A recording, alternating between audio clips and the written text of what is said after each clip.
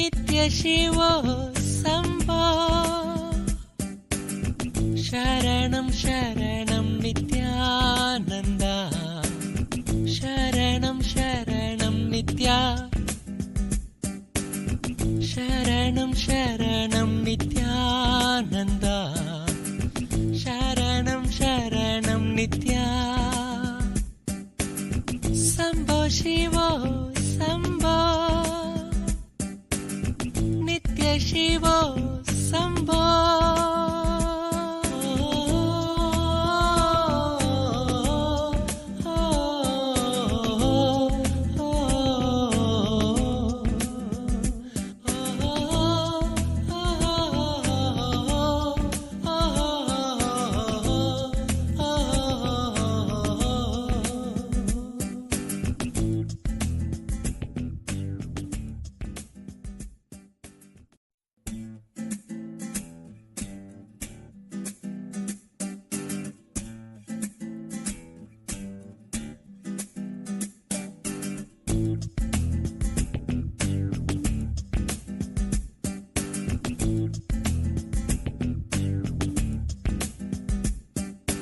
Sambho Shivo Sambho.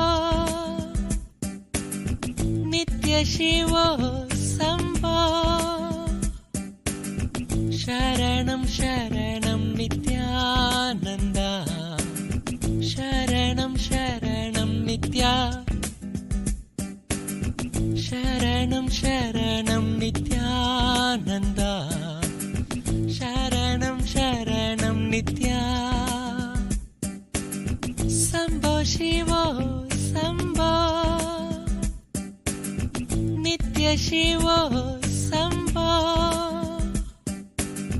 Sharanam Sharanam Nithyananda. Sharanam Sharanam Nitya. Sharanam Sharanam Nithyananda.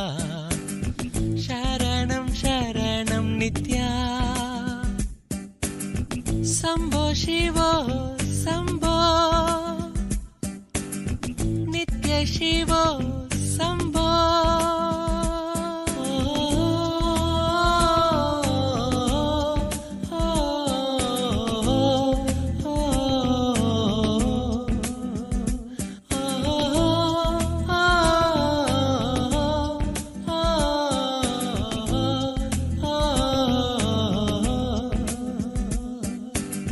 Sambho Shivo Sambho.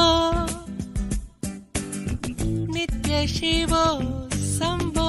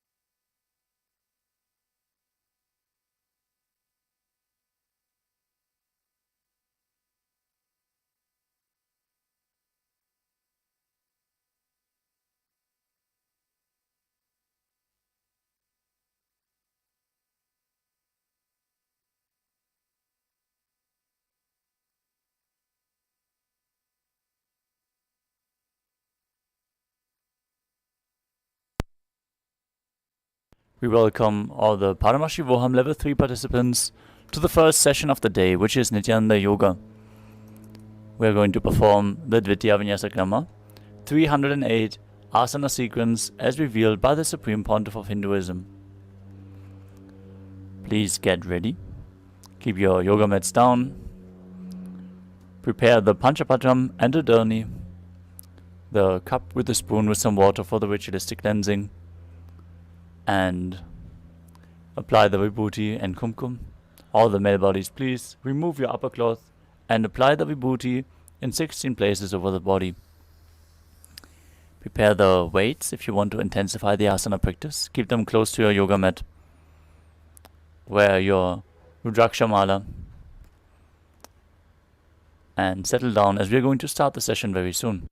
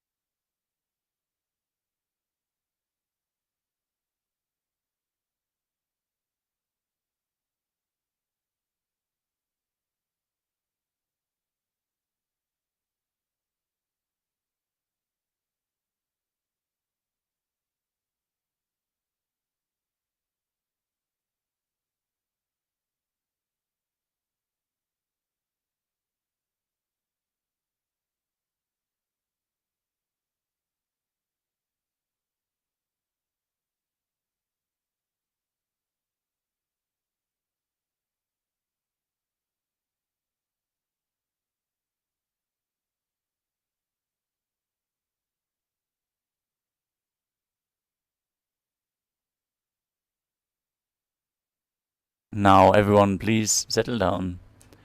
Sit in a comfortable cross-legged position with your head, neck and spine in a straight line as we open the session with the Sadguru Vandanam. Keep your hands in the Namaskara Mudra in front of your heart center. Close your eyes, take a deep breath, visualize Swamiji as we chant the Sadguru Vandanam.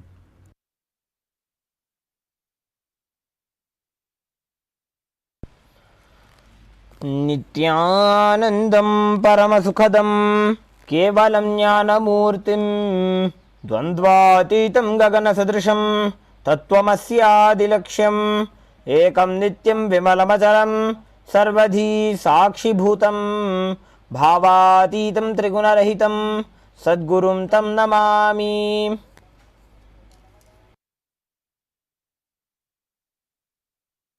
Next we will chant the Shiva Mula Mantra 11 times. Om Ham Haum Shivaya Namaha. All the participants, please chant the Shiva Mula Mantra internally. Om Ham Haum Shivaya Namaha. Om Ham Haum Shivaya Namaha. Om Ham Haum Shivaya Namaha. Om Ham Haum Shivaya Namaha. Om Ham Haum Shivaya Namaha. Om Ham Haum Shivaya Namaha. Om Ham Haum Shivaya Namaha. Om Ham Haum Shivaya Namaha. Om Ham Haum Shivaya Namaha. Om Ham Haum Shivaya Namaha. Om Ham Haum Shivaya Namaha. Om Ham Haum Shivaya Namaha. Om Ham Haum Shivaya Namaha.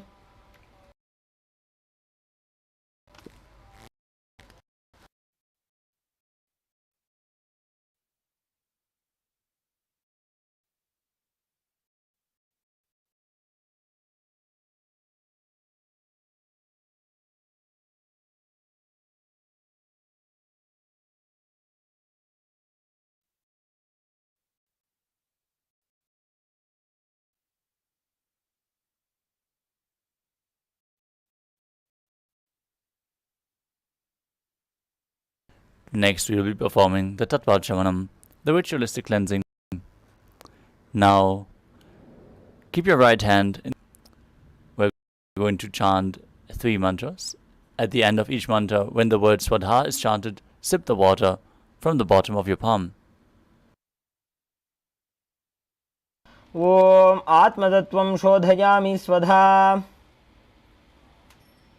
Of water. Om Vidyatattvam Shodhayami Swadha. Om Shivatattvam Shodhayami Swadha.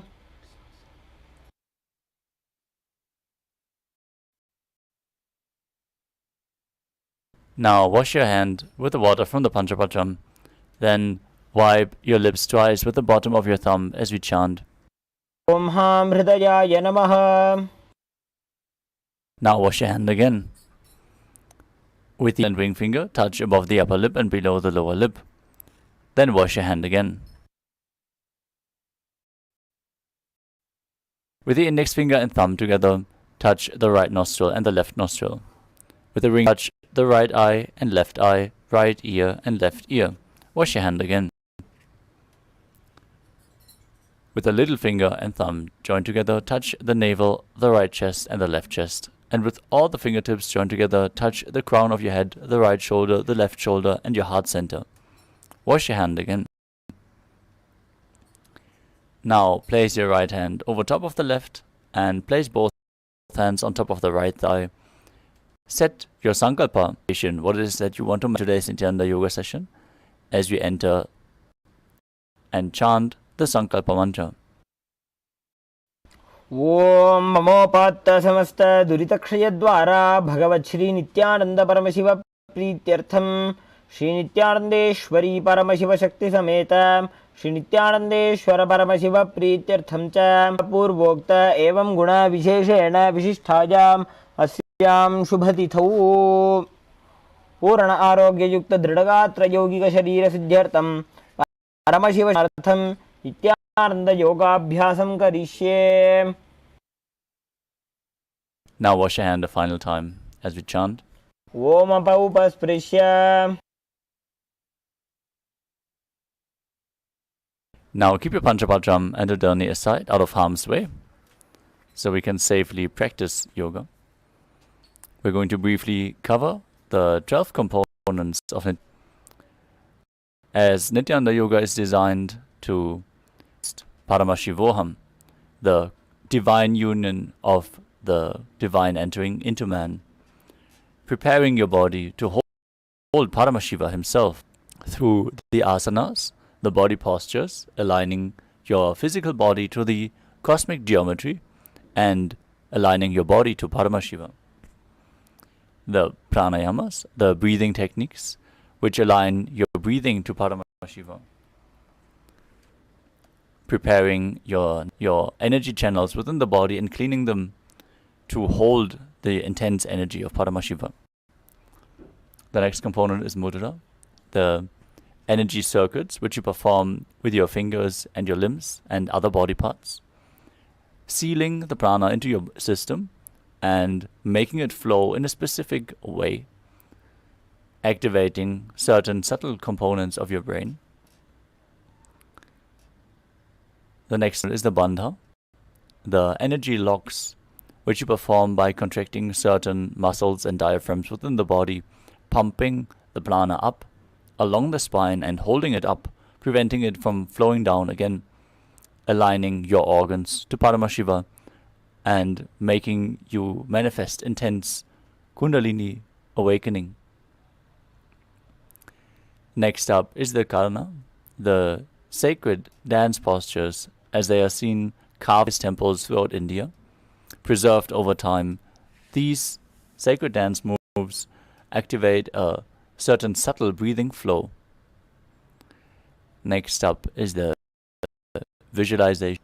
Text for any manifestation is very important.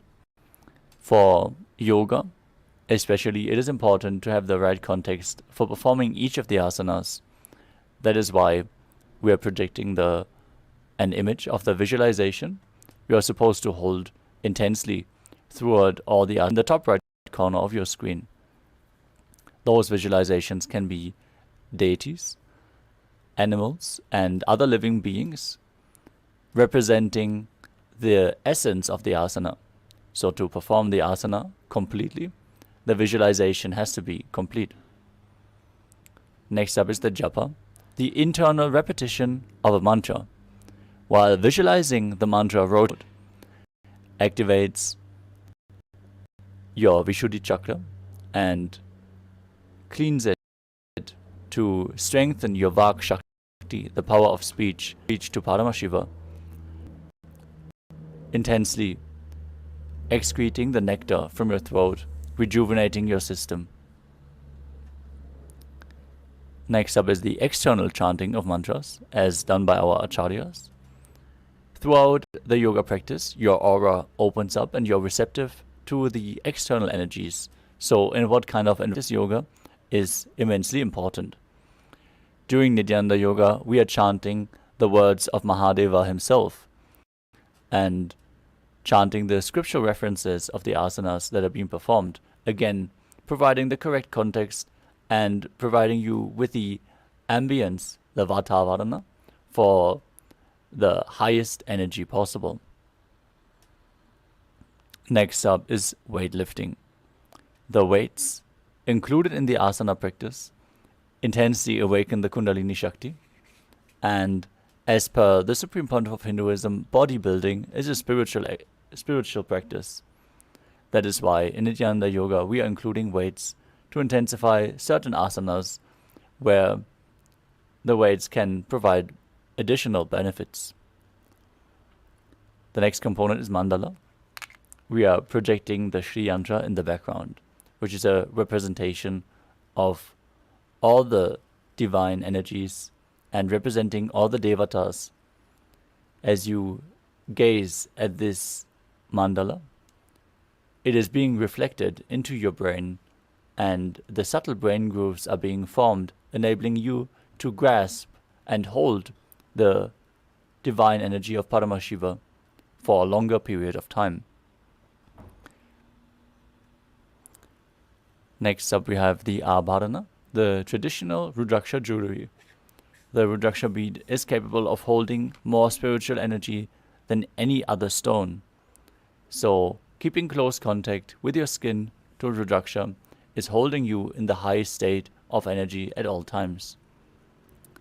The final component is Aushadha, the sacred alchemy science. Aushadha, the plant medicines which can be ingested or applied on the skin, infuse prana into your system and heal even the most complex of ailments. We suggest you apply the vibhuti and the kumkum, and if you have it available, you can also mix sandalwood powder with some water and apply it on your temples. With this, we conclude the introduction and move on to the asana practice. Now sit in a comfortable cross-legged position with your head, neck and spine in a straight line. Engage all three bandhas, the Mula Bandha, the root lock, contracting the perineal region and pulling it up. The Uddiyana Bandha, the stomach lock, contracting your stomach above and below the navel and pulling it in and up towards your spine. And the Jalandhara Bandha, the throat lock, tucking your chin to the chest and internally contracting your throat muscles, thus locking the throat. Together, if you perform all the bandhas together, they form Mahamudra Bandha, which is a well-kept secret of the yogic science. Now, place your hands on top of the knees in Bindu Mudra with index and thumbs together. Visualize Lord Shiva in your inner space as you breathe in Samana Kumbhaka, inhaling the air into your stomach, filling your stomach with prana, and visualizing a flame rising up your spine. Internally chant the japa and visualize it rotating around your throat. The japa for the first few asanas is Soham. With this, we covered all the components for the first asana, Sukhasana.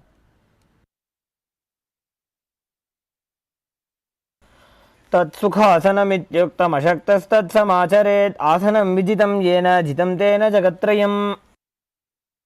Next asana is Parvatasana. Now bring your legs into Padmasana by placing the feet on top of the opposite thighs. Bring your palms together in Anjali Mudra and raise them up above your head. As you keep your elbows straight, visualize yourself as Mount Kailash and engage all three bandhas, Mahamudra Bandha. Mahadeva Parvatasana Mangalam. Next up is Halipavasana. Now bring the soles of the feet together in front of your body. Hold the left hand by the right behind your back and place your forehead on the ground behind the heels. Engage all three bandhas as you gaze to the tip of your nose and visualize Swamiji in your inner space.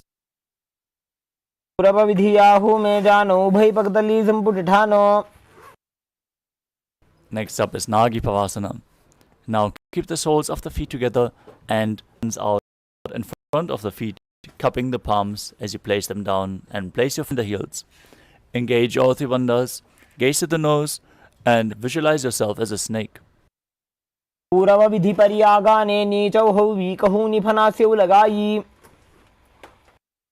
request all the participants to please have your cameras switched on and make sure your lights are properly lit.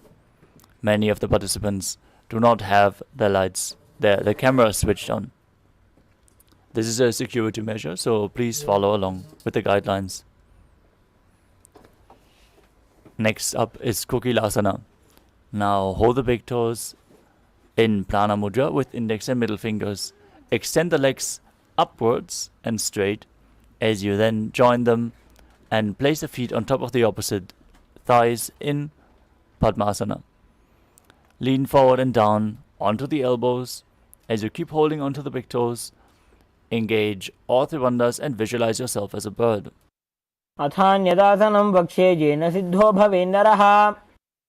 Next up is Neti Asana. Now place one ankle on top of the opposite knee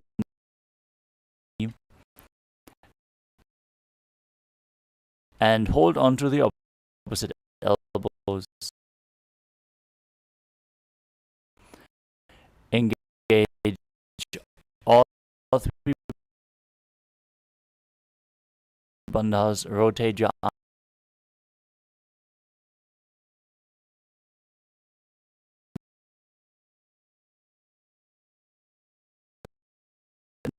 in a circle.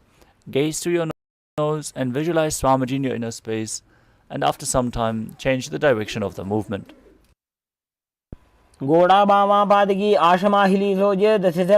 As you visualize yourself as an elephant, perform Uddiyana Bandha and Mula Bandha, stomach lock and root lock. The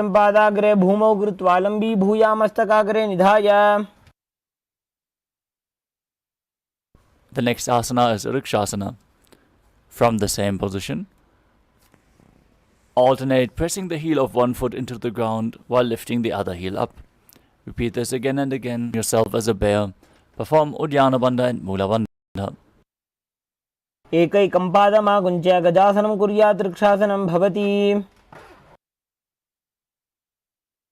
Next up is Vaishyasana.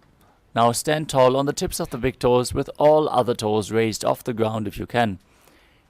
Keep your head, neck and spine in a straight line. Place your hands onto your chest in Hridaya, index, middle and ring fingers joined together.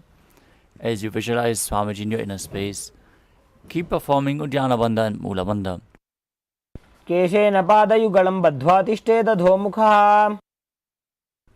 Next up is Urdhva Dhyanukarana.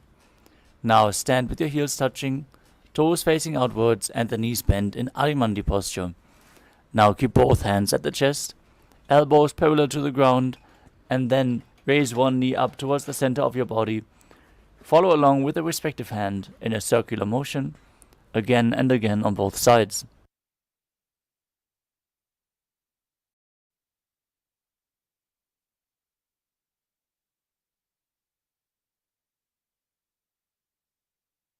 The next asana is Balalingasana. Now interlace your fingers from the outside in Sarva Shankari Mudra. Hold onto one knee and pull it up towards your chest. Keep your spine straight. As you visualize yourself caressing a baby, engage all three bandhas. Ekam jano Lingya Stadavyam Balalinganam Bhavati. Next up is Parapidanasana. Take one foot and pull it behind towards your buttocks, holding it with both hands. Keep your head, neck and spine in a straight line Engage all the bandhas as you visualize Swamiji in your inner space. Sthitva karabhyam veshtayetanum. Next up is Natarajasana. Now hold one foot with the respective hand. Hold onto the sole of the foot from the inside. As you extend the opposite hand forward in Bindu Mudra with index and thumb touching. Simultaneously kick and pull the foot back and up while leaning forward as you visualize yourself as Lord Nataraja. Uttanabadam krauncham cha maricim veerabhadrakam. The next asana is Balalingasana on the other side. Now up the chest as you visualize yourself holding a baby. Ekam janurasiyalingya sthadavyam balalinganam bhavati.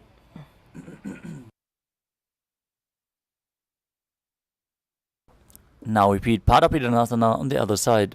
Pull the other foot towards your buttocks, stand straight. Visualize Swamiji in your inner space. Sthitvaikasmin padatale karabhyam veshtayetanum. The next asana is Natarajasana on the other side. Lean forward as you hold to the opposite foot. Visualize yourself dancing as Lord Nataraja. Uttanabadam krauncham cha maricim veerabhadrakam. Next up is Adhita. From Adimandi position, heels together, toes pointing outwards and the knees bent. Bring the right foot behind the other with the toes down and the heel up. Keep your left hand at the chest. Extend the opposite arm out. Swing it back and forth like a pendulum, gracefully moving the fingers one by one. As you place the hand over top of the nose, uncross your ankles and repeat the movement on the other side.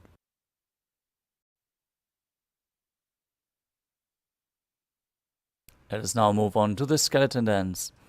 Now visualize yourself as a skeleton as you start shaking your body intensely. Hold the visualization of your bone structure as you dance wildly.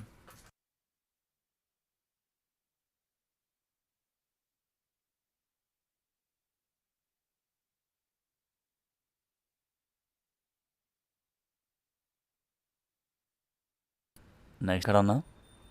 From Adimandi, bring your hands above your head and cross your arms with the palms facing backwards. Move your hips to one side and open up your palms above your head. Now come back to the center and repeat the movement again and again on both sides.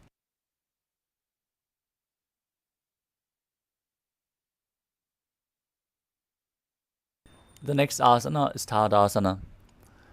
Now stand tall on the tips of the toes as you raise your hands up above your head. Engage, visualize yourself as a palm tree as you perform Mahamudra Bandha and internally chant the new japa Shivoham. Mahamudra kono tadasana vibhedakan. The next asana is Uttana. From a standing position, lean forward and down. Bring your hands flat to the ground as you engage all the bandhas and bring your forehead towards the knees, visualizing Swamiji in your inner space. Mahamudra kono tadasana vibhedakan. The next asana is Tarakshvasana. As you keep your hands flat on the ground, shoulder width apart, step your feet back, keeping the toes on the ground in a tall plank position. Tuck the chin to the chest as in Jalandhara Bandha and rotate your head from side to side. As you keep the perineal region engaged, visualize Swamiji in your inner space. Gajasanavastitva mastakam varam varam dakshina kukshim savya kukshim naje. Next up is Bhujangasana. Now lower your body down onto the mat as you keep the hands by the shoulders and then raise your head up using the strength of your lower back. Open your mouth widely and inhale through the hollow of your throat in Bhujangani Mudra. As you visualize yourself as a cobra, perform the Mula Bandha. Angushthanabhiparyantam adho bhumo vininyase. The next asana is Shashasana. Push your body back up into the plank position and alternate bringing one knee in towards the chest back and forth. Visualize Swamiji in your inner space. Breathe calmly through your nose in Sahadra Kumbhaka, leading the prana along the spine as you perform the Mula Bandha. गजासन संस्थितो जानुद्वयमागुञ्च्य वारं वारं कर्तव्यं शशासनं भवति. Next up is Rathasana. From the same position, step one foot in between the two hands, then jump the foot back and step the other one in between the hands again and again, while visualizing yourself as a chariot. गजासन संस्थितो एकैकं पादं पुरोमार्गेण भ्रामयित्वा कर्तव्यं रथासनं भवति. Next up is Virabhadrasana. Now keep one foot flat on the ground, toes knee bend. Extend the other leg back, knees straight, toes pointing outwards. Raise your arms up parallel. Perform Uddiyana Bandha and Mula Bandha. Gaze to your third eye and visualize yourself as Lord Virabhadra. वासिष्ठमथ कौण्डिन्यम् ऊर्ध्वकुक्कुटमेव च. Now exchange the position of your feet and repeat Virabhadrasana on the other side. वासिष्ठमथ कौण्डिन्यम् ऊर्ध्वकुक्कुटमेव च. The next asana is Vrikshasana. Now stand tall and bring one foot to the inner thigh. Bring your palms together in Anjali Mudra and raise them up above your head, keeping the elbows straight. As you pull your stomach in and up, contract the perineal region and visualize yourself as a tree. वामोरुमूलदेशे च जाम्यं पादं निधायतु. The next asana is Garudasana. As you bring the raised leg to the opposite hip, join your hands together in Namaskara Mudra in front of your heart center. Visualize yourself as Lord Garuda with heavy wings on your back in Garudasana. गरुडासनमावक्ष्ये येन ध्यानं स्थिरं भवेत्. Now stand on the other leg as you repeat Vrikshasana, the tree posture, on the other side. वामोरुमूलदेशे च जाम्यं पादं निधायतु.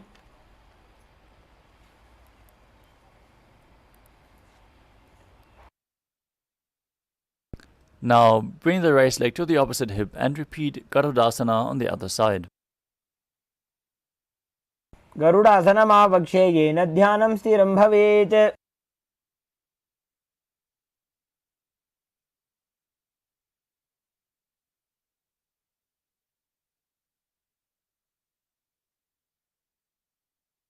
The next asana is Trikonasana.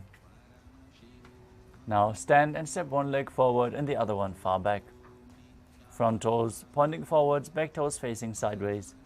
As you bring your arms parallel to the ground, lean forward and down, gaze up and visualize yourself as a triangle. उत्तानपादं क्रौञ्चं च मरीचिं वीरभद्रकम्. Now repeat Trikonasana on the other side. उत्तानपादं क्रौञ्चं च मरीचिं वीरभद्रकम्.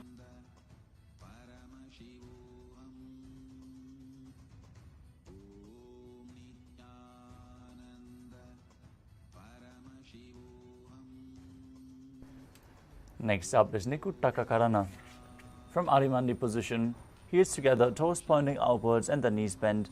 Raise one heel off the ground and place your hands in front of the heart center with the palms facing each other. Now stump the raised heel to the ground, raise the other heel up and exchange the position of your palms again and again.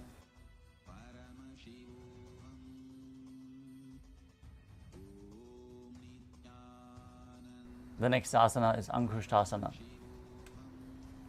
Now lower your body down onto the tips of the toes, placing the perineum onto the back of the hands, on the back of the heels. Keep your knees together and join your palms in front of your heart center in Namaskara Mudra. As you visualize Swamiji in your inner space, start making the sound of a bee on the inhalation and exhalation. Perform the Mula Bandha and internally chant the new japa Sadashivoham. कबन्धासनमित्याहुः गोरक्षासनमेव च. The next asana is Saurasana. From Angushtasana, extend one leg forward, heel down, toes pointing up.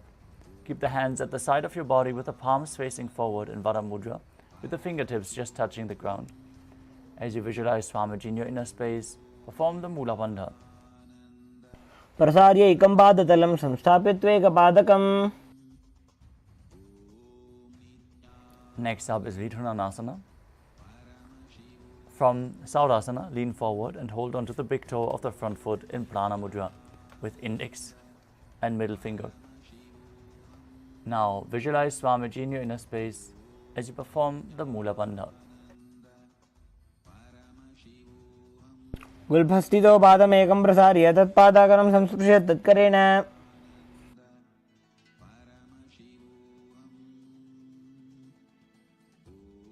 Now extend the other leg forward as you repeat Saudasana on the other side. प्रसार्य एकं पादतलं संस्थाप्य त्वेकपादकम्. Now lean forward and down, hold on to the big toe of the front foot. Repeat Vidhunanasana on the other side. गुल्फस्थितो पादमेकं प्रसार्य तत्पादाकरं संस्पृश्य तत्करेण. The next asana is Brahma Judankushasana.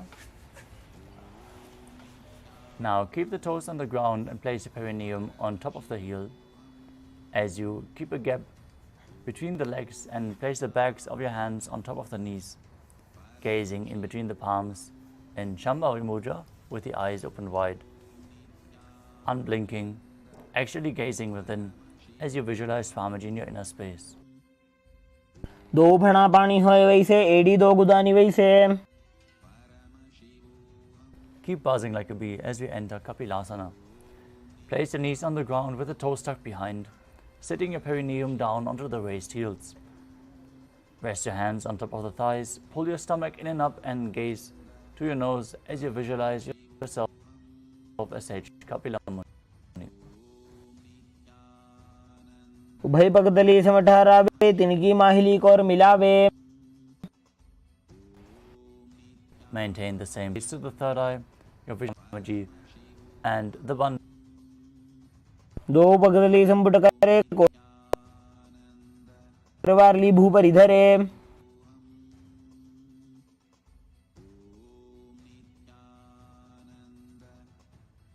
The next. Now sit with the toes tucked up of the raised heels, your knees off the ground. Bring your thumbs and little fingers together in Padma Mudra as you open up your palms, resembling a lotus flower.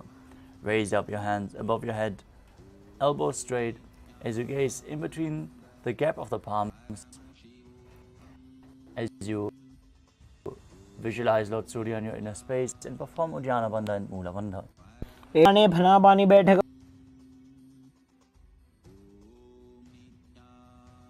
The next asana is Mandukasana. Now sit with the toes flat, perineum on the heels. Keep your hands on top of the knees and press your tongue up against the palate of your mouth in Manduki Mudra. Visualizing yourself as a frog, catching the nectar of immortality, dripping from the Sahasrara chakra with your frog tongue. Gaze to your third eye, breathe calmly through your nose in Sahadra Kumbhaka and perform the Mula Bandha. पादतलौ पृष्ठदेशे अंगुष्टे द्वे च संस्पृशेत्. Next up is Uttana Mandukasana. Maintain the same sitting posture, but bring your hands behind your back, holding onto the opposite shoulders. Bring your elbows close to your head.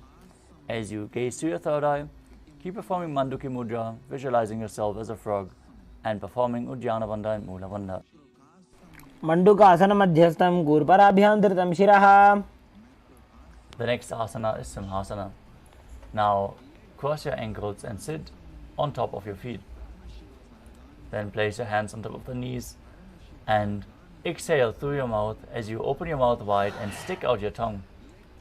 Visualize yourself as a lion as you gaze to the nose and perform the Mula Bandha. दक्षिणं सव्यगुल्फेन दक्षिणेन ततेतरम्. The next asana is Bhadrasana. Now sit with the heels under the perineum, keep your knees open wide, cross your hands behind your back and hold onto the big toes in Prana Mudra. As you gaze to the nose, visualize Swamiji in your inner space and perform Jalandhara Bandha and Mula Bandha, returning to buzzing like a bee in Brahmari Kumbhaka. गुल्फौ च वृषणस्याधो व्युत्क्रमेण समाहितः. Next up is Kakabhushandi Asana. As you squat and keep the feet flat on the ground, your knees open wide, bring your arms in and around the raised knees and interlace your fingers behind your back. Gaze to the tip of your nose, visualize yourself as a crow as you perform the Mula Bandha. प्रथमे वैसक उघड ठाणे दोवो हात पगवीच आने. The next asana is Kani Pavasana. Now place your palms on the floor, shoulder width apart. Bring your knees on top, onto the back of your arms. As you lean forward, raise your feet off the ground and balance on your arms, visualizing Swamiji in your inner space. सन को गुण आशी दुष्टा होई तो आछी होई.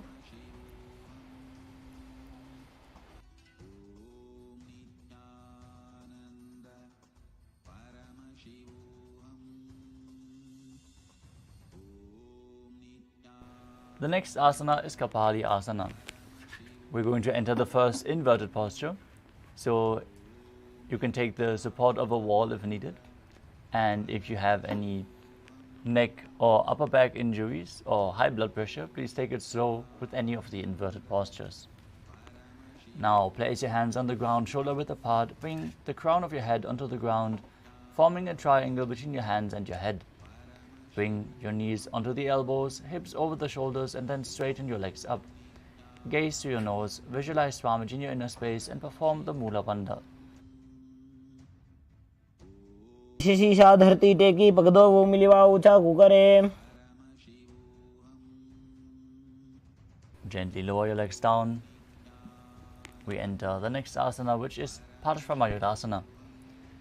Now squat on the toes with the legs together and twist your body. Place both hands to one side. Align your elbows with the knee and hip. Lean onto the arms and balance as you extend your legs to the side. Gaze to your third eye. Visualize yourself as a peacock. Exhale all the air from your lungs and hold your breath as you perform the Mula Bandha. मजूरम दंडवत कुर्यान माजूरम दंड नामकम. Now twist your body to the other side. Extend your legs out as you balance on your arms. Visualize yourself as a peacock as you exhale again deeply in Rechaka Kumbhaka. मजूरम दंडवत कुर्यान माजूरम दंड नामकम.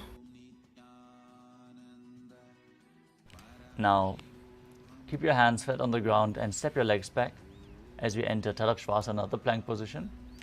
Step one foot outside of the respective shoulder in between the two hands.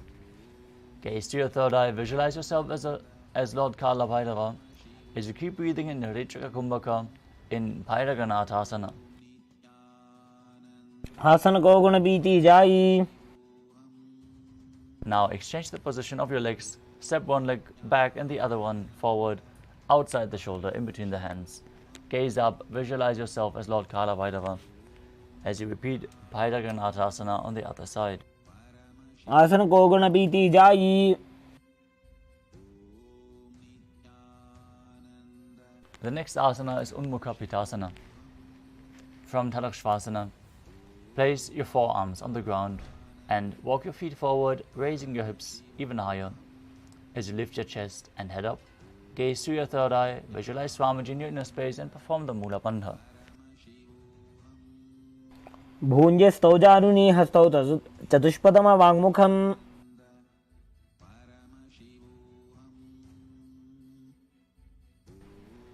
The next asana is Vashishthasana. From Tadakshvasana, rotate your body onto one hand and raise the opposite hand up. Keep the balancing hand directly beneath your shoulder. As you raise your hips, gaze up towards the sky and visualize yourself as Sage Vashishta. ऊर्ध्व कुक्कुट वासिष्ठ मरीचि हल मत्स्यकम. Now twist your body in the other direction. Raise the opposite arm to the sky. Gaze up, repeating Vashishthasana on the other side. ऊर्ध्व कुक्कुट वासिष्ठ मरीचि हल मत्स्यकम. Now come to a seated posture with your legs extended forward, heels down, toes pointing up. As we enter Anjani Asana, place your hands below the buttocks with the palms facing up. As you gaze to the nose, visualize yourself as Lord Hanuman. Exhale deeply and internally chant the new japa Mahasada-shivoham. दो कर की उभय हथेली कोरवारली मैले भेली. The next asana is Paschimottanasana. With the legs extended, lean forward and down and hold onto the big toes of the feet in Prana Mudra with index and middle fingers. Visualize Swamiji in your inner space. Perform Mahamudra Bandha, engaging all three bandhas as you exhale and hold your breath in Rijakakumvaka. जानो परिललाटन्तो पश्चिमं ताणमुच्यते. The next asana is Ugrasana. With your legs extended, clasp your hands behind your head and lean your chest forward and down. Bring the elbows outside the knees and come as low as you can as you engage all three bandhas and visualize Kali in your inner space. स्वपाणिभ्यां दृढं धृत्वा जानो परिशिरोऽन्यसेत्. The next asana is Marichi Asana. As you sit with your legs extended, bring one heel to the groin with the knee raised. Reach your arm in and around the raised knee as you clasp your hands behind your back. Bring your chest to the thigh, head to the knee and visualize yourself as Sage Marichi. उत्तानपादं क्रौञ्चं च मरीचिं वीरभद्रकम्. The next asana is Mahamudrasana. Now drop the knee to the ground. As you keep the heel pressed against the perineum, lean forward and down, holding on to the front foot. As you exhale, gaze to the nose, visualize Swamiji in your inner space and perform Mahamudra Bandha. महामुद्रां प्रवक्ष्यामि तन्त्रेऽस्मिन् मम वल्लभे. Now extend both legs forward, bring the other heel to the groin.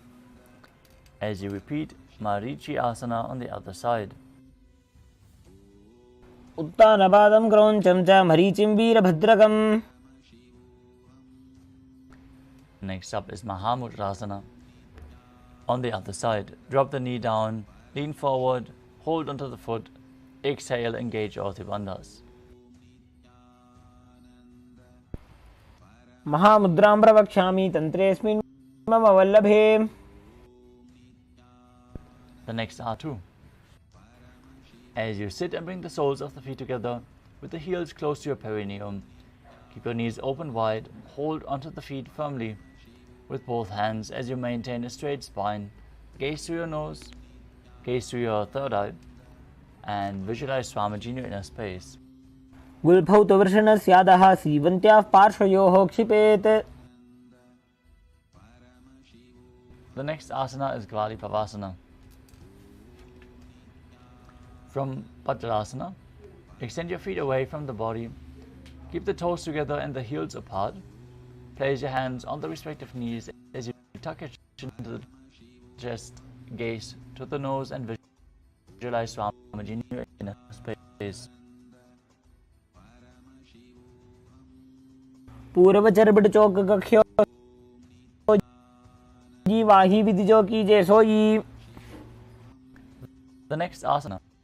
Now sit and keep the soles of the feet together. Keep your hands and lean forward and down while visualizing the Yoni Mandala, the visual representation of Devi Paramashiva Shakti herself. Engage the Mula Bandha and gaze to the nose.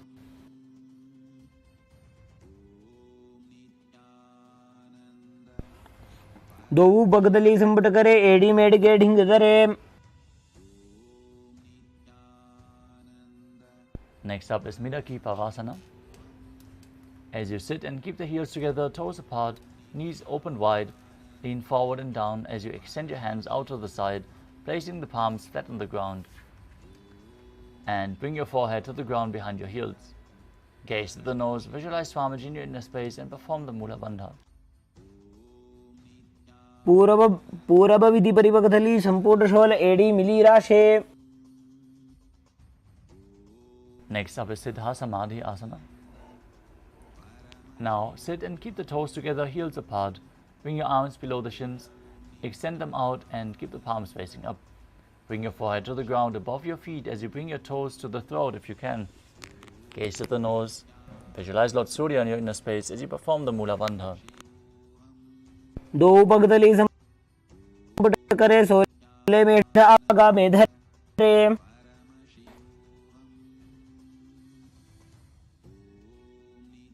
Next up is Chinaki Pavasana. Open them up like a book as you press your elbows onto your thighs, bringing the knees down closer to the ground. As you gaze at the nose, engage the Mula Bandha and visualize Swamiji in your inner space. दो पगागी AD धरती मगिवा मेढ़ लगावे. Next up is Charapata Trikonasana. Now, bring your feet together, heels at the perineum, and place your hands on top of the knees, pressing them down to the ground gently. As you engage Uddiyana Bandha and Mula Bandha, gaze to your third eye and visualize Swamiji in your inner space. दो पगदली संपुट धारे आगाने कर जा रे पसारे. Next up is Bhairavasana. In the same position, bring the soles of the feet together and raise your heels up while placing the toes down. Bring your knees to the ground, place your hands on top in Bindu Mudra. As you gaze to your third eye, visualize yourself as Lord Kala Bhairava and perform Uddiyana Bandha and Mula Bandha. गुल्फौ संपीड्य जान्योन्यं व्युत्क्रमेणोत्थितं शनैः.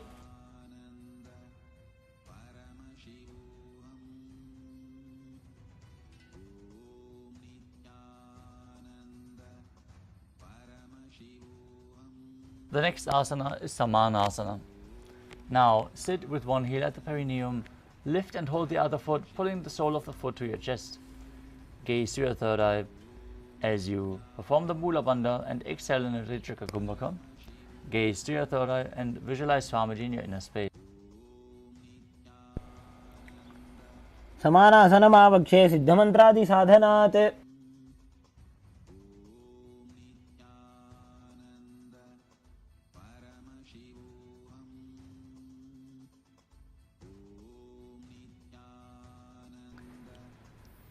The next asana is Apanasana.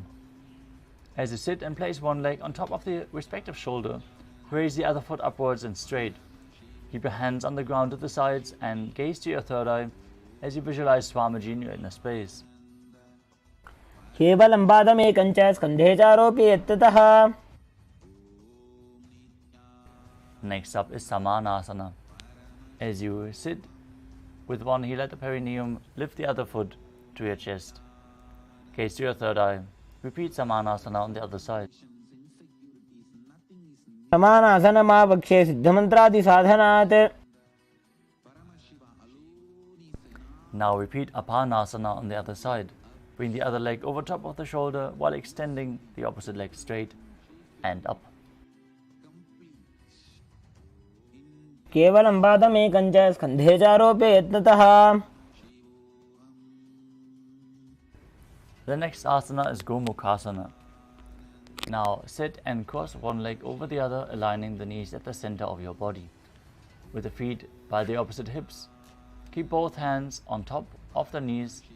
As you gaze to the nose, visualize the face of a cow in your inner space. As you perform the Mula Bandha and start breathing in Sitkari Kumbhaka, the tongue pressed against the palate of your mouth, hissing through your teeth, as you avoid touching the teeth with your tongue, and internally chant the new japa Om Nithyanandoham. सव्ये दक्षिणगुल्फं तु पृष्ठपार्श्वे नियोजयेत्.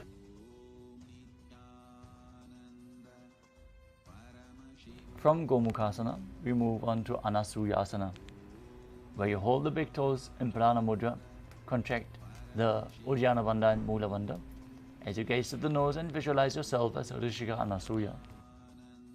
दक्षिण कोड़ो नीचो ठाने वावों ताके ऊपर आने. From Anasuyasana, interlace your fingers behind your back in Parusha Mudra. As you lean forward and down, bring the chin over the knee, the nose down to the ground if you can, and gaze to the tip of the nose while visualizing yourself as Rishika Anasuya in Anasuyasana too. जीवना गोदा की संधि उपरेड़ा वागोड़ा की संधि. The next asana is Garudasana too. As you sit on the ground with one heel pressed against the perineum, keep the opposite foot flat on the ground in front with the knee to the chest, hands on the knees, gaze to the nose and visualize yourself as Lord Garuda.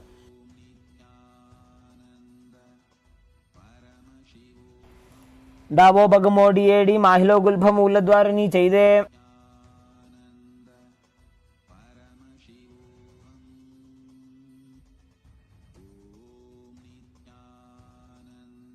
The next asana is Naradasana. From Garudasana 2, raise your perineum on top of the heel of the foot which is on the ground as you interlace your fingers behind your back, behind your neck in Padusha Mudra, and twist your elbows outside of the waist knee. Gaze to your third eye, visualize yourself as Sechinadada as you perform the Mula Bandha. इष्टिज वाम पगदली केरी भूपरिताहि लगावे फेरी. Next up is Matsya Pitakasana. Now place one foot on top of the opposite thighs as you wrap the respective arm around the knee, holding onto the opposite shin. Extend the other arm forward, holding onto the big toe in Prana Mudra as you gaze to the nose and visualize Matsya, the fish avatar of Lord Vishnu. नवामाङ्गुष्टन्तो गृहीतं मत्स्यपीठकम्.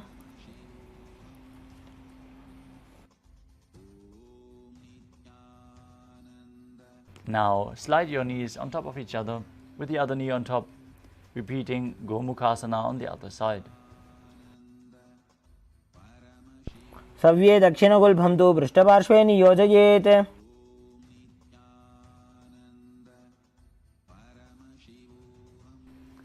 Now hold onto the feet in Plana Mudra as you visualize yourself as Rishika Anasuya in Anasuyasana on the other side.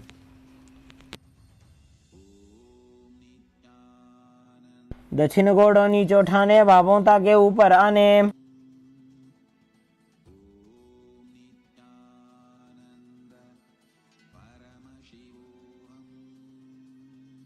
Now interlace your fingers behind your back, lean forward and down. Bring your nose to the ground if you can as you repeat Anasuyasana too. जीमणा गोदा की संधि उपरिडावा गोड़ा की संधि. Now repeat Garudasana 2 as you sit with the other heel pressed against the perineum, opposite foot flat, knee raised to the chest as you visualize yourself as Lord Garuda.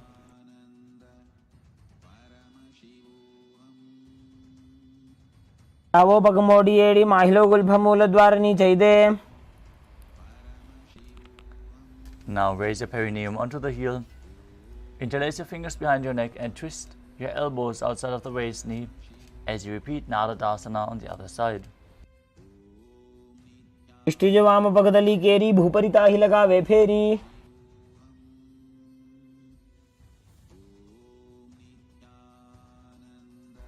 Now repeat Matsya Pitakasana on the other side by placing the other foot on top of the opposite thigh and holding onto the shin and the big toe while visualizing Matsya, the fish avatar of Vishnu.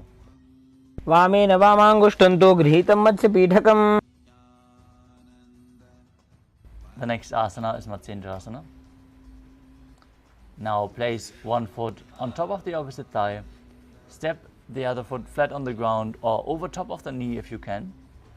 As you twist your body and bring one elbow outside of the waist knee, hand by the neck, place the other hand behind you, gaze back and up towards your third eye. Visualize Sage Matsyendranath, the master of Hatha Yoga, as you keep hissing through your teeth in Sitkari Kumbhaka and engage the Mula Bandha. उदरं पश्चिमाभासं कृत्वा तिष्ठति यत्ततः. The next asana is Kubhasana. Now extend the front arm down to the foot and place the other hand on the ear. Twist your body back, gaze to the third eye, and visualize yourself as a camel in Kubhasana. आसन को गुण झोलो जाए. From Kubhasana, drop the hand which was on your ear down to the ground behind you. Twist your body even further. Gaze to your third eye, visualize Matsyendranath in Matsyendrasana 2. मत्स्येन्द्रपीठं जठर प्रदीप्तिं Prachanda रुक्मण्डल खण्डनास्त्रम्.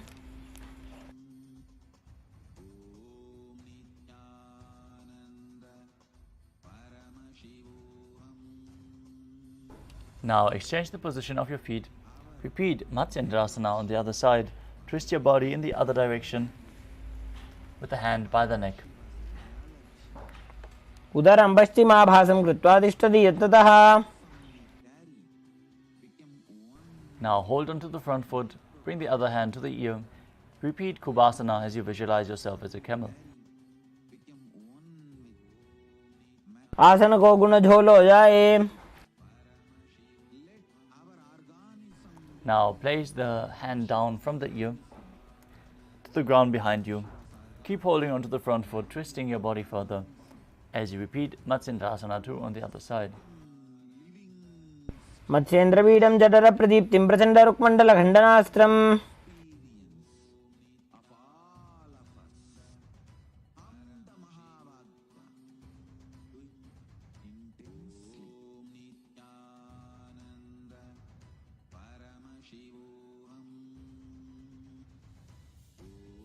The next asana is Padmasana. Now sit and place your feet on top of the opposite thighs. Place your palms on the respective knees. Engage all three bandhas Mahamudra Bandha as you gaze to the nose. Visualize yourself as Lord Shiva.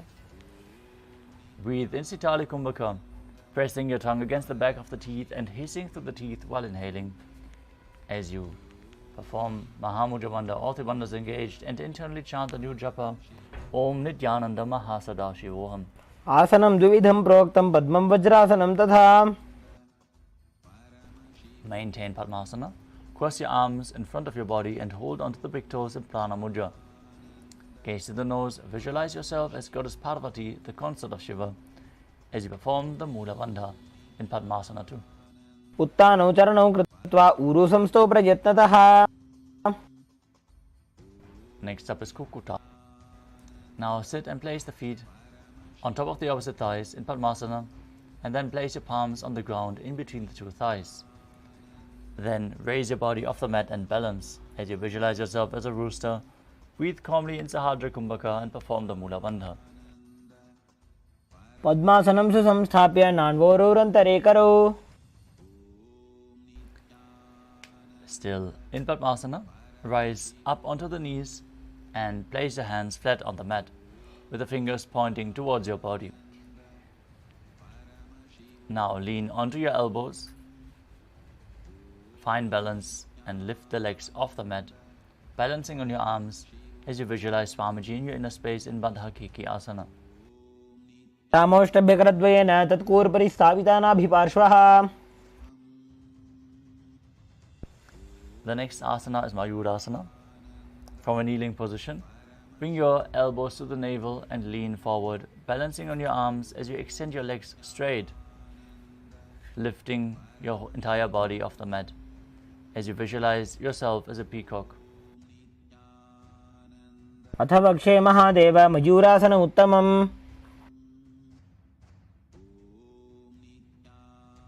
Now lower your entire body down to the mat as you keep the toes pointing outwards and interlace your fingers behind your neck in Parusha Mudra.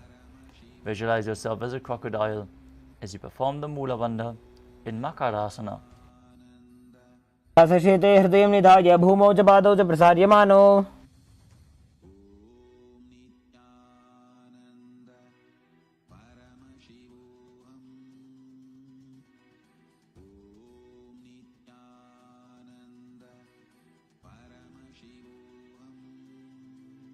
The next asana is Shalabhasana.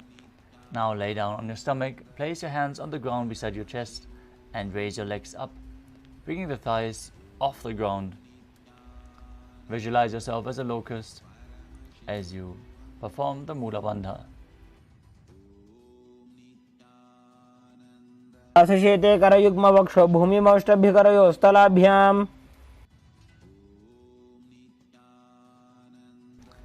The next asana is Ushtrasana. As you lay down on your stomach, hold the feet and pull them outside the hip towards the ground, as low to the ground as possible. Engage the Mula Bandha and visualize yourself as a camel in Ushtrasana. सशेते पदयुग्मव्यस्तं पृष्ठे निधाय विधृतं कराभ्याम्. Next up is Dhanurasana. Keep holding onto the feet as you kick your legs back and up and raise your chest up. Lift your head, gaze upwards to the third eye as you visualize yourself as Pinaka, Lord Shiva's bow. सार्यपादौ भुविदण्डरूपौ करौ च पृष्ठे धृतपादयुग्मम्.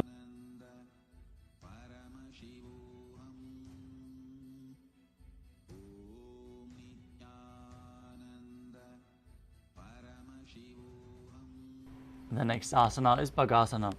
Now sit in a kneeling position with your heels outside of the hip, the toes touching behind your body, perineum sitting down on the ground. As you gaze to your third eye, visualize Swamiji in your inner space and perform the Mula Bandha, now internally chanting the new japa, Om Nithyananda Paramashivoham.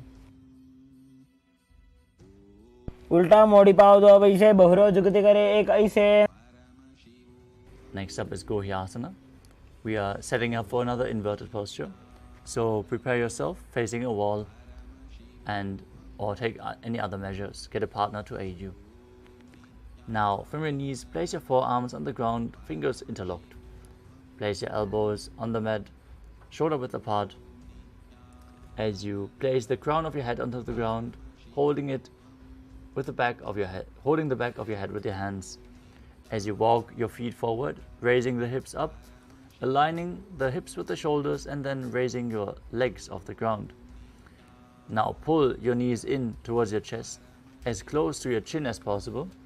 As you gaze to the nose, visualize Swamiji in your inner space and perform the Mula Bandha in Gohyasana. दो हाथ की कोहनी जोई पुनः कलाई जाने दोई.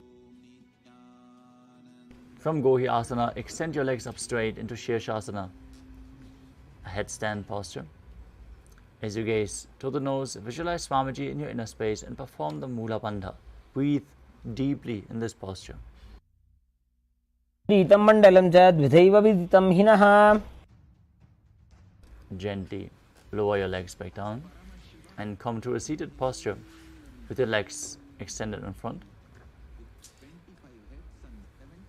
We are going to perform a sequence of rapid exhalations in Bastrika Kumbhaka, where you contract the abdomen and push the air out like the bellows of a blacksmith. Without inhaling actively, let the air flow in to your lungs naturally. Now, sit with your hands behind the calves, stretch your legs up, bring the forehead to the knees and come to a vertical position with your legs. Visualize Swamiji in your inner space and perform the Mula Bandha in Podhyasana. दो हाथ पग बाहर आने गोड़ा तरे कागजी ठाने. Keep breathing rapidly. As you extend your legs out and up at a 45-degree angle, bring your hands behind, holding onto the opposite shoulders. Chest up, gaze to your third eye and visualize yourself as a mace in Parighasana. उत्तानशयनं कृत्वा पादौ मिलित्वा प्रसार्य. Now extend your arms out in front. Keep the legs raised up. If you can't hold this posture, you can bring your elbows down. Gaze to your third eye, visualize yourself as a boat and keep breathing rapidly in Naukasana. उत्तानशयनं कुर्पराभ्यां भूमिमोष्टभ्यां.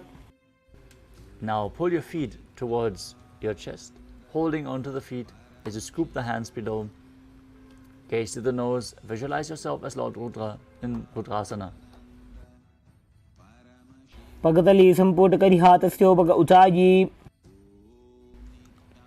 Now relax, breathe calmly. Lay down on your back with the feet flat, knees raised. Place your palms flat on the ground, fingertips touching your heels. As you push your hips up, contracting the perineal region. As you gaze to the nose and visualize Swamiji breathing in Mocha Kumbhaka. Exhaling while the Jalandhara Bandha, the throat lock, is engaged. ऊर्ध्वे च जानुनी कृत्वा शवित्वोर्ध्वमुखं तथा. Now lay your body down to the mat. Keep the palms by the side of your hips, facing up. Forcefully pull the Kundalini Shakti up along your spine by contracting the perineal region in Shakti Chalan Mudra. As you completely unclutch from any micro movements of the body and mind. Visualize that your body is dead and Swamiji, the Supreme Pontiff of Hinduism, is liberating you. Internally chant Om Nithyananda Paramashivoham in Shivasana. उत्तानं शववद्भूमौ शयनं तोषवासनं. शवासनं श्रान्तिहरं चित्तविश्रान्तिकारकम्.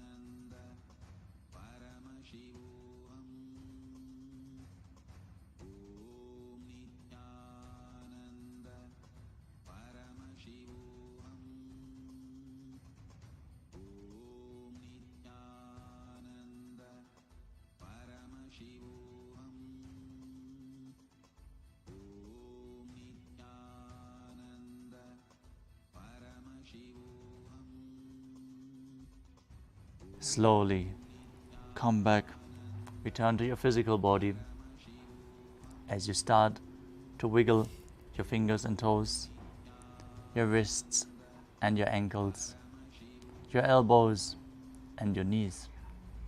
Pull the knees up, rock your body from side to side as you return to a comfortable seated position.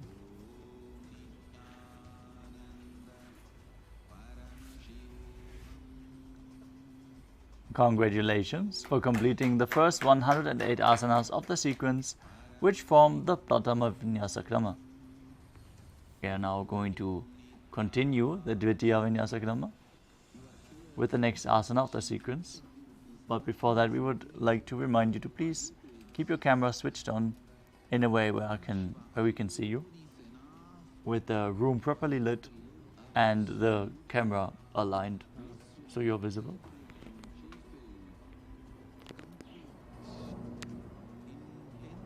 Let us now move on to the next asana of the sequence, which is Yadhasanishthasana. Now sit in a posture that brings ease to your physical and mental space. Bring your hands on top of the knees in Bindu Mudra as you visualize Swamiji in your inner space. पर्यङ्कं तत्समाख्यातं यतसंस्थं यथा स्थितिः.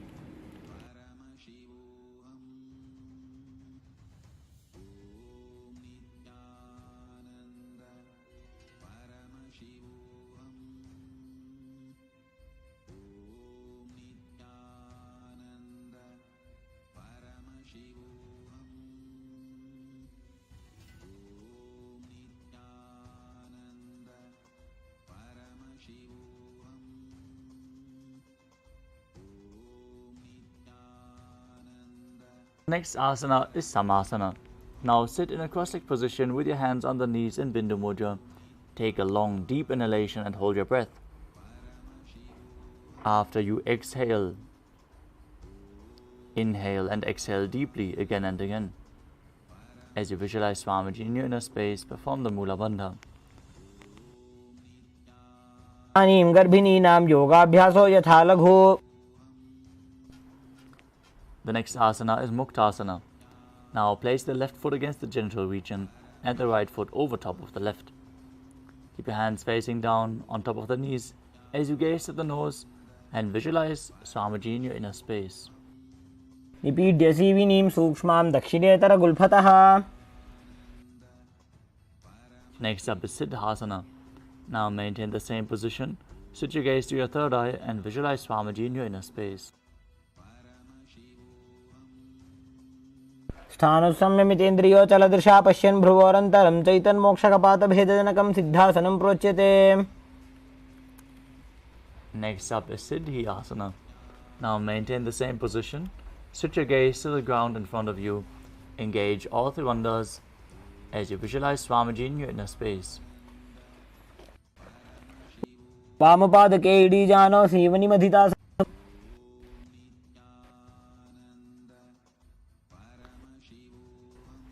Next up is Rudrasana 2.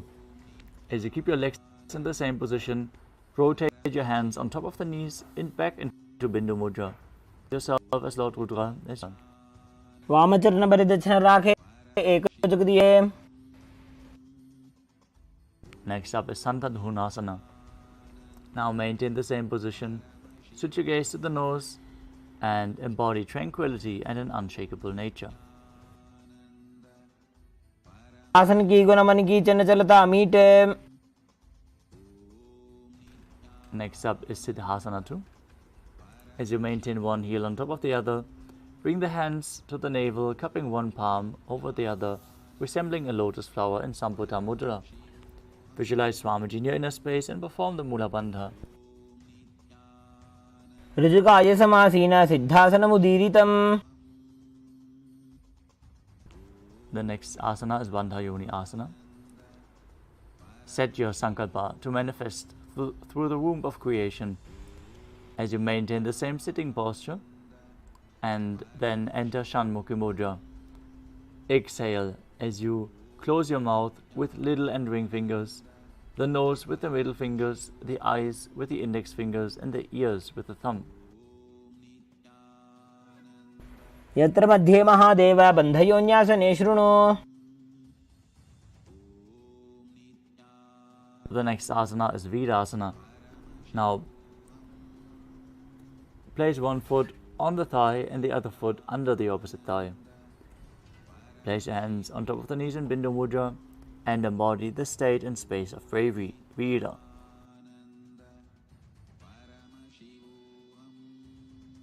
एकं पादमथैकस्मिन् विन्यस्योरुणि संस्थितः.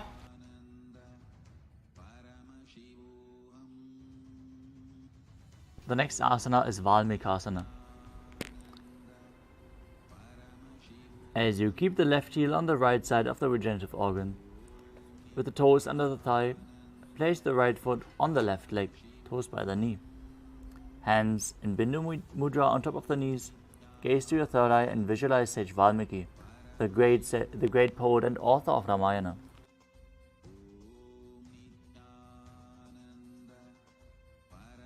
दावा पगगी पगदली पुनिएडी है जो ये. Next up is Joni Mudrasana. As you keep your legs in the same position, switch your gaze to the nose and visualize the Yoni Mandala, the visual representation of Devi Paramashiva Shakti herself. वामपाद की पगदली जाहि माहिली कोरे. Next up is Yoni Asana. As you keep the hands flat on the knees, shift your gaze to the third eye and keep visualizing the Yoni Mandala. पुण्यासनं पर्वतेन योगं योगफले नीलम्. Next up is Bhadrasana 3. Now sit and bring the soles of the feet together, holding them with both hands as you pull the heels in close to the perineum, knees down to the ground, gaze at the nose and visualize yourself as Lord Veerabhadra as you perform Uddiyana Bandha and Mula Bandha. गुल्फौ च वृषणस्यादः सीवन्त्याः पार्श्वयोः क्षिपेत्. Next up is Aghorasana. Now maintain the soles together, heels at the perineum, as you press your tongue up against the roof of your mouth in Kechari Mudra, bringing it even higher if you can into the nasal tract, all the way up to your brow center. Now cover your mouth with your right hand, close the left nostril with the index finger, inhale through the right nostril, close both nostrils, hold your breath, exhale through the left nostril, and then repeat on the other side as you gaze to your third eye and visualize yourself as an Aghori. पूर्व कहो भिश्रिका जोई वाही विधि जो की जय सोई. Next up is Kanari Pavasana. Now bring the feet together in front, toes together and the heels apart. Place your elbows on top of the heels. Rest your chin on your palms. As you gaze to the nose, engage Uddiyana Bandha and Mula Bandha. Exhale completely and hold your breath in Arichaka Kumbhaka as you visualize yourself as a female elephant drinking water and gaze to your nose. ग्वाली बाबा आसन कख्यो है जैसे Yahoo में जाने विधि तैसे. The next asana is Parasana. As you Sit with the knees raised, arms between the thighs and calves. Interlace your fingers in Parashu Mudra. Gaze to the nose and visualize Swamiji in your inner space. ततोर्ध्वम्रे च येत् वायुं मृदुनिश्वाससंयुतम्. Next up is Gopi Chandasana. Now interlace your fingers around the feet with the soles together, toes at the groove of your throat, heels touching your chest. Keep your chin on top of your hands and gaze to the nose as you embody the state and space of a king. पूर्व विधिपगा का अंगूठा कंठ को उपराशे. The next asana is Uddarasana. Now sit with the soles of the feet together and insert your hands underneath the legs. Hold the feet with interlocked fingers as you bring the feet up to your chest. Bring your head down and touch the chin to the soles as you gaze to the nose and visualize your body free from any defects. दो बगदली संपुट ठाने उभय हस्त करी उरद हिताने. The next asana is Vishishtasana. From the same position, lift your feet even higher. Bring the interlocked fingers above your forehead, the feet in front of your face, as you visualize yourself excelling in everything. दो बगदली जोड़ी संपुट करे.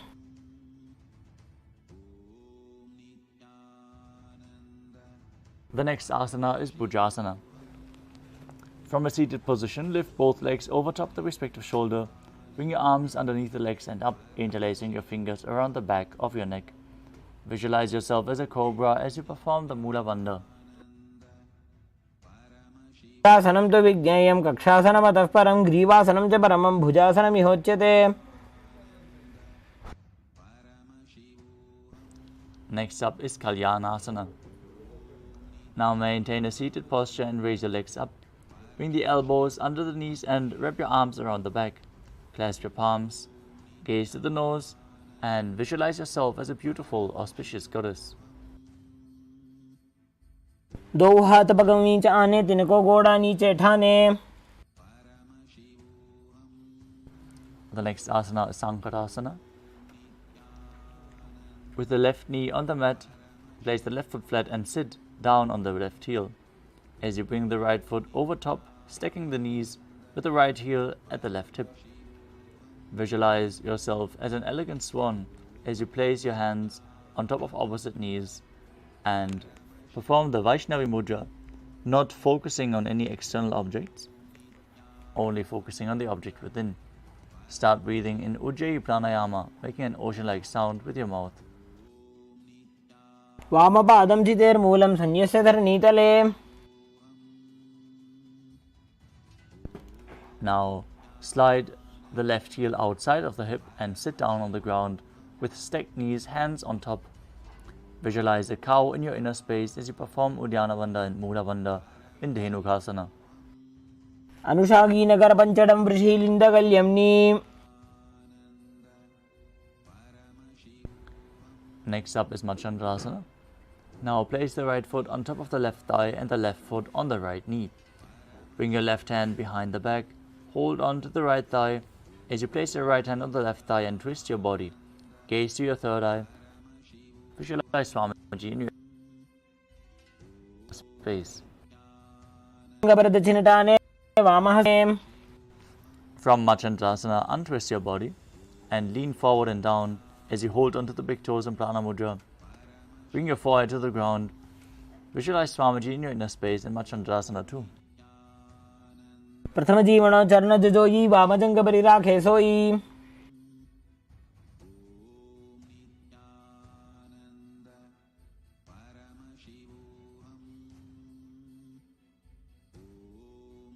From the same position, interlock your fingers and place them on the top knee.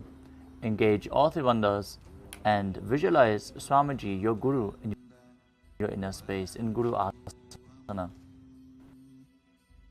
ऊर्मूले इतरपादस्य कनिष्ठिका प्रदेशगुल्या. Now repeat on the other side, sitting down on the right heel with the right foot flat, left knee stacked over top, hands on opposite knees, visualizing yourself as an elegant swan.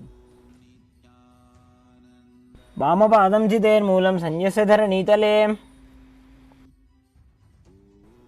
Now slide the heel on which you are sitting outside the hip and repeat Dhenukasana on the other side, visualizing a cow and engaging Uddiyana Bandha and Mula Bandha. अनुषागीनगर पंचडं वृषीलिन्दगल्यम्नि. Now bring the left foot on the right thigh and the right foot on the left knee. Twist your body with one arm behind your back, holding on to opposite thighs as you repeat Machandasana on the other side. वामजङ्घप्रतिचिनिटाने वामहस्तपिष्ठीदिशाने. Now untwist your body, hold onto the big toes and lean forward and down, repeating Machandasana 2 on the other side.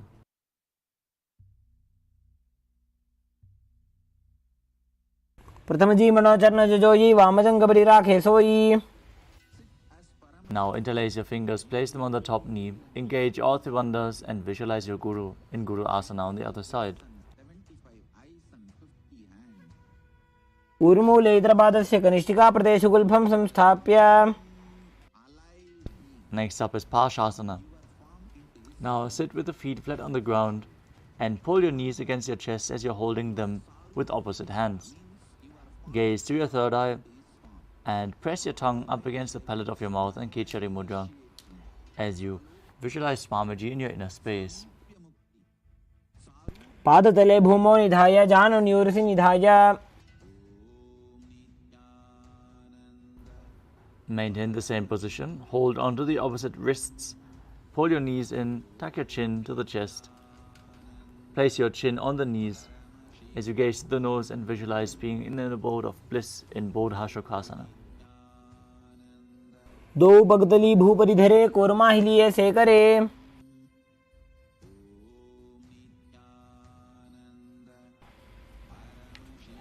Now bring your arms underneath the knees and hold onto opposite elbows. As you gaze through your nose, visualize Swamiji in your inner space and perform the Mula Bandha in Kudakatasana. दो हाथ पग बाहर ल्यावे गोड़ा नीचे ले टहरावे.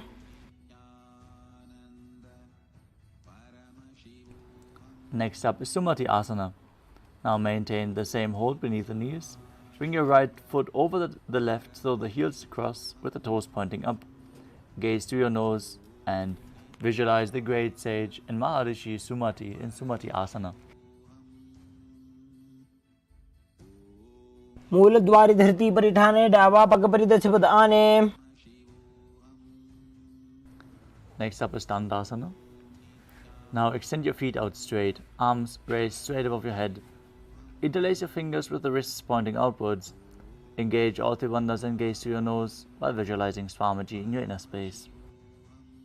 इदानीं गर्भिणीनां योगाभ्यासो यथा लघु.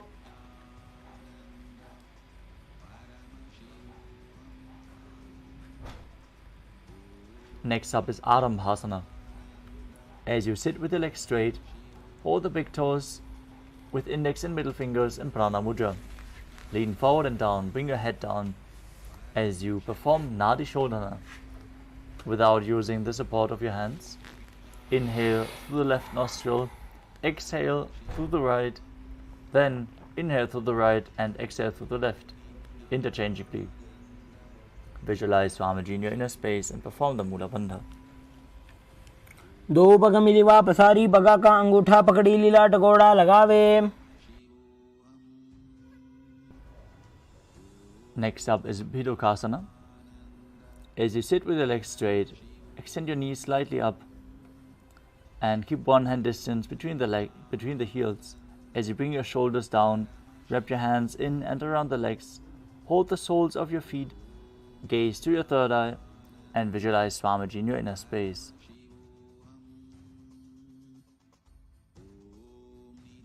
प्रथम बैसी दो पाव पसारी कछुक ऊर्ध को कोरडो डारे.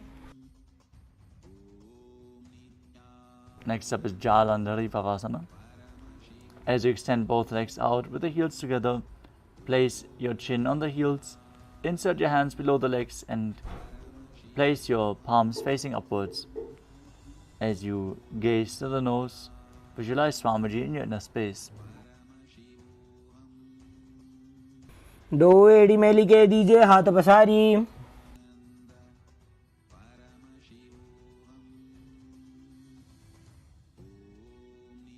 The next asana is Urdhva Paschimottanasana. As you sit with both legs extended out, lift one foot behind your neck and lean forward and down as in Paschimottanasana. As you hold onto the front foot,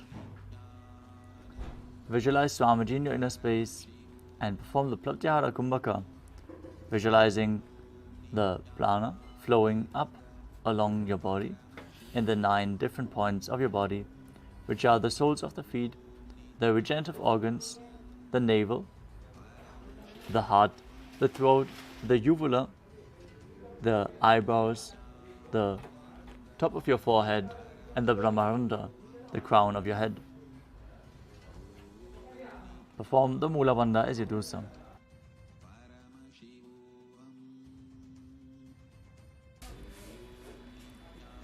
पश्चिमतानवत् संस्थितिं कृत्वा एकं पादं ग्रीवायां धृत्वा तिष्ठेत्. From Urdhva Paschimottanasana, lean back and straighten your spine. Hold on to the foot behind your neck with the opposite hand. If you can't bring your foot behind the neck, pull it close to your chest and open up your hips as much as possible. Now visualize yourself as infinite, endless, eternal, Ananta. उत्तानशयनी एकैकं पायी ग्रीवायां विन्यस्य.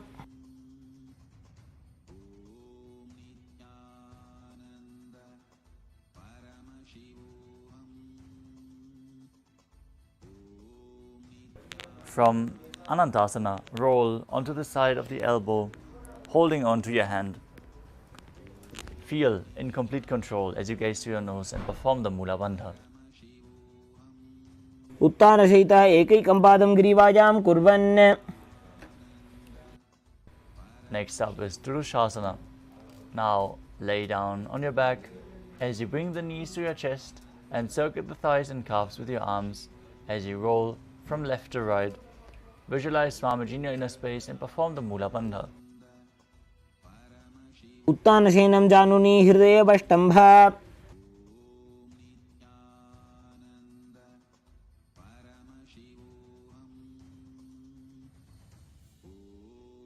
Now extend your legs forward. Place the other hand behind your neck as you lean forward and down, repeating Urdhva Paschimottanasana on the other side. Again, if you can't bring the leg behind your neck, just pull it up towards your chest and lean forward. उत्तानशयनं जानुनी हृदयेऽवष्टम्भ. जङ्घासहितो उरूनि करद्वये बद्ध्वा.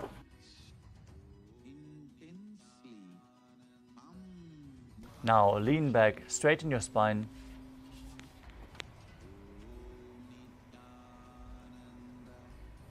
As you repeat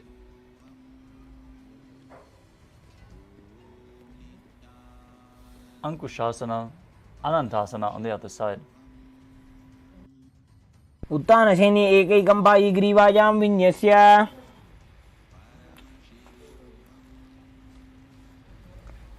Now roll onto your elbow, lay on the side, feel in complete control as you repeat Ankushasana on the other side.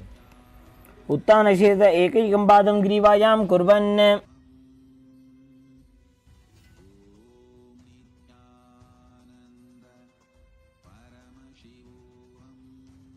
The next asana is Yoga Nidasana. As you lay on your back, lift your legs one by one up behind your head. Hold your hands behind your back and gaze to the nose as you perform the Mula Bandha.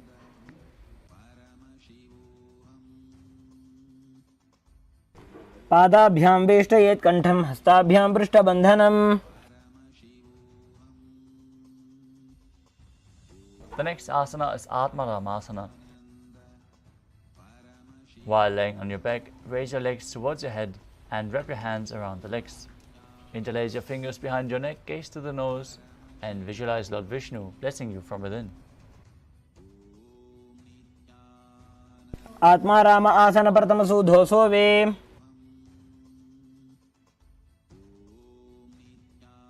The next asana is Kochikasana. Now lay on your back, knees to the chest, soles facing up.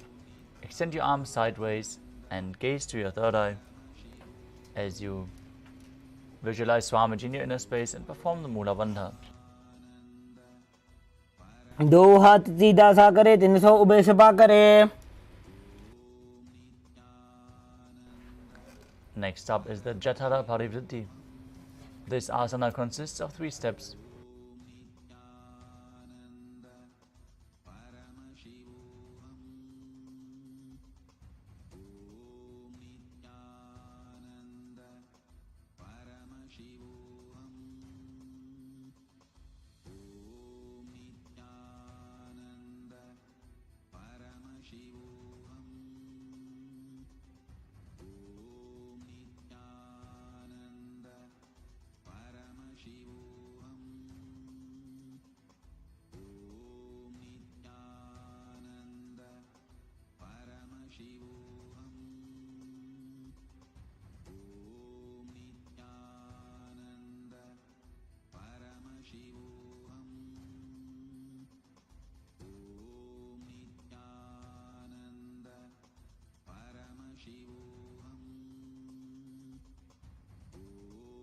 Sorry for the technical glitch. We are now going to the Jata. Your back and push. Keep your arms reaching out to the sides at shoulder level, and then place one knee bent to the ground at the side as you keep the other leg extended straight. Then keep both knees bent to the side, and then extend both legs straight to the side, holding onto the feet with your hand and gazing in the opposite direction as you visualize Swamiji and perform the Mula Bandha. परिवृत्ति कुक्षे भागे त्रिदाहि परिकीर्तितः. Now we are going to repeat the asana on the other side. So extend your arms out to the side, bring the other knee bent to the ground with the opposite leg extended. Then bring both knees bent to the side. Then extend both legs to the side, hold onto the feet and gaze away from the feet. प्रतिक्रियायुतं द्वन्द्वपीठ सर्वबलप्रदम्.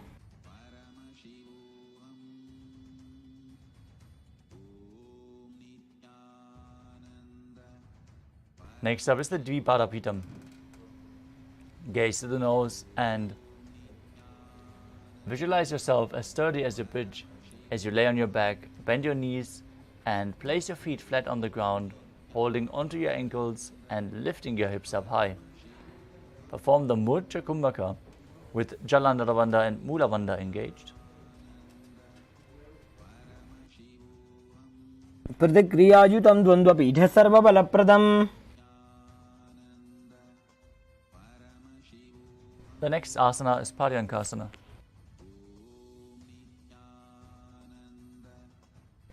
As you lay on your back, place your feet flat on the mat and bring your arms over your head, placing your hands flat on the mat as well. With the fingers pointing towards the feet, lift your entire body up off the ground and visualize yourself as sturdy as stone furniture while breathing in Sahaja Kumbhaka. उत्तानशयनं हस्ततलाभ्यां भूमिं वष्टभ्य.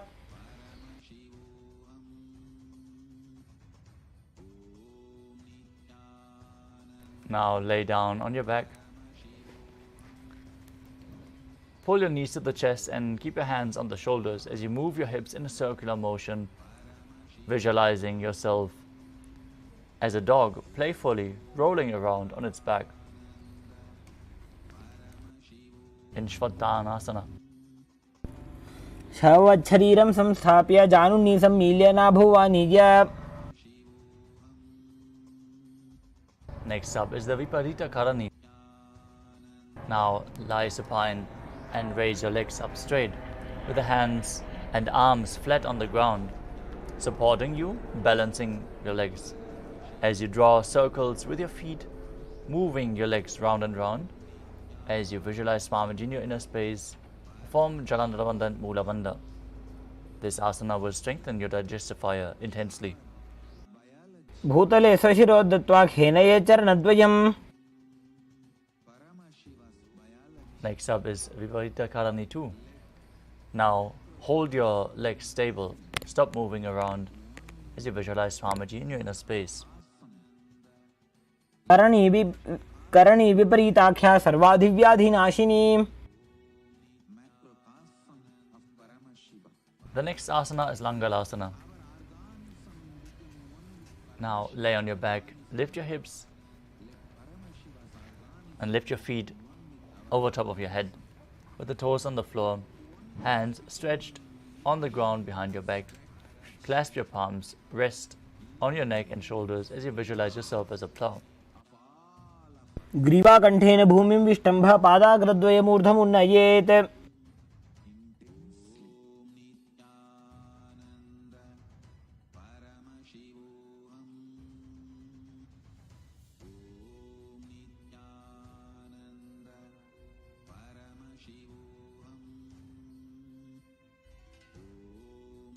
The next asana is Shayita Paschimottanasana.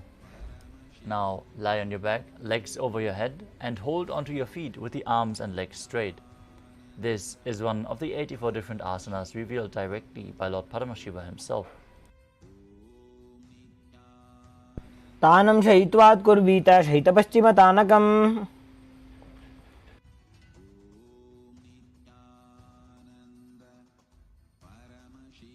Next up is Supta Konasana. From the same position, bring your hips above the shoulder level and then spread your legs out wide.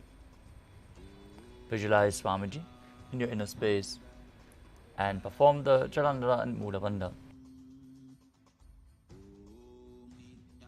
परिवृत्य कुक्षिभागे त्रिदाहि परिकीर्तितः.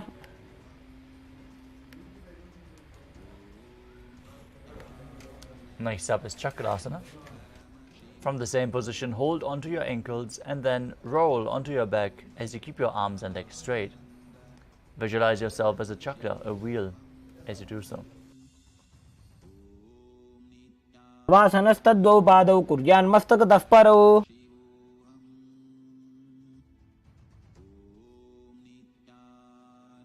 Next up is Supta Prasarita Padangushtasana. As you lay on your back, keep your legs vertical and hold onto the big toes in Prana Mudra. Then open up your legs wide to the side as you visualize Swamiji. Breathe in Ujjayi Pranayama, making an ocean-like sound with your mouth, and perform the Mula Bandha. उत्तानपादं क्रौञ्चं च मरीचिं वीरभद्रकम्.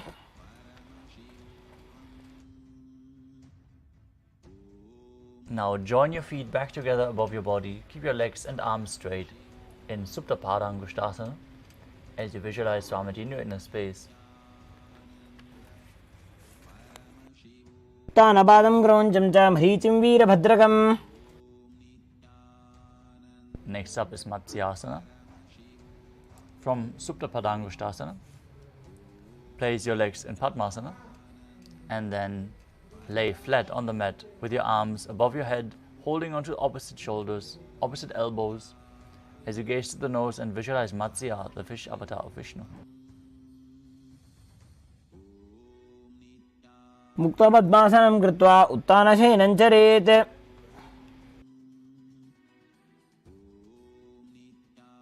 The next asana is Parasharamasana.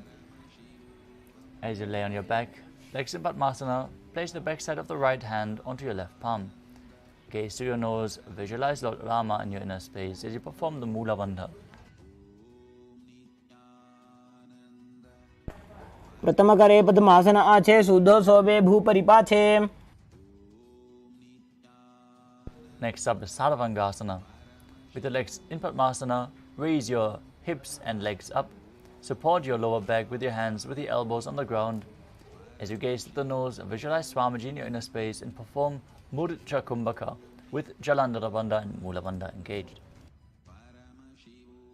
क्षेत्र संक्षेपात् सर्वांगासनम् उत्तमम्.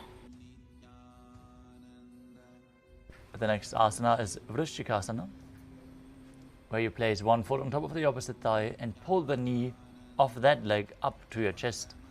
Extend your arms up above your head and hook the fingers forward as you gaze to your third eye and visualize yourself as a scorpion. प्रथमशेन सूधोषी शिकेशिकी संधि सुदाखे.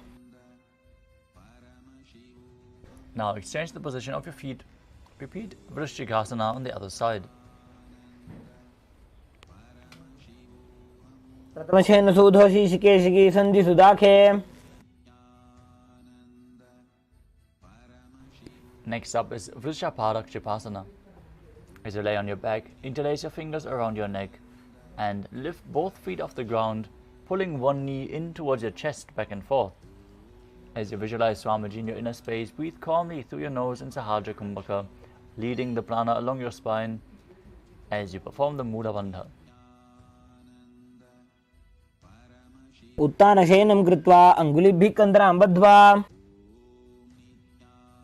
As you lay flat on your back, lift your legs one by one, touching your knees to the ears as you visualize Swamiji to your inner space and perform the Mula Bandha. उत्तानवत् संस्थितिः कृत्वा.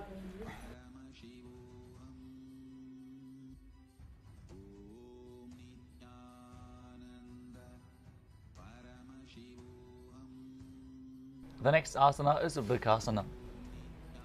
As you lay on your back, place the soles of the feet flat to the ground and then stand up and sit back down. Do this again and again while visualizing yourself as a wolf.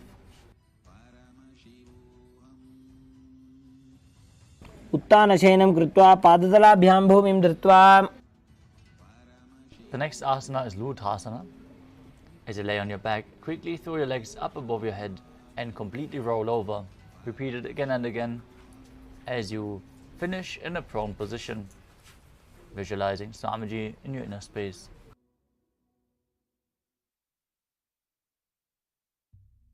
उत्तानशयनं पादौ शिर उल्लङ्घ्य.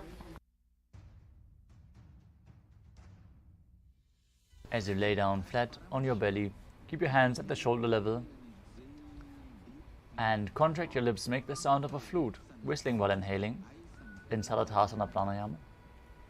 As you visualize yourself as a chariot, carrying warriors into a battle for Dharma on your chariot back. निर्जशयनं कृत्वा नाभिं भूमौ निधाय.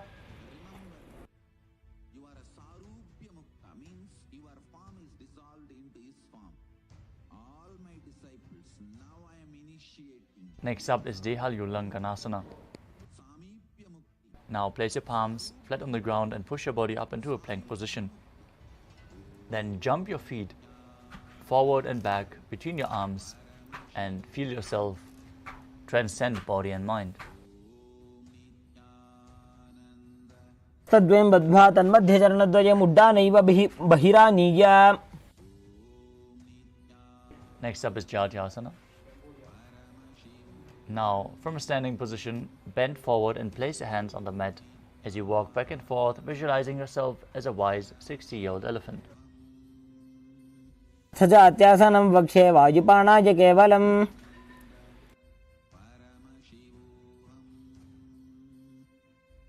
Next up is Loritika.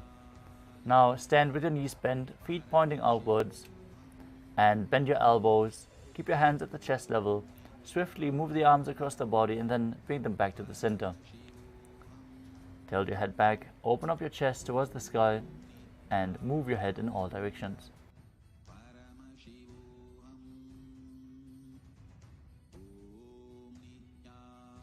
The next asana is Tadapasana. As you tie your feet with a rope, stand erect like a rod and keep your arms at the side, close to your body, hands on your thighs.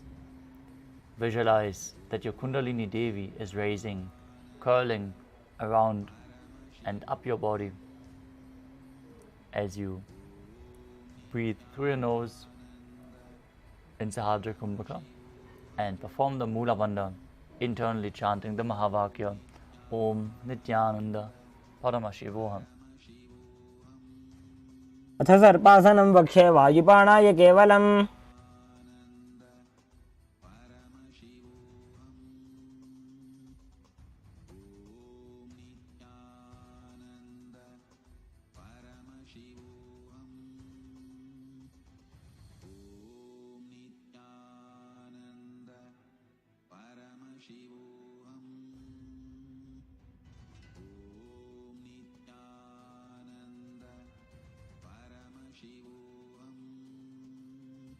The next asana is Sadhanasana. While standing, place all fingers on the mat and stand on your hands.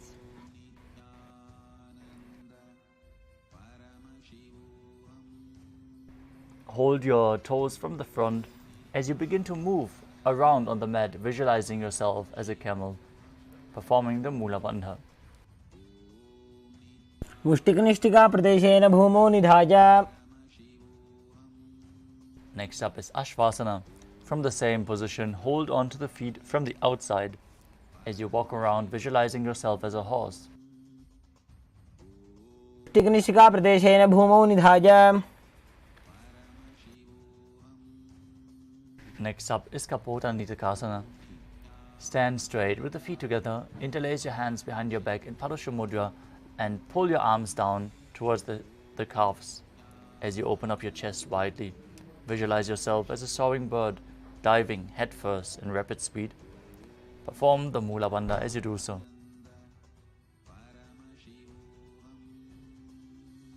पादतले भूमौ निधाय पृष्ठभागेन हस्तौ जङ्घापर्यन्तं नीत्वा.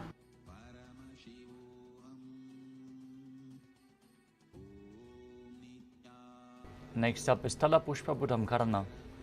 Now stand tall with the palms together in Namaskara Mudra. Gently bend the knees and keep the toes pointing outwards as you simultaneously open up the palms, raise one heel off the ground and lower the waist and shoulder of the respective heel. Visualize you're holding and offering a bouquet of flowers to Paramashiva.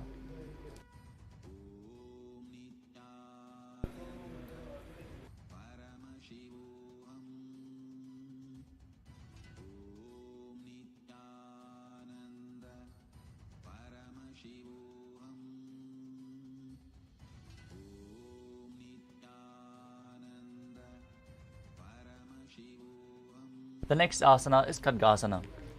Now visualize yourself as a rhinoceros as you lay down on your stomach and jump your feet up towards your hands and stand. Bring your palms together, forming the horn of the rhinoceros in Namaskara Mudra as you gaze to the nose and perform the Mula Bandha. नुजसरतमासनं कृत्वा पादतलाभ्यां भूमिं धृत्वा.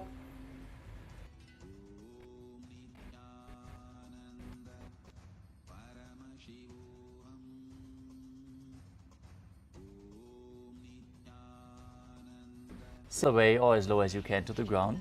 Stand up and do this again and again. While gazing to the nose, visualize Swamiji in your inner space and perform the Mula Bandha.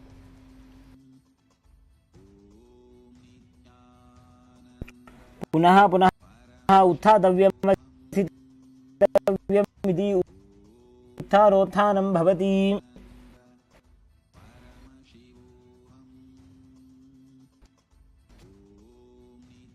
The next asana is Musalasana. Now stand up straight over your head and jump repeatedly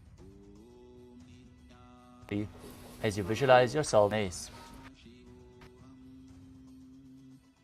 सरलं स्थित्वा ऊर्ध्वं बाहुनमुड्डानं कृत्वा.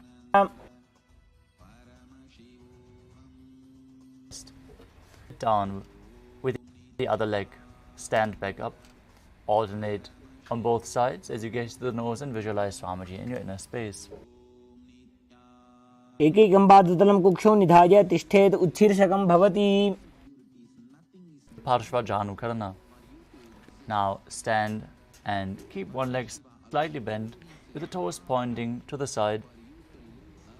Bend and lift the opposite knee and pull it towards your chest with a hand in a fist. Place the other hand on top of the thigh with the fingers pointing.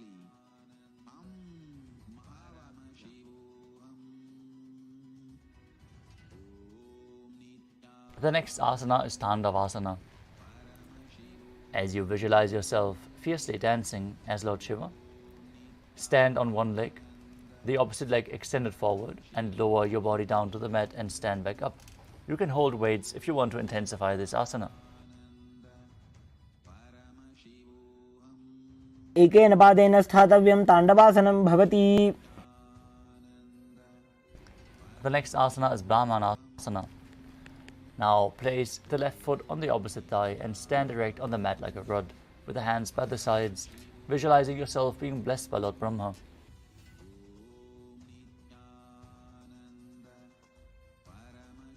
ब्राह्मणासनमावक्षे यत् कृत्वा ब्राह्मणो भवेत्. Next up is Garudasana 3. Now stand tall and wrap the left leg over and around the right knee. As you tuck the left toes onto the other side of the right calf, simultaneously crossing the left arm below the right and bring the palms together in Namaskara Mudra. कूर्मपीठं च सिंहस्गारुडमेव च. Next up is Ekapadasana. Now stand straight on the right leg with the left foot on the opposite thigh, hands relaxed by the knees. Visualize Swamiji in your inner space and perform the Mula Bandha. दक्षाङ्घ्रिं वामपादस्य जङ्घोपरि निधाय च. Next up is Dhruvasana, the pole star posture. As you visualize yourself as the North Pole Star, stand on the right leg, hold the big toe of the left foot and straighten it out to the side, rotating your body quickly on the standing leg. एकेन हस्तेन दण्डरूपस्य एकस्य पादस्याग्रं धृत्वा. Next up is Trivikramasana. Now stand on the right leg, lift the left foot behind your neck and stand tall. Alternate sitting and standing, performing the 3 steps of Vishnu while visualizing Lord Vishnu in your inner space. ग्रीवायां पादं संस्थाप्य स्थातव्यम् उत्थातव्यं त्रिविक्रमासनं भवति.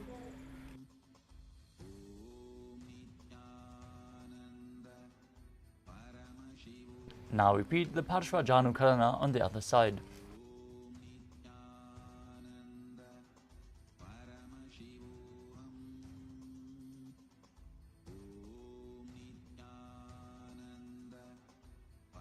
Now visualize yourself fiercely dancing as Lord Shiva as you repeat Tandavasana on the other side. एकेन पादेन स्थातव्यं ताण्डवासनं भवति.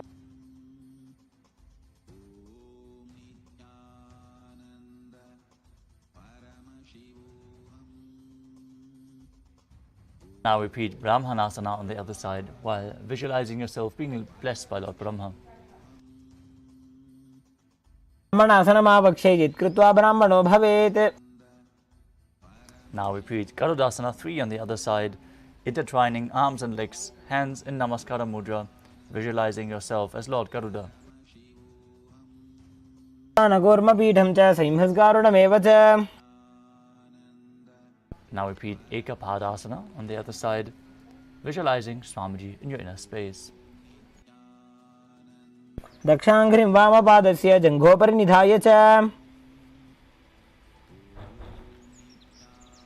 Now repeat Dhruvasana, the pole star posture on the other side, visualizing yourself as the North Pole Star. एकेन हस्तेन दण्डरूपस्य एकस्य पादस्याग्रं धृत्वा. Now repeat Trivikramasana on the other side. If you can't, bring your leg behind your neck, pull it up towards your chest, and then sit down and stand back up. ग्रीवायां पादं संस्थाप्य स्थातव्यम् उत्थातव्यं त्रिविक्रमासनं भवति.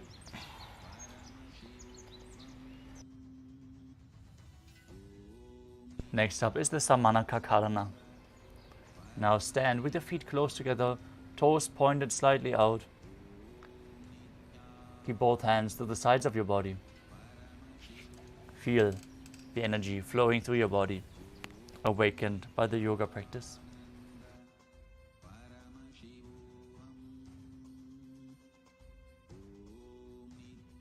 As we move on to the final 100 asanas of the sequence, starting with Gorak Anjali Asana.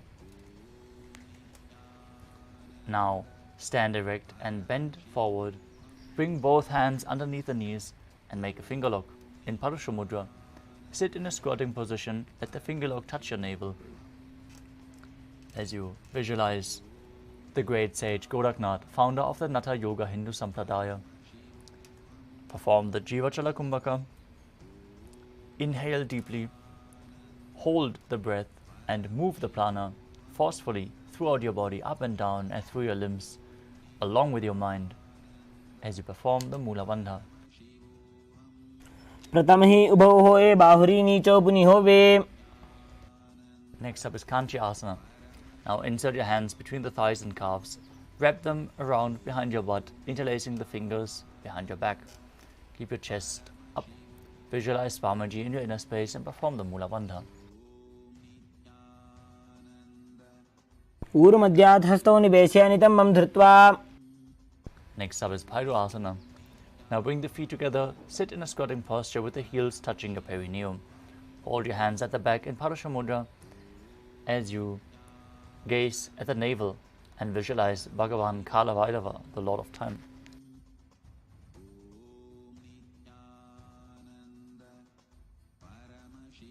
बगा की थलिया की माहिली को और मिलाई.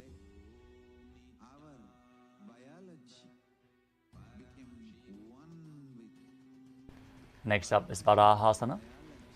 Now squat all the way down to the ground. Keep your feet together, toes apart, and bring your elbows up close to your head. Join your palms behind your back as you gaze to the nose and visualize yourself as Varaha, the boar avatar of Lord Vishnu. पागथली की माहिली को और मिलाई फना पानी उकड़ बैसे.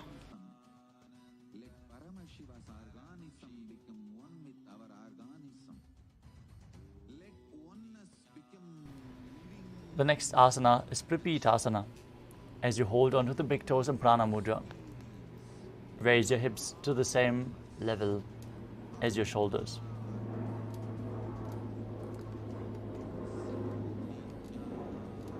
To the same level as your knees.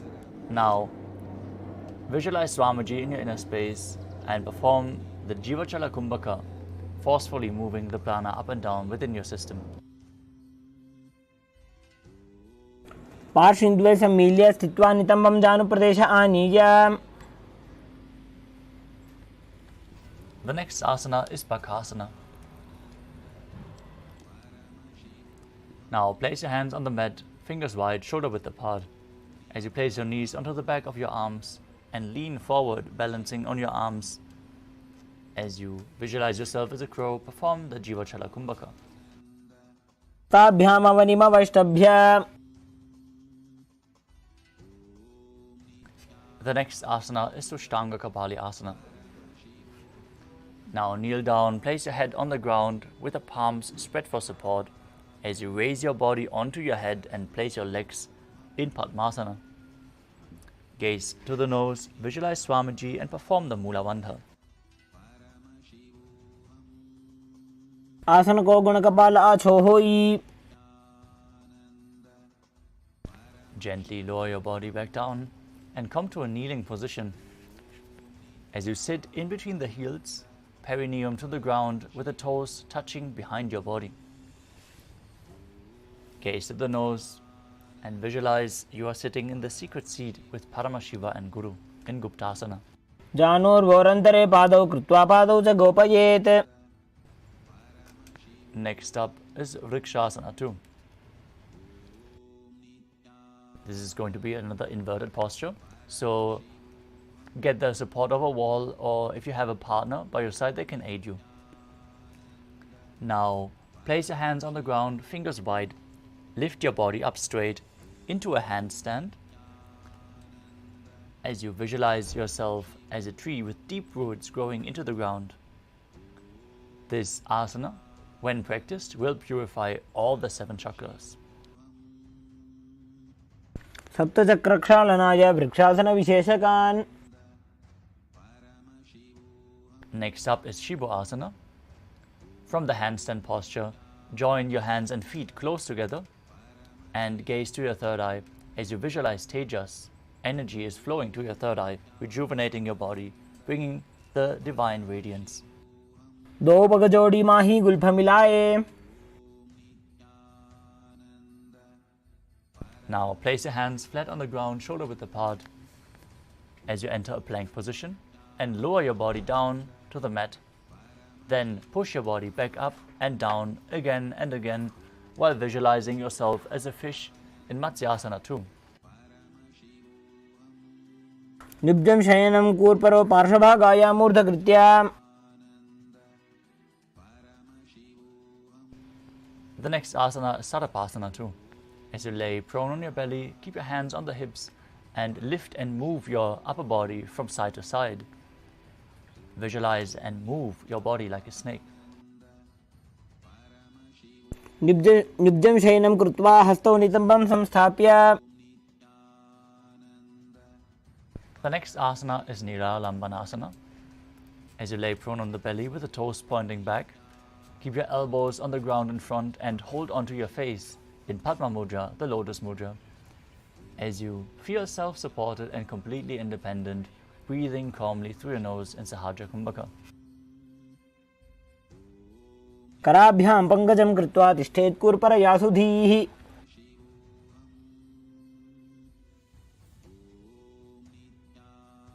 Next up is Chakrasana.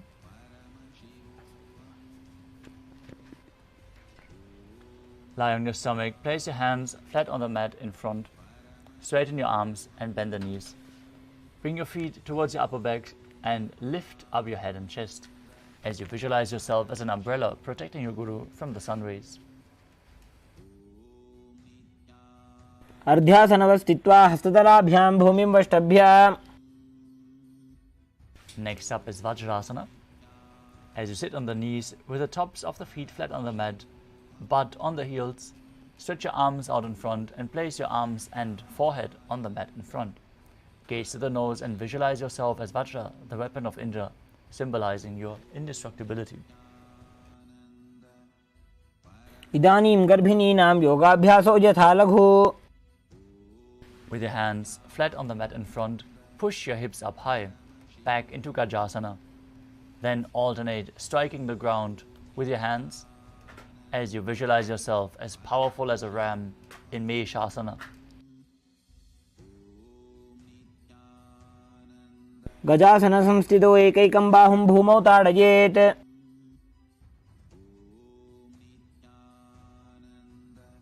The next asana is Ajasana. From Gajasana, lift your legs into the air and slowly bring your forehead towards the ground as you visualize yourself as unborn, existing for all eternity. गजासनसंस्थितो पादद्वयमन्तराळे कृत्य. Next up is Dhanantalasana. As you sit on the heels with your legs together, interlace your fingers around the toes and pull the feet towards your perineum. Then place your hands on top of the knees. Keep your spine straight, gaze to the nose and visualize Swamiji in your inner space as you breathe in, making an ocean-like sound in Ujjayi Pranayama. पूर्वविधि परिहाता की काकसी से उभना शरा मोड़ी. Next up is the Angamotanam. Now interlace your fingers in front and then behind your body as you stretch your arms forward to the sides, backwards and up, giving massage to various different joints and muscles of your body. Visualize Swamiji in your inner space, perform the Mula Bandha. Internally, chant the Mahavakya, Om Nithyananda Paramashivoham. हस्तयोः अङ्गुलिर्बद्ध्वा हस्तयोर्मध्यात् सर्वमङ्गं निष्कासयित्वा.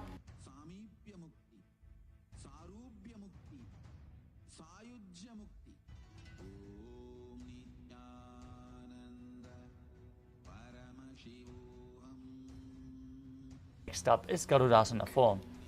Now sit on the heels in Vajrasana as you turn your feet out to the side with the toes pointing outwards. Keep your thighs and knees resting on the ground.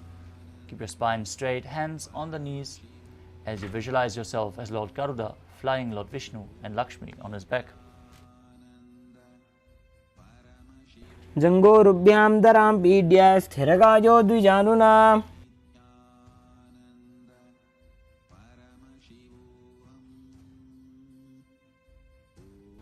Next up is Ananda Mandirasana.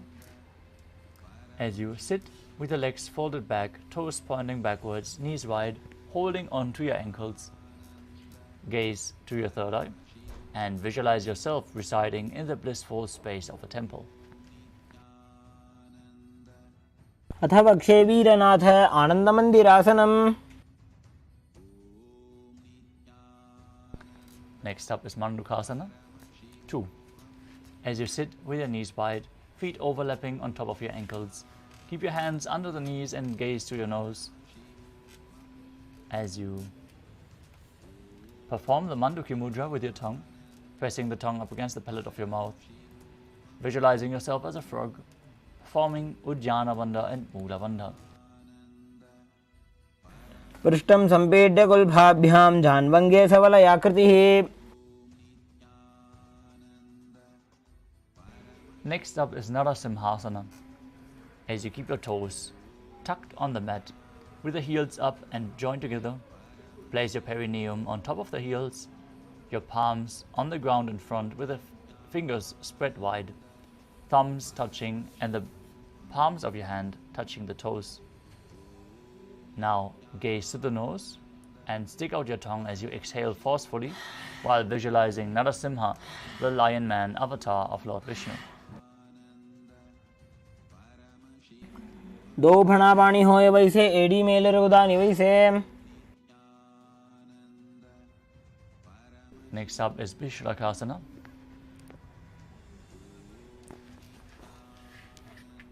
As you sit on the toes, place your perineum on top of the heels, separate your knees and place them on the ground. Make a hollow of your palms and place them over your mouth. Keep your thumbs under the teeth, close your lips and gaze to the nose as you inhale through the right nostril and exhale through your mouth, visualizing yourself as Devi, victorious over any and all minuscule fears you might have. दो पगांगी AD जोई गोड़ा फनोवान अपनी होई.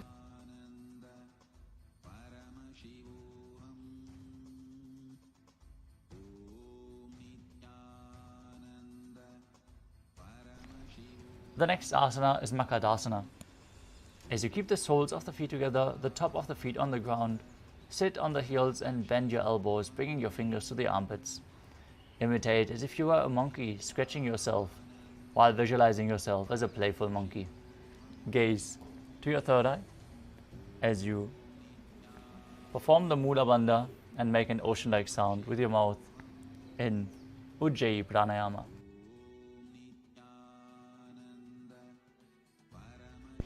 दो पगदली संपुटाने तिनकी बिष्टि भूमि पर इठाने.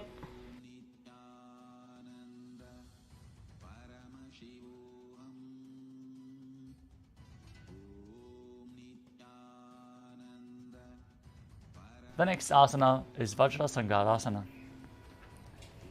Now stand on the toes with the soles of the feet together. Sit on your heels with the knees wide off the floor.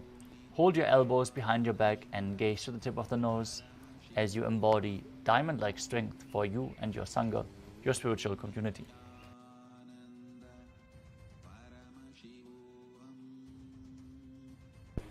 प्रथम पणा पाणी होय वैसे दो वेडी गुदानी वैसे.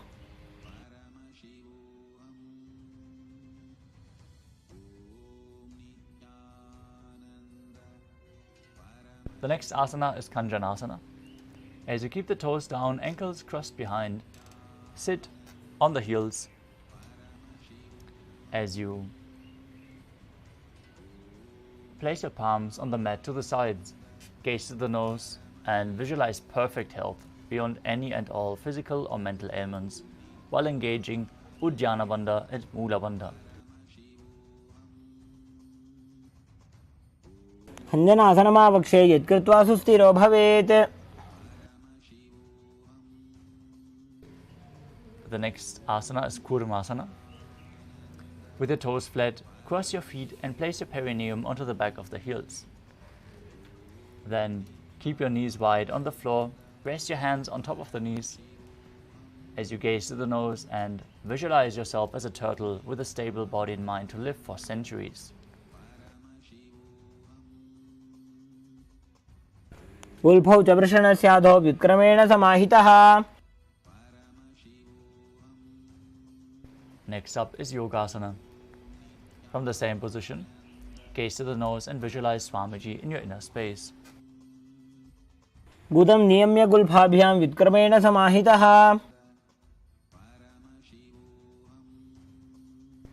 The next asana is Vijogasana. As you stand on your knees, cross your ankles behind with the feet near the opposite knee. Hold onto your calves with the fingers inside and the thumbs outside. Gaze to your third eye as you visualize a space of eternal oneness, Advaita, with your Guru. गोड़ा वामो उभौ होई, गोड़ा आड़ा राखे दोई।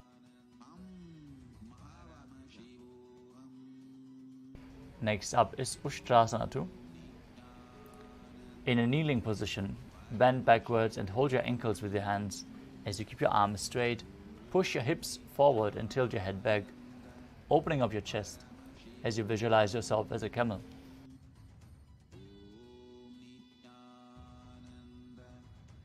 मेरुदण्डग्रन्थि दाढ्या संविपादयिषुः पुमान्।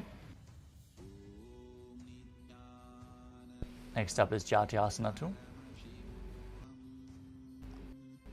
With the heels together, hands on the soles of the feet, slowly lean back.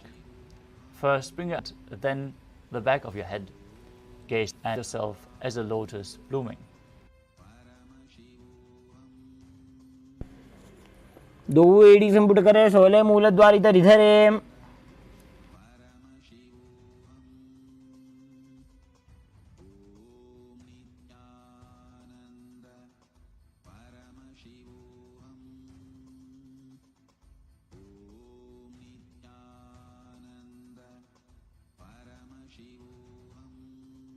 Next up is Virathasana. As you sit on the knees with your thighs and calves together, lean back and touch your back to the ground, then rise back up. Repeat this again and again. You can use the support of your hands if needed.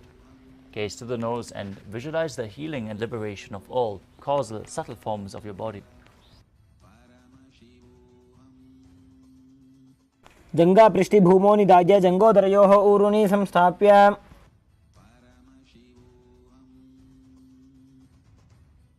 The next asana is Kapotasana. From Vidatasana, raise your hips even higher. Bring your forearms on the mat and hold the back of your heels as you bring your head in between the feet. Visualize yourself as a beautiful dove as you perform the Mula Bandha. मेरुदण्डग्रन्थि दाढ्या संविपादयिषुः पुमान्।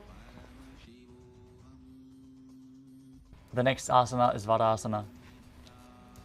Now stand upright on your knees with the toes tucked. Hold your arms with opposite hands and gaze to the nose. This is the boon fulfilling posture. Receive your boon from Paramashivam. Internally chant Om Nithyananda Paramashivoham. जानुनी भूमौ संस्थाप्य हस्ताभ्यां बाहुपरस्परं धृत्वा।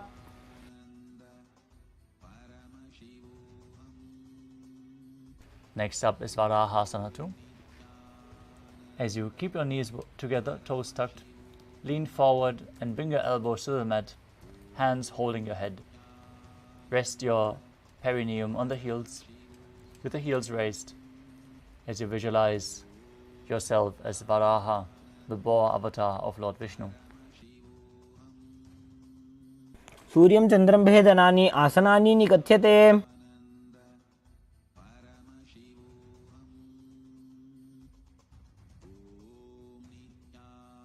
The next asana is Mundasana. Now kneel down, place your elbows on the mat, shoulder width apart. Interlace your fingers, place your head on the mat, supporting it, holding it with your hands. As you walk your feet forward, raising the hips until they align with your shoulders, then jump your legs up and straighten them up towards the sky. Be stable and straight as you visualize yourself as a lopped tree. Gaze to the nose and perform the Mula Bandha in Mundasana. अधो मुण्डासनं पक्षे सर्वेषां प्राणिनां सुखम्।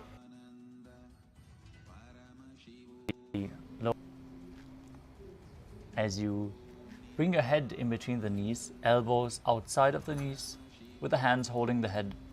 exhaling through your mouth as you gaze to the nose and visualize Swamiji in your inner space, calmly breathing through your nose in Sahadra Kumbhaka. प्रथम पगदली समठारावे कोरमाहिली उभे मिलावे. Next up is Viparita Shalabhasana. Lay down on your belly with the arms extended straight out. Hold weights if you want to intensify this asana as you lift your thighs, arms and chest all the way up off the ground as you visualize yourself as a locust.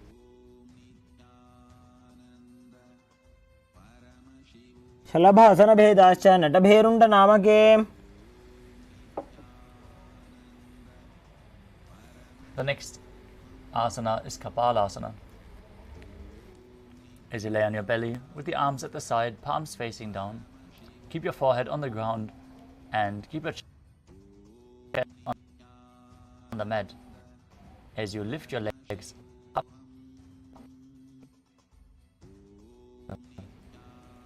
Visualize a skull representing the mind with purified thoughts and the strong will to attain.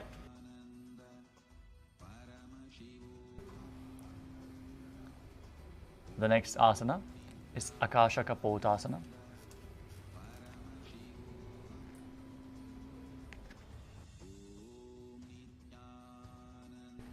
Now lie on your stomach, hands by the sides, as you lift your legs up over your head and feet on the mat in front of your head. Keep your palms flat on the mat behind as you visualize yourself as a free and open dove. उष्ट्रासने स्थित्वा चरणौ भूमेरुत्थाप्य.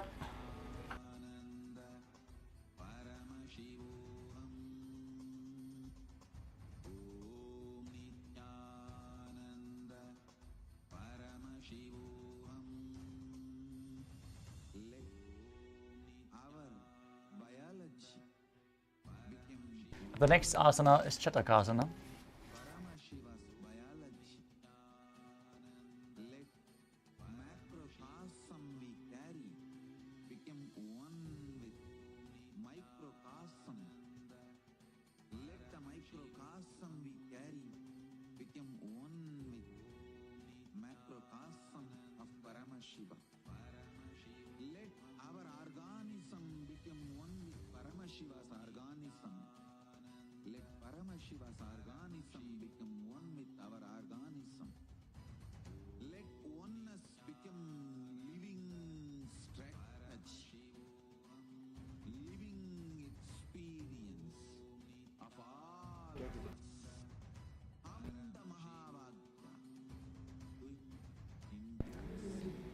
As you sit on the knees down so your navel touch, keep your hands flat on the mat, forearms on the ground, visualize yourself as a परपर्यन्तौ हस्तौ धरावोष्टभ्याम्.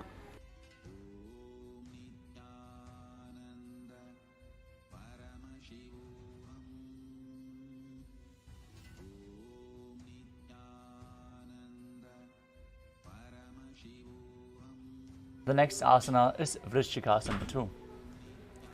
As you kneel down and place your hands and elbows on the mat, raise your legs, bend your back to touch your feet to the head. If you can't balance in this posture, you should try to go to a wall and jump up against the wall. Try to hold this posture. If you can balance, try to bring your feet to the head.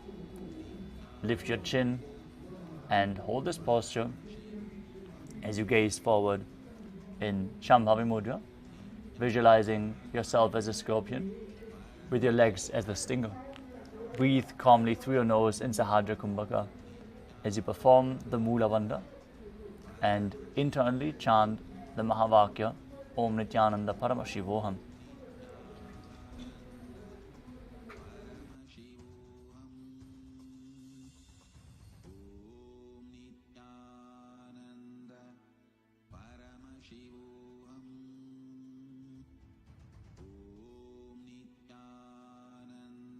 पार्श्वे धृत्वा स्वशीर्षे चिबुकं विधार्यको.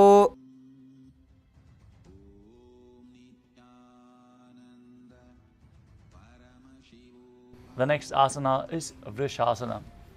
Now place your perineum down on the right heel as you keep the left foot outside the hip, ankle to the side, with the toes pointing outwards. Place your hands on the mat in front. Visualize yourself as a bull as you start breathing in Antaranga Kumbhaka. Forcefully inhale through your nose, hold the breath for a short while, and then slowly exhale through the nose again.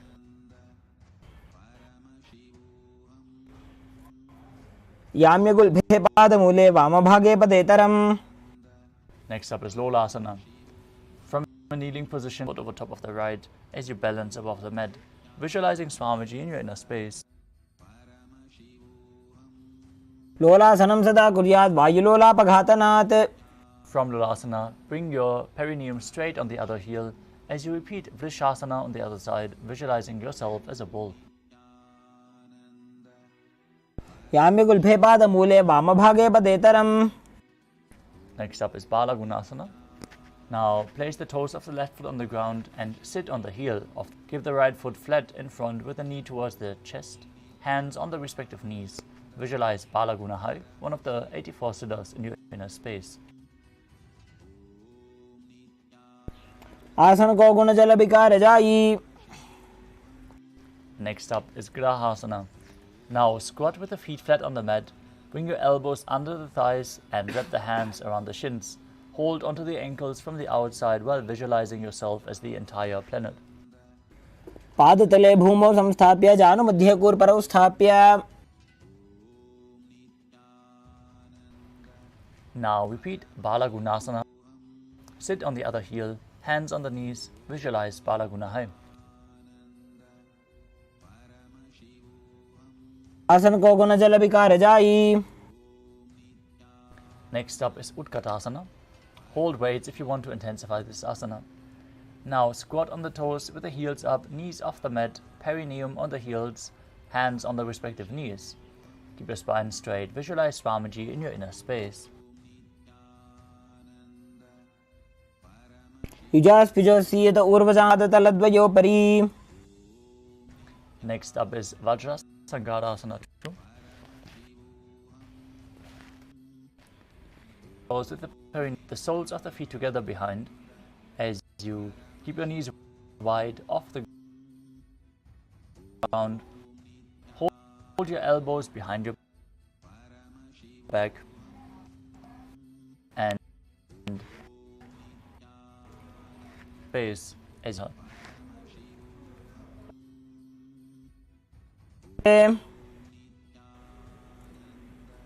Next up is Anilasana. Now squat with the feet hip width apart, hands under the soles of the feet from the inside, down, and stand on the hands as you keep your arms straight, elbows at the navel, gaze through your nose, and visualize you're able to consume and live off of air alone. दो हाथ भूमि परिठाने कहुनी जाडिना भिलग आने.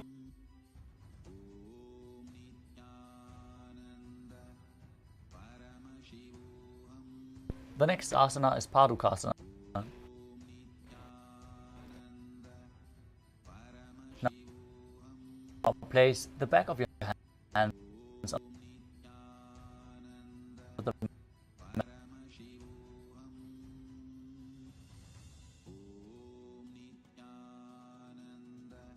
with the fingers facing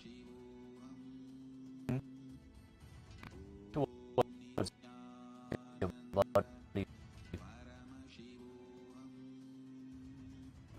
Step your feet onto the hands, around the feet like a shoe.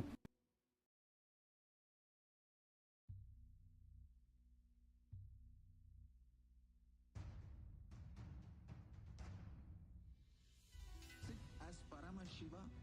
Inhale and exhale deeply with 25 heads and 75 eyes and 50 hands. Visualize. Start walking around as you visualize yourself wearing padukas, walking across India. Drop your palm into his palm. हस्ततलयोः पादतले कृत्वा तिष्ठेत गच्छेत पादुकासनं भवति.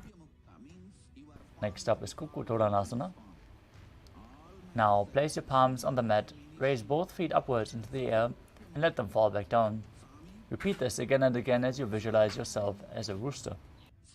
Spread your feet, place one palm down on the mat with the arms straight. Bring the opposite hand to the head, be stable and visualize Swami space.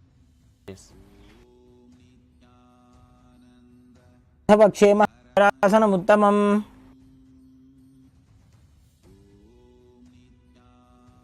Now place the other hand to the ground. Repeat Kunjarasana on the other side. अथ पक्षे Mahadev कुञ्जरासनमुत्तमम्. The next asana is Kadambasana. Now sit on the ground with the feet flat, heels close to your body as you hold on to the respective ankles and lift your feet off the ground while visualizing yourself as the Kadamba tree, a pious tree that promotes a long life. पार्श्निभ्यां भूमिं वष्टभ्य हस्तद्वयेन गुल्फौ धृत्वा. Vanamuktasana. Now sit with the heels at the perineum and hold onto the opposite knees and pull them towards your chest. Visualize any excess vata being released from or balanced within your system as you perform the Mula Bandha. द्वयोस्तु पादयोः पाणिं लात्वा स्वस्वनितम्बके.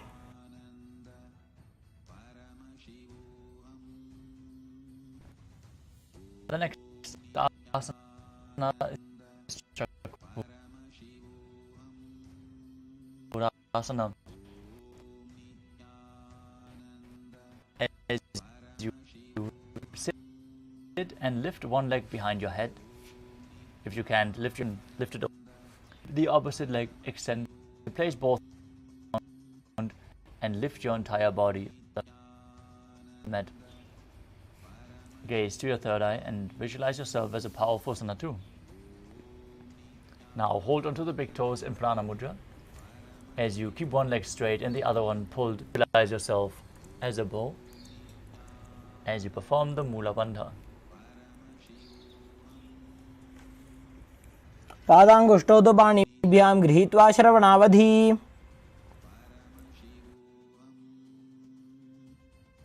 Next up is Ashtavakrasana. As you lift the left leg over top of the left shoulder, bring the right foot across, hook at the top of the left foot and extend your leg out to the side. Back on your hands as a flying crane. वासिष्ठमदकौण्डिन्यम् ऊर्ध्वकुक्कुटमेव च.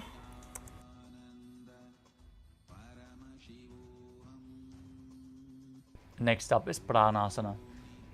As you place the right foot, bring the left foot flat on the ground. Press the right knee down as you bring the left shoulder underneath the raised leg with a hand flat on the mat. Gaze to your third eye and visualize you're immortal, able to exist solely from prana.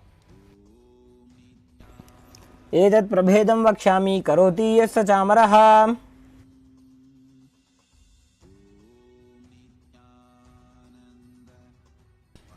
Next up is Parashvamatsyendrasana. Now, place one heel at the opposite hip, step the other leg over top of the knee, twist your body, bring the arm underneath the raised leg and hold your hands behind your back. Gaze to your third eye and visualize the master of Hatha Yoga. वामोरुमूलार्पितदक्षपादो जान्वो बहिर्वेष्टितदक्षदोष्णा.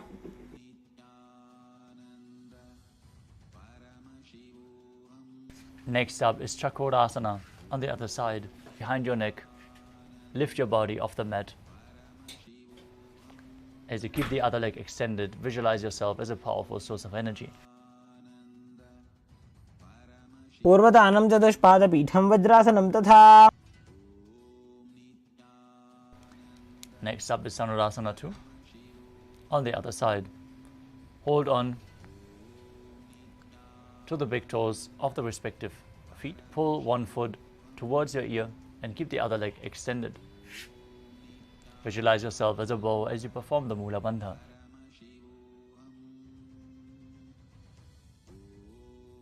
पादाङ्गुष्ठौ तु पाणिभ्यां गृहीत्वा श्रवणावधि.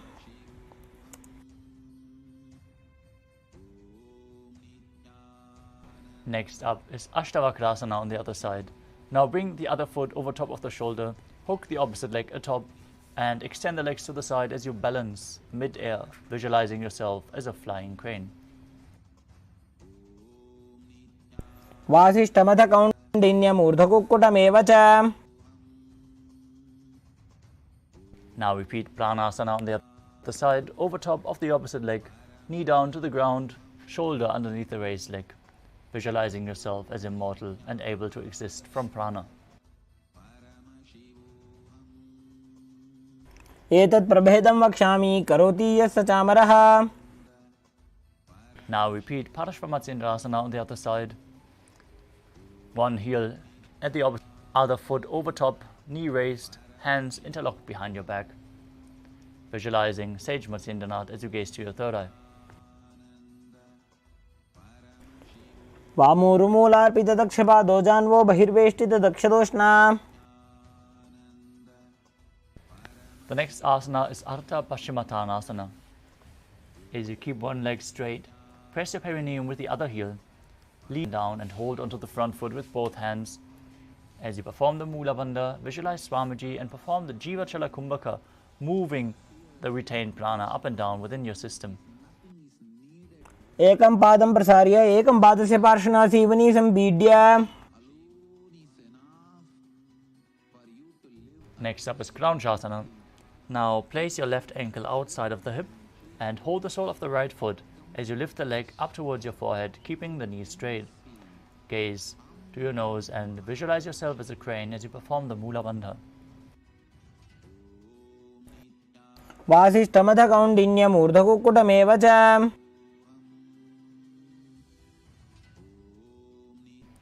Now repeat Ardha Paschimottanasana on the other side.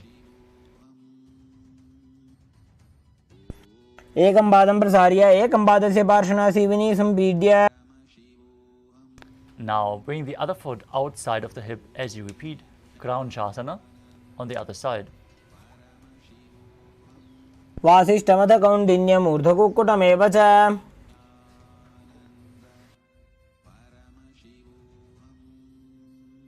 The next asana is Swastikasana.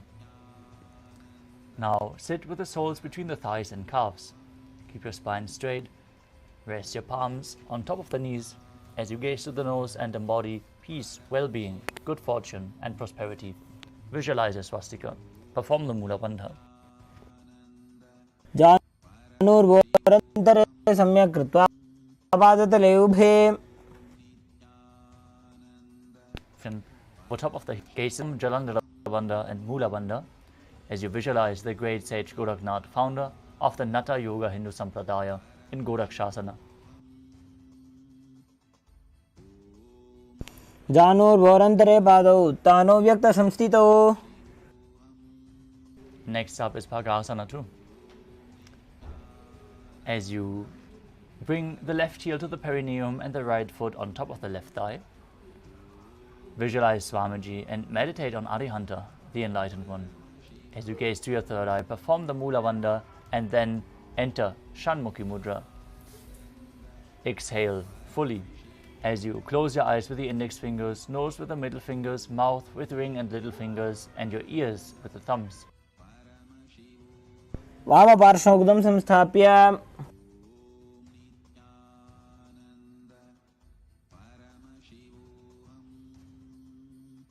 The next asana is Yogasana too.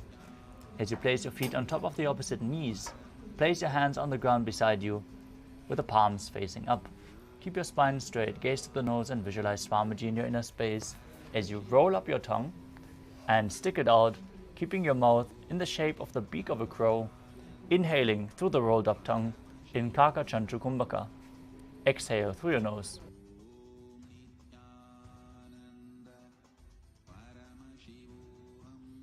उत्तानौ चरणौ कृत्वा संस्थाप्योपरि जानुनोः.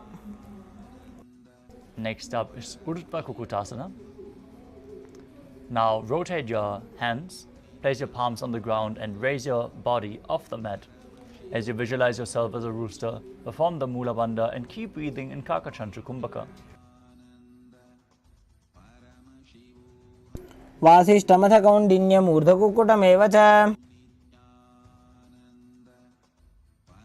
Next up is Siddha Haratali Asana. From Padmasana, insert both hands through the knees and place them on the mat. Don't lift your body off the mat. Stay seated on the mat. Gaze to the nose. Visualize Swamiji in your inner space. Keep breathing in Kakachantra Kumbhaka. प्रथम पद्मासन को करे हस्तदो वो गोड़ासन दिधरे.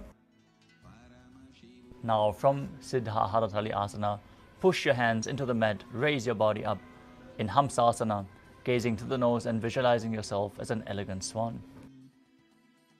कुक्कुटासन में स्थित्वा स्कंदपर्यन्तं ऊरोनि नीत्वा. The next asana is Karmukhasana.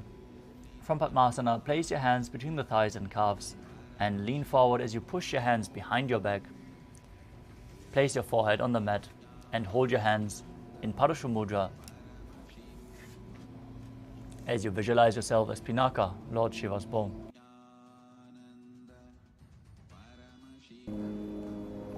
प्रथम पद्मासन को करे Ghodasan दिमाही करिधरे. Next up is Kurmasana 2. From Padmasana, insert both hands through the thighs and calves.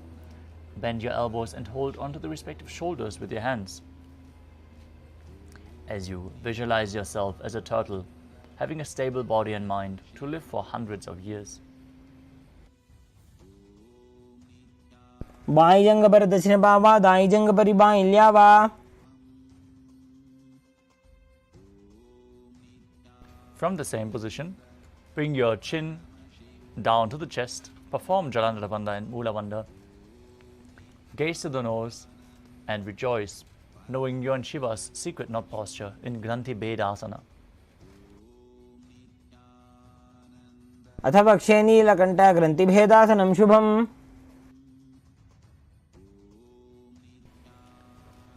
As you enter the same position, with the hands between the thighs and calves, holding on to the opposite shoulders, roll onto your back and embody a turtle laying on its back in Uttana Kurmasana. Gaze to the nose. Breathe in Kakachantra Kumbhaka.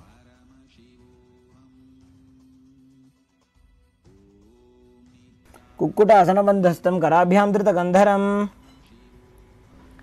Now come back up, sit in Padmasana and place both hands through the gap of the thighs and calves. Place one palm flat on the mat, hold onto the wrist of the hand and raise your body off the mat, balancing on one hand as you visualize yourself as a rooster in Pangu Kukkutasana.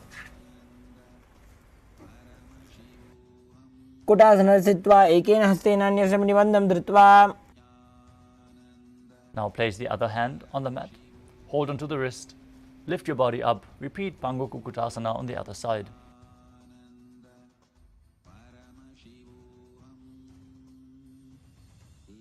कुक्कुटासने स्थित्वा एकेन हस्तेन अन्यस्य निबन्धं धृत्वा.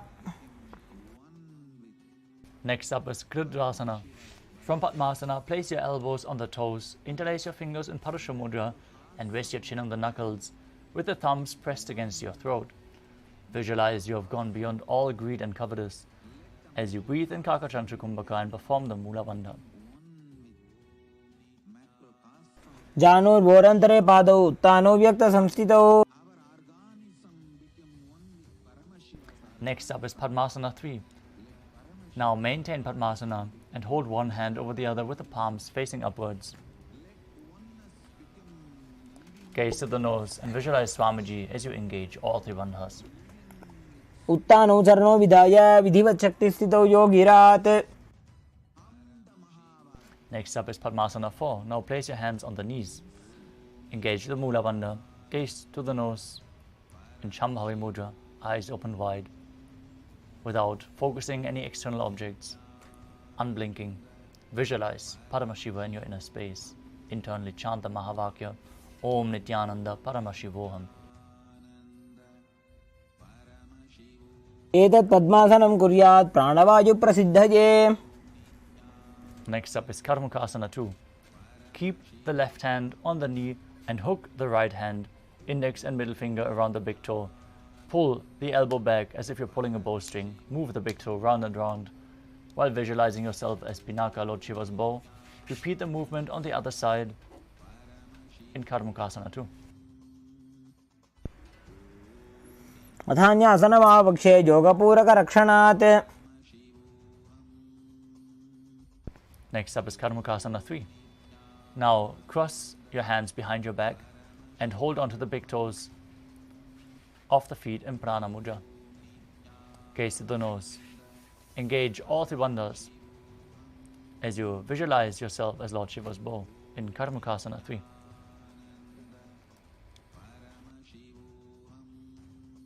कार्मुकासनमाक्षित्य उदरे पूरयेत् सुखं तदवायुर्वसो जाति कालेन सूक्ष्मवायुना. From the same position, lift your chest up, gaze to your third eye, and visualize yourself as the action of Paramashiva's third eye, destroying anything you come across. In Dridhasana. ऊरुभ्यामुपरि स्थाप्य पादयुग्मं प्रयत्नतः. Next up is Nagrasana. From Dridhasana, roll onto your back, lay on the crossed arms behind you as you keep holding onto the big toes if you can. Gaze to the nose and visualize yourself as a snake as you breathe calmly through your nose in Sahajra Kumbhaka.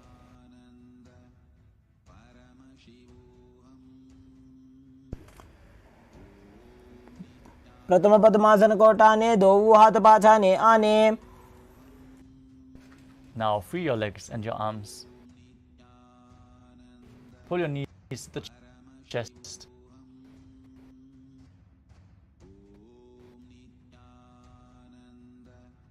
Interlace your fingers and pull them close. As you squeeze your body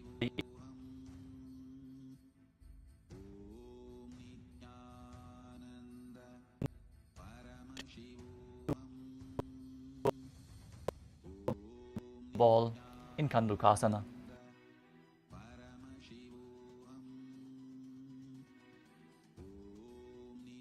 वेत्रासने स्थित्वा हस्तपादान् निष्कुष्य.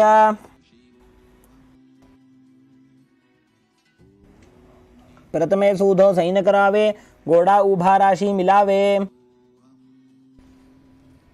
Now bring your hands down underneath the heels with the palms facing up. Raise your hips off the ground.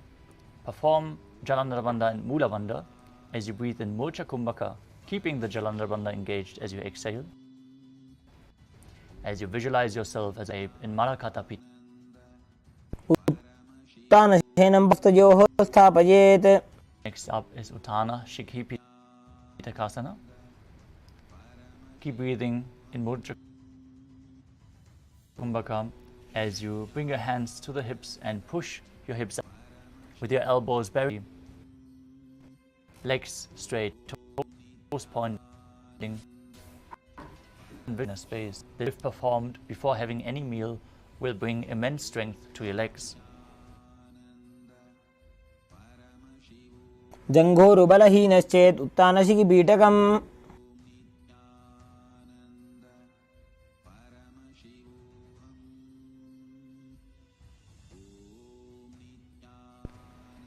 The next asana is Narakasana.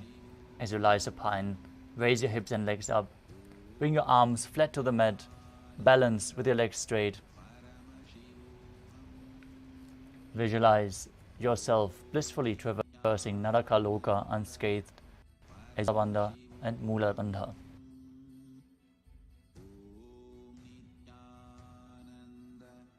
ग्रीवाकण्ठेन भूमिं विष्टम्भ पादाग्रद्वेत् नरकासनं भवति. Now bring your hands to the lower back, elbows on the mat, supporting your hips as you keep your legs straight and slowly lower and angle your legs. Core and visual boat samsara. नौकावत् स्थित्वात् ऊर्ध्वं पादाग्रद्वयं नयेत्. Back to the mat.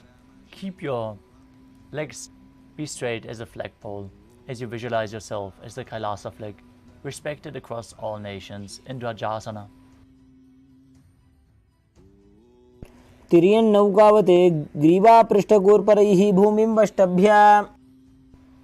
Now lower your body flat to the mat as we enter the final asana of the sequence. Once more, pull the Kundalini Shakti up along your spine from the Mooladhara to the Sahasrara. Forcefully pull it up in Shakti Chalan Mudra. Relax, unclutch from any movement of the body and mind. As you visualize your body is dead, is liberating you. Internally chant the Mahavakya Nithyananda Paramashivoham in Mrittasana. Visualize, meditate, connect with him. He is a living, alive being. उत्तानं शववद्भूमौ शयनं तु शवासनं शवासनं श्रमः चित्तविश्रान्तिकारणम्. सालोक्य मुक्ति, सामीप्य मुक्ति, सारूप्य मुक्ति, सायुज्य मुक्ति. ओम नित्यानंद परमशिवोहम. ओम नित्यानंद परमशिवोहम. ओम नित्यानंद परमशिवोहम. ओम नित्यानंद परमशिवोहम. ओम नित्यानंद परमशिवोहम.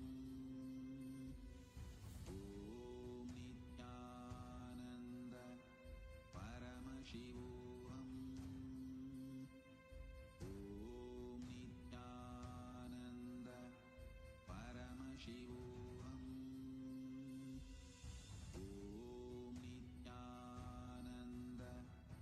परमशिवोहम.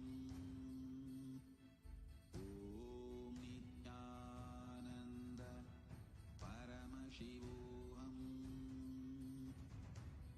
ओम नित्यानंद परमशिवोहम. ओम नित्यानंद परमशिवोहम. ओम नित्यानंद परमशिवोहम. ओम नित्यानंद परमशिवोहम. ओम नित्यानंद परमशिवोहम. ओम Nityanand परमशिवोहम. Slowly to your physical body, start to wiggle your fingers and toes, your wrists and your ankles, your elbows and your knees. Om Nityanand परमशिवोहम. Return to comfortable seated position.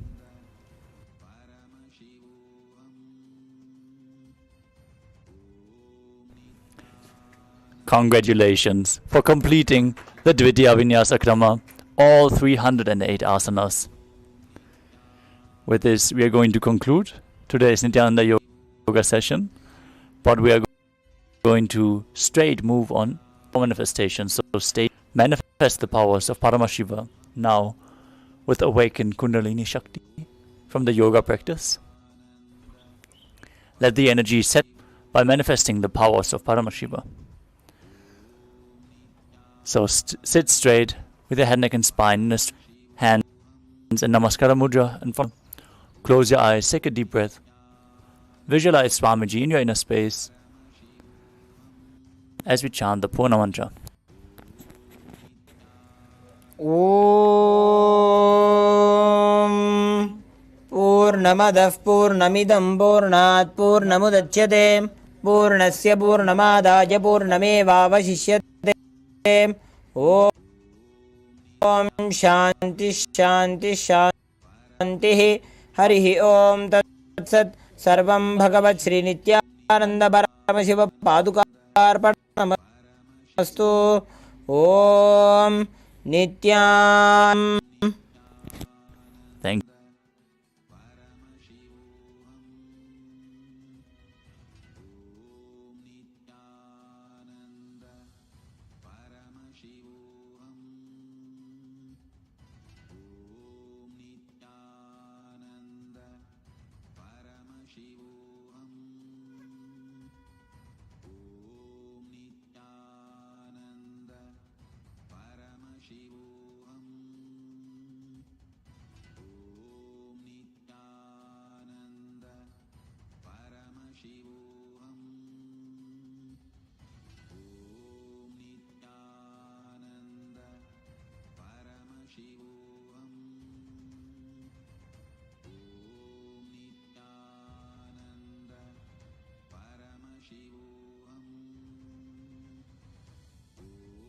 Nithyananda Paramashivoham. Om Nithyananda. First thing I want to tell you, third eye can be opened. Second thing I want to tell you, for the sake of God, please open it.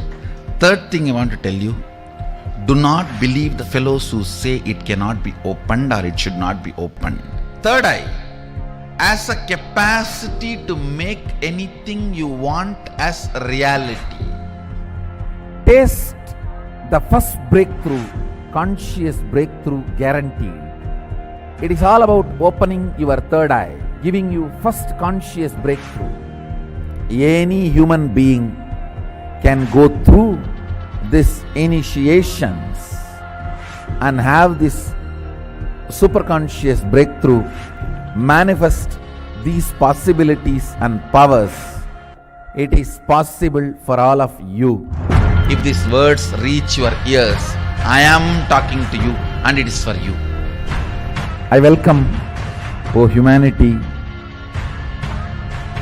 come, it is time you experience superconscious breakthrough.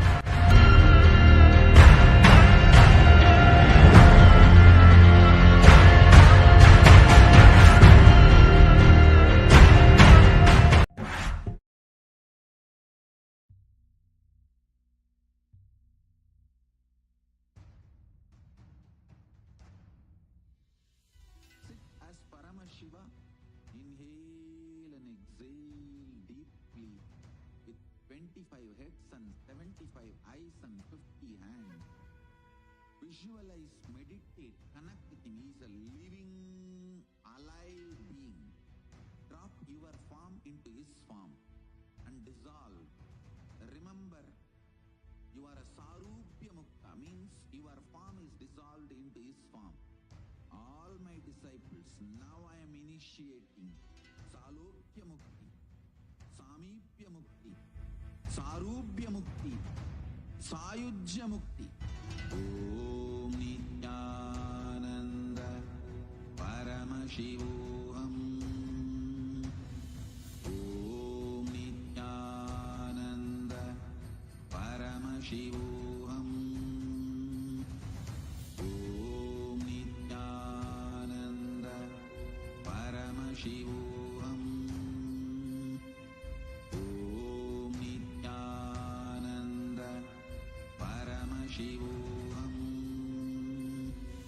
Om Nithyananda Paramashivoham. Om Nithyananda Paramashivoham. Om Nithyananda Paramashivoham. Om Nithyananda Paramashivoham. Om Nithyananda Paramashivoham. Om Nithyananda Paramashivoham.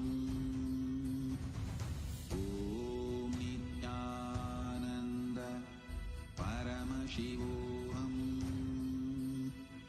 Om Nithyananda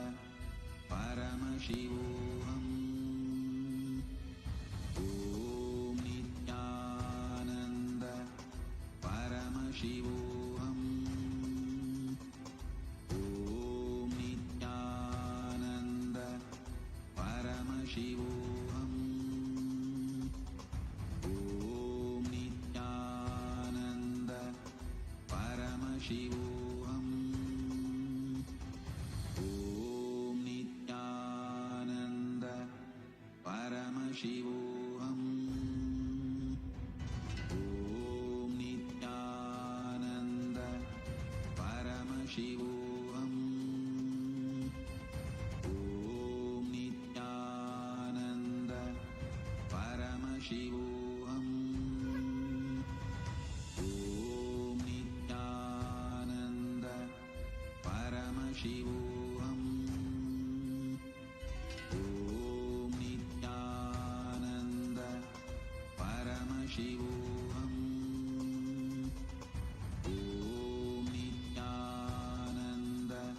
Om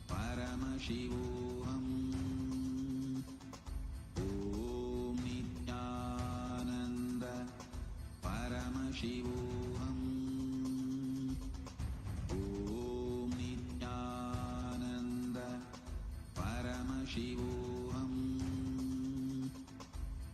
Om Nithyananda Paramashivoham. Om Nithyananda Paramashivoham. Om Nithyanandam, requesting all the participants to please be seated. We are going to be entering to the power manifestation zone. Please be seated and please bring your eye bands, pen and paper. Please turn on your cameras. We are going to be manifesting the power of third eye today. Please be seated.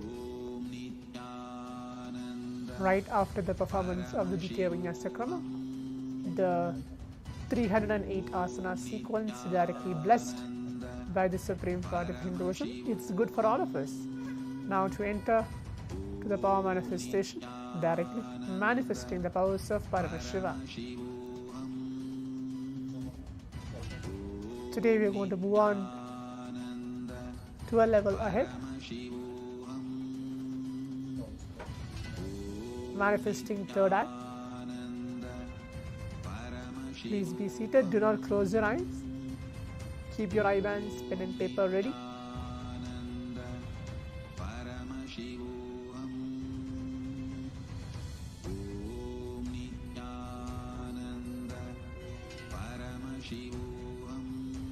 Please be seated and please cameras.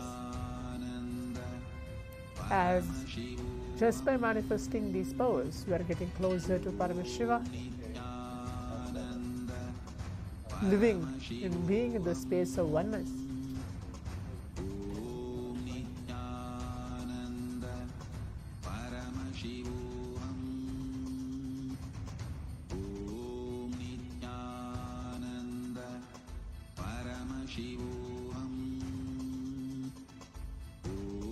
I can still see a few participants have not turned on their cameras.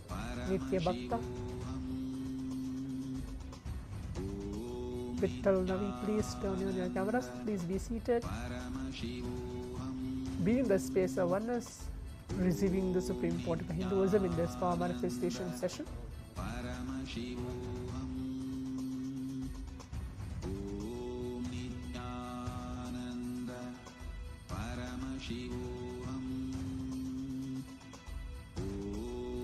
Now let us all sit straight with our head, neck and spine in a straight line as we are going to begin with the power manifestation. Nithyanandam Paramasugadam Kevalam Jnanamurtim Dvandvatitam Gahana Sadrusham Tattvamasyaadhilaksham Ekam Nityam Vimalamachalam Sarvadi Sakshi Bhutam Bhavatitam Trigunarahitam Sadgurum Tam Namami.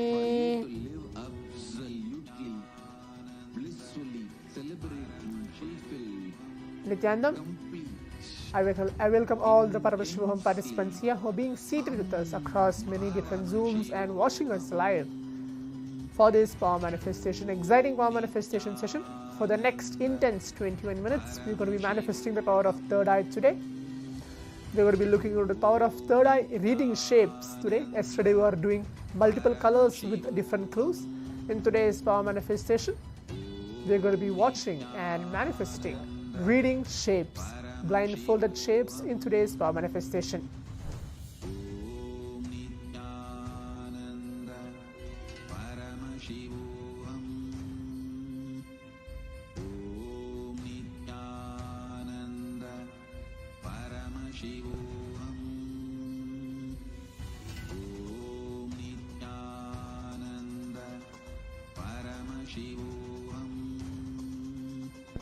Today we are going to be manifesting the power of third eye today. So please be ready and please bring your eye bands, pen and paper, and please be seated. If you don't have an eye band, even just a piece of a cloth, it's fine. Do not blindfold yourself now. Well, please bring it and please be seated.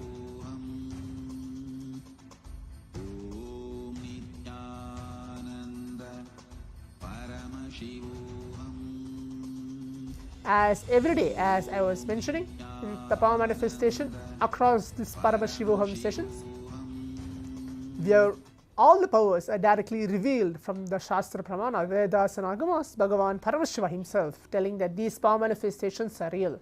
For those of you who are attending, today is the day 4 of this Paramashivoham sessions.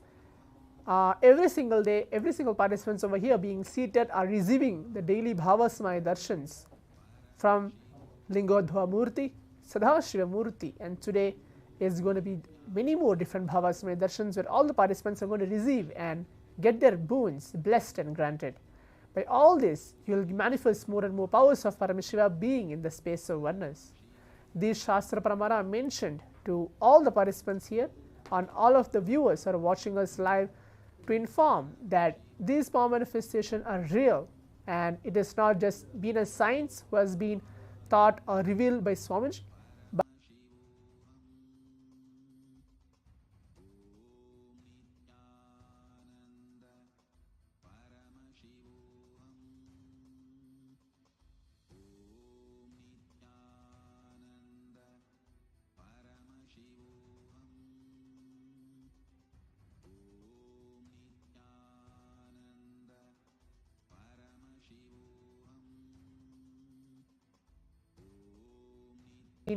taught or revealed by Swamiji.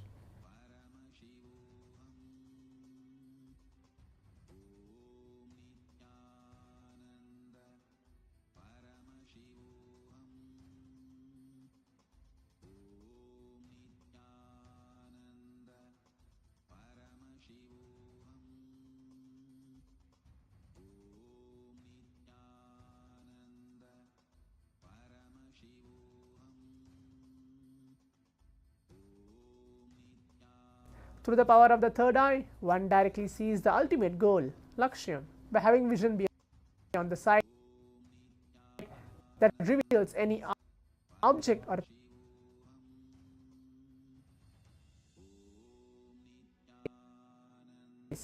attaining the space of oneness with the source, Paramashiva himself. For all of us,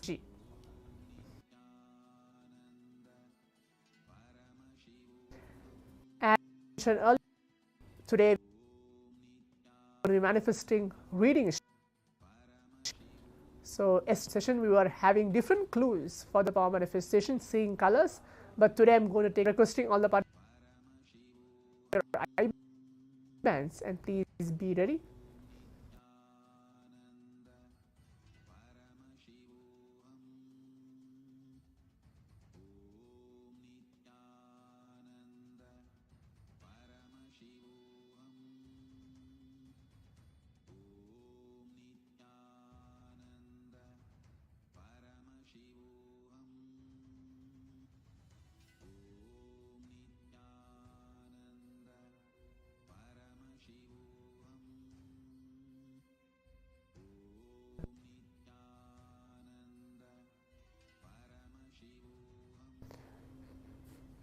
Now visualize Paramashiva onto arena space. Remember Swamiji, third eye, put your eye band on. Close your eyes. You can put your eye band response to wear your eye bands. Visualize Swamiji and start chanting the Mahavakya. Om Nithyananda Paramashivoham. Nithyananda Paramashivoham. Om Ananda Paramashivoham.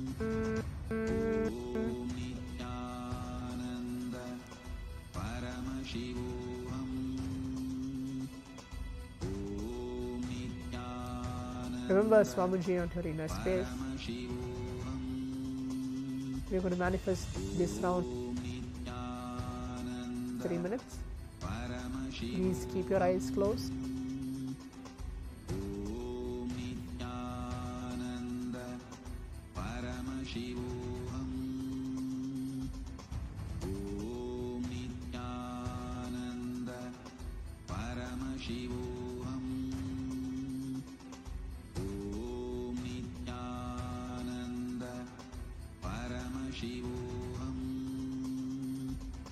Requesting all the participants, the round 1 of the power manifestation has been started. Let our biology become one with Paramashiva's biology. Let macrocosm we carry become one with microcosm. Let the microcosm we carry become one with macrocosm of Paramashiva. Let our organism become one with Paramashiva's organism. Let Paramashiva's organism become one with our organism. Let oneness become living strategy, living experience of all of us. Please keep your eyes closed. Do not open your eyes in between the sessions. Paramashivoham. Om Nithyananda Paramashivoham. Om Nithyananda Paramashivoham. Request Swamiji to show what is the shape which is being revealed to all of you through the third eye. We have 1 minute to go. Keep chanting the Mahavakya. Please keep your eyes closed. I can see some of the participants are opening their eyes. Do not open your eyes now.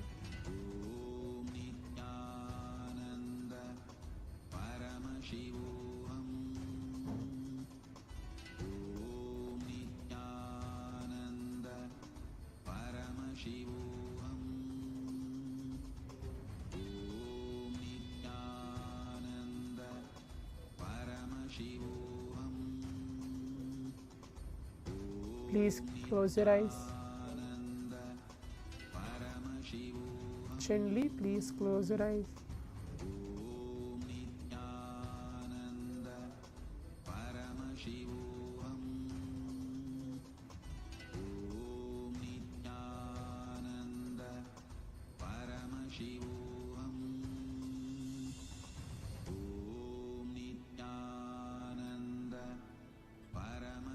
Just be in the space of oneness.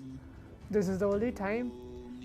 This 21 minutes of this power manifestation is dedicated to all of us just to manifest the powers of Paramashiva.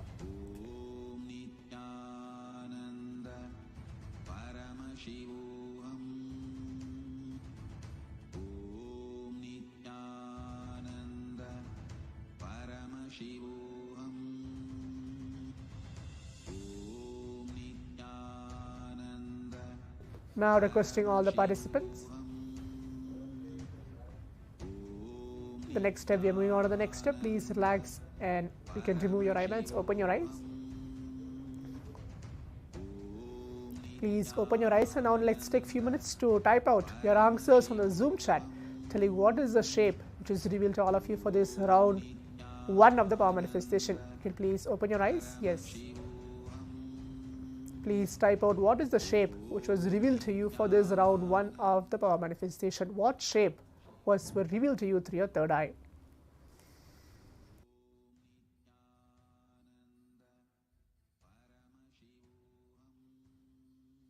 I can see the participant named as Daniel Bhatyar has put a message circle. Okay. Please leave the message of telling what is the shape was revealed to you for this round 1 of the power manifestation.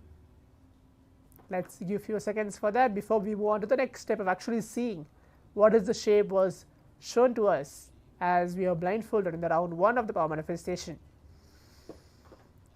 Chenli, you can leave the message. Pavan K, you can leave the message. Yes. Okay. Pavan also has put a message. Circle 2. Great. That's wonderful.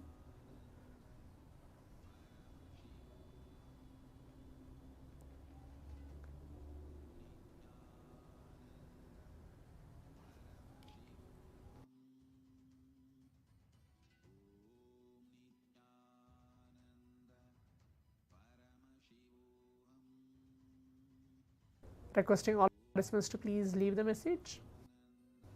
On the telling what was the revelation which was revealed.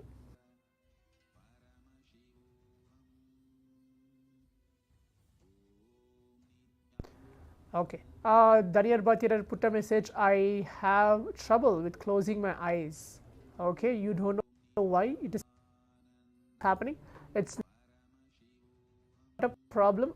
It's going to be anyway healed as you're going to manifest days. Closing eyes. Do not do anything else. Do not focus. Just close your eyes and remember him. That's more than enough. Few thoughts comes. This just comes and goes. Remember Swamiji and close your eyes. When you practice this within the next few days, you will see that problem which you have, that you are feeling that something is going on into your eyes and you're not able to close. You're having some trouble. That will be completely healed. Okay, yeah, that's not an issue at all.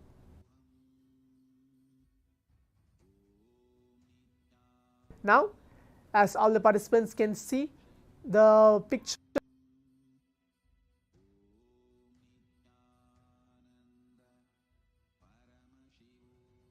or the shape which was chosen for all circle was chosen. So I think so. Many of the participants have manifested this as pictures. Are first good. The shape was circle was chosen for all of us.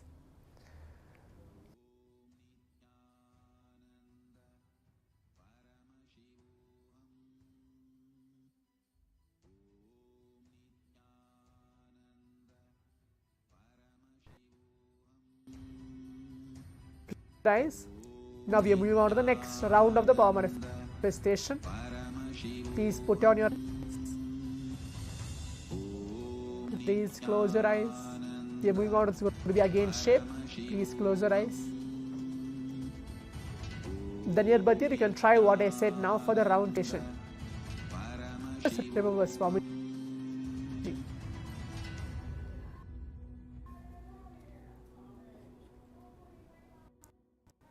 Visualize Swamiji onto your inner space and keep chanting the Mahavakya.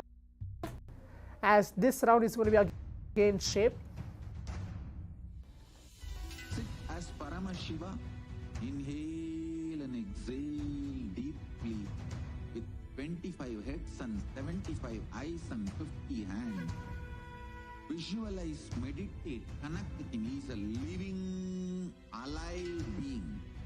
Drop your form into his Please close your eyes. Still I tell to open. We have again 3 minutes for this round. Is dissolved into his form. All my disciples, now I am initiating. Just see what's chosen for all of us in this round. Keep seeing. Keep the chant of Mahavakya. Feel, or any of the participants feel some disturbances, or you just see a darkness. Paramashivoham. Om Nithyananda Paramashivoham. Om Nithyananda Paramashivoham.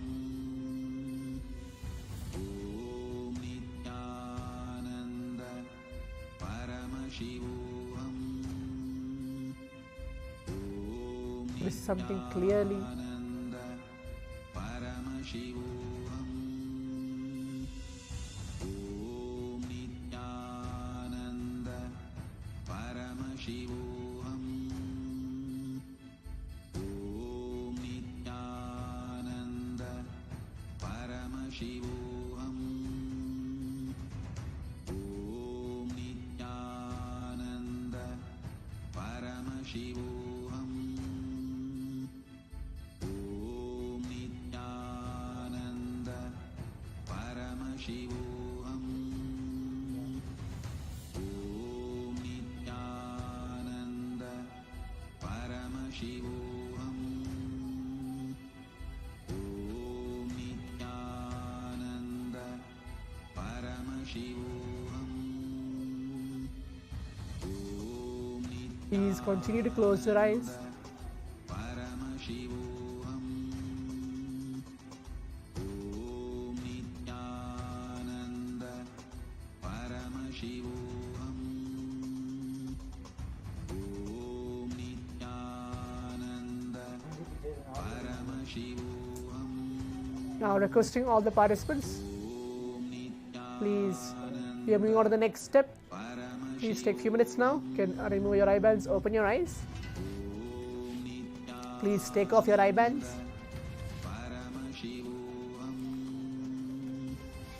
Yes, now the round 2 of the power manifestation has been completed. Now please take a few minutes to leave a message on the Zoom chat telling what was the revelation which you had for this round 2 of the power manifestation. The round 1 was circle, so let's see what's going to be for the round 2 of the power manifestation. Please take a few minutes for that before we move on to the next step of actually seeing what is the shape was chosen for all of us for this round 2 of the power manifestation.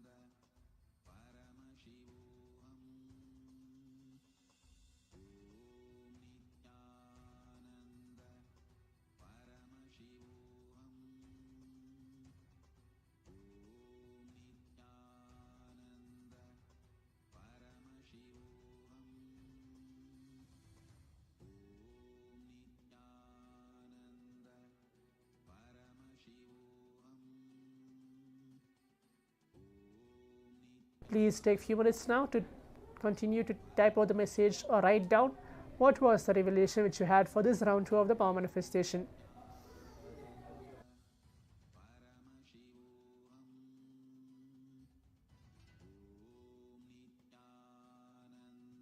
Now, as all the participants can see, the image was chosen for all of us was the image of a triangle. The shape was chosen was a triangle shape. So I hope many of the participants have manifested this round of power manifestation. The round 2, which the chosen shape was the triangle shape. So the first shape was circle and the second shape was the triangle shape for this power manifestation.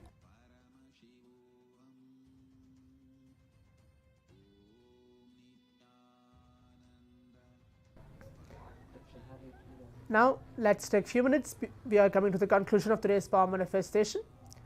We're going to upload our pictures, videos, or any of our experience, the breakthroughs which we had in today's power manifestation, these 21 minutes intensely connecting ourselves with Paramashiva. You can take a few minutes now to post your experience on the social media.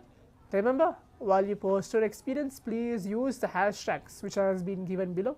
The hashtag Kailasa, hashtag Nithyananda, hashtag power manifestation, and the final hashtag is Paramashivoham. Please take a few minutes and post your experience of the power manifestation.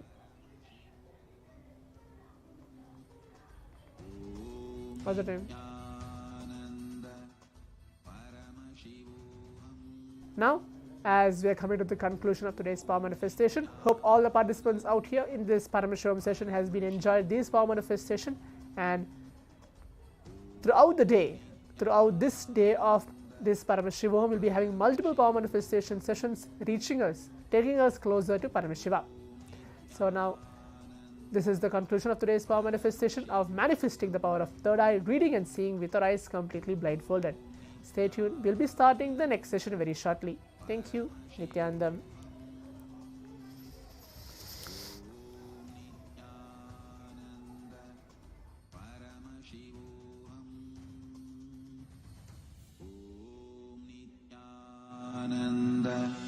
Your fears, incompletions, insecurities, nothing is needed for you to exist. Paramashiva alone is enough for you to live absolutely, blissfully, celebrating, fulfilled, complete, intensely. Paramashivoham.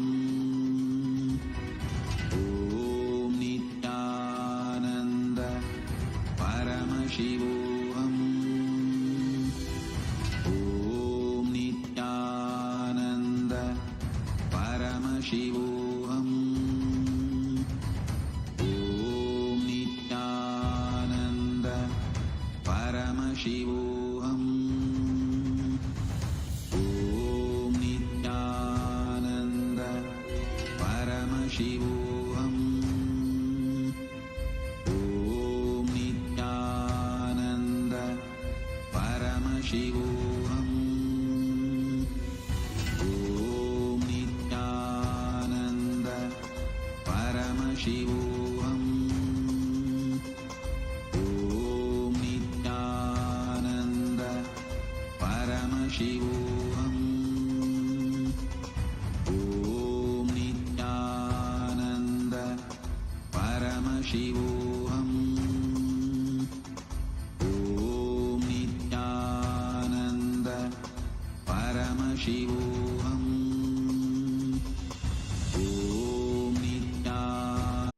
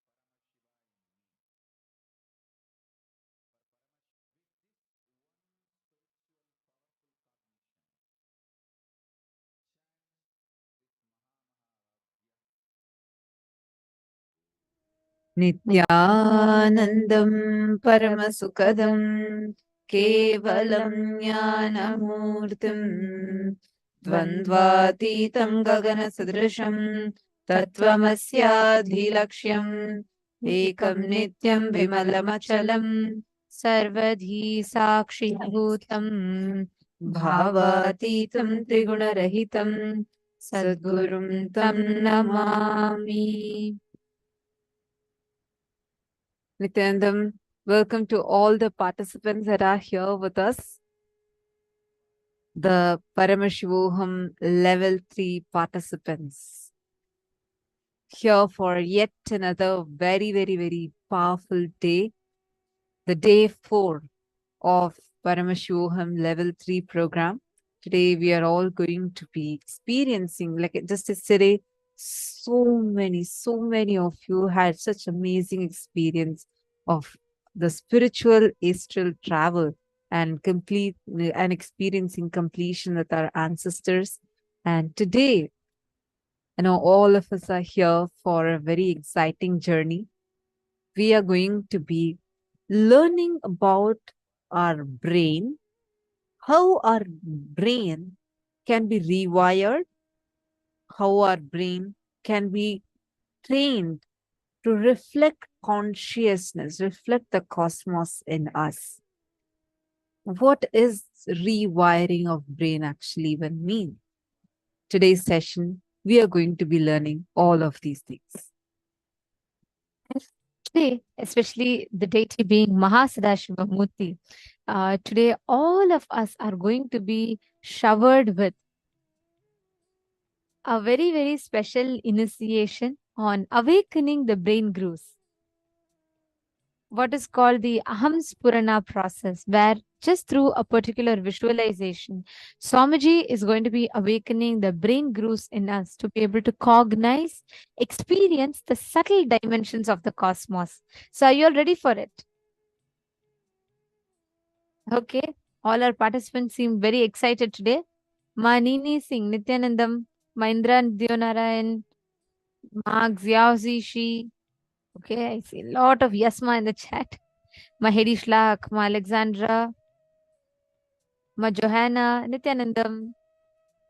Okay, great. See, today's day is all about understanding the higher dimensions. We also are an understanding about how the basic dimensions of the cosmos work yesterday. What are the parallel universes?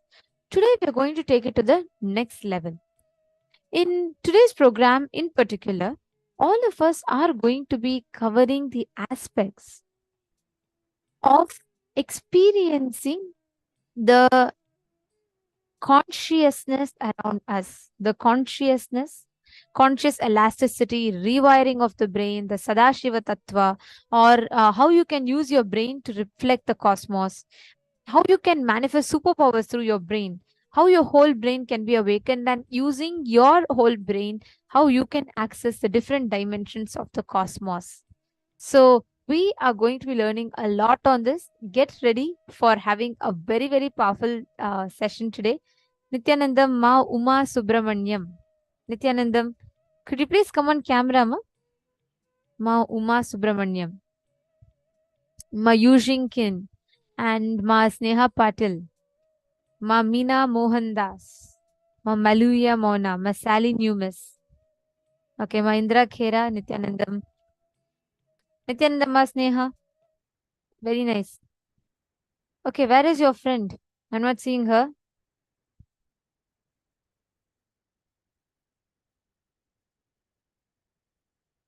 Nithyananda Ma Uma Subramanyam, are you from Malaysia, Ma?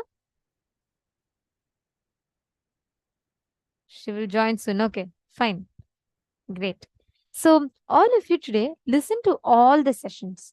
The truths that Swamiji is going to be revealing in every session is going to be working on building the powerful cognitions in us. Give us that experience, a very, very powerful experience as to how you can awaken your brain, and through your brain, how you can access the multiple dimensions of the cosmos. Actually, you should know your brain is the most powerful telescope, most powerful microscope, meaning your brain can see the most distant planet, like let's say Pluto, Andromeda galaxy, or anything farther than that. So, even you can see the number of white blood cells or the number of blood cells or platelets in an in a rabbit that is running in a remote region of Amazon forest. You can see most precise detail of something, or you can see the most farthest detail of something. Your brain is the most powerful telescope and the most powerful microscope. Today, we are going to learn about this. See, when our brain experiences the superconscious mutation, and you are going to have a very, very, very powerful rewiring process. Like literally, your brain would be rewired for a success. So, without further ado, let's enter into the sessions. The first session we are going to be learning about is the samadhi experience that we are going to be experiencing during the day. This is the Swarupa Samadhi. Thought is nothing but your inability to cope up with reality. The definition of a thought as per Paramashiva, inability to cope up with the reality. Whenever you are complete with the reality, you just function without something called thought. If you know you are thinking, there will be an incompletion and itching, irritation. If you are acting out of completion, there will not be any thoughts.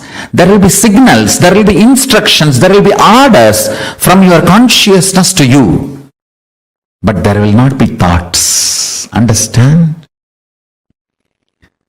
Signals coming from your consciousness, instructions, orders, commands coming from your consciousness to function, to be alive, to be active, to do something is not to be confused with the irritating, itching, confusing, incomplete, internal incompletion thoughts or thought currents. Listen. Thoughts are not needed for the consciousness to own, possess your intra-organ, internal organ and your body and move your life. You need to know, you confuse between your thoughts and the instructions of your superconsciousness to your consciousness, to your consciousness, to your intra-organs, from your intra-organs to your internal organs, from internal organs to your body. Don't confuse that and this. Listen carefully. Paramashiva moves this whole universe without thoughts, being in the state of Paramashanta Swarupa.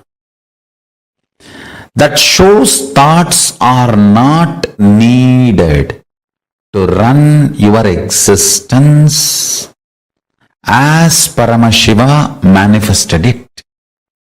Thoughts are your feeling something is missing, inadequate, not enough, incomplete.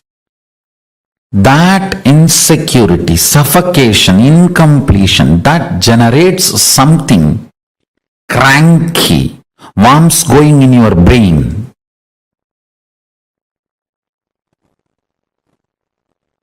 Parasites running in your intestine.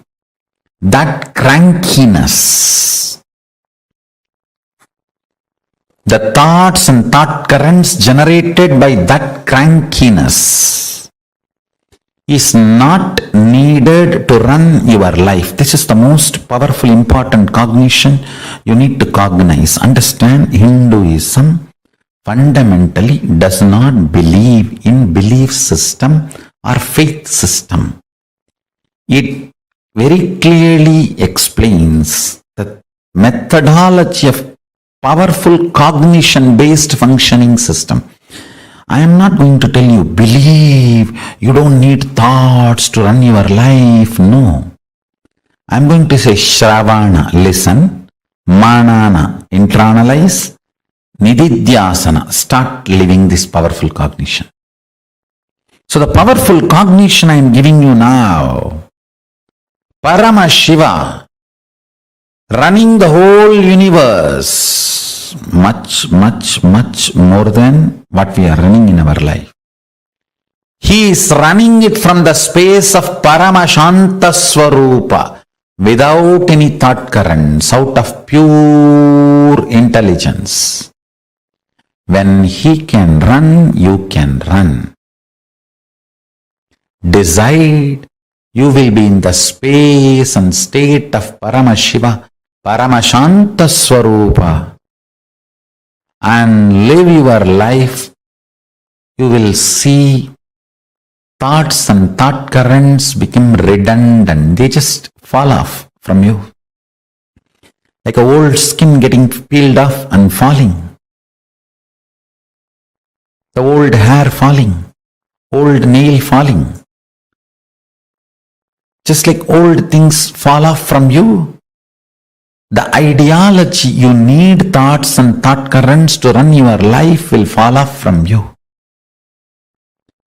Meditate on this powerful cognition. Internalize it. Internalize it. Manifest it. Do Shravana Manana Nididhyasana of Paramashanta Swarupa.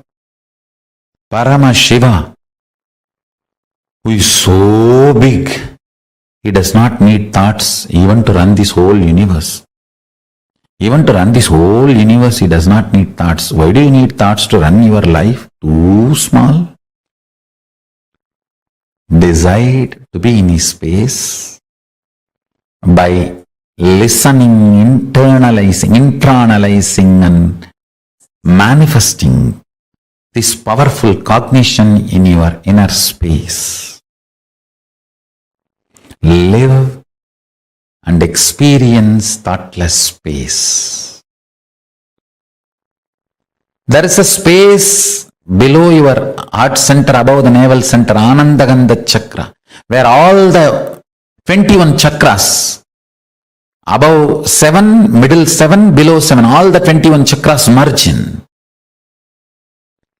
In that Anandagandha space, remember you are Paramashiva. What you feel as Paramashiva, what you feel as I and Paramashiva is one and the same. With that decision to cognize Paramashivoham, Paramashanta Swarupa, Paramashivoham, he will manifest more and make you cognize you don't need thoughts and thought currents to run your life. Without thoughts and thought currents, just by directly manifesting his intuition and Paramashanta Swarupa, you become more and more efficient, more and more energetic, more and more alive, more and more spiritual, more and more strong, more and more enlightened. Your breathing and his breathing is one and the same. Please understand, this is the real good news he wants to tell you. If you are breathing, he is breathing inside you. Your breathing touches his breathing and comes back. Every time when your inhaling goes in and turns to come out, it touches his breathing and then comes out. So where your inhaling breath takes a turn as exhaling breath, that is where He is residing, He is available to you. His breathing and your breathing connects, only then takes a turn. That space is Paramashanta Swarupa.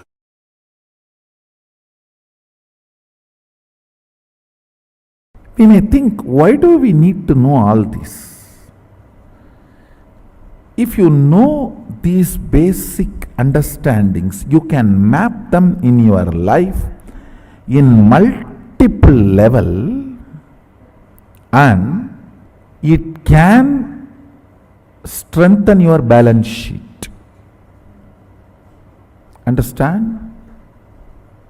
It can make you healthy, wealthy,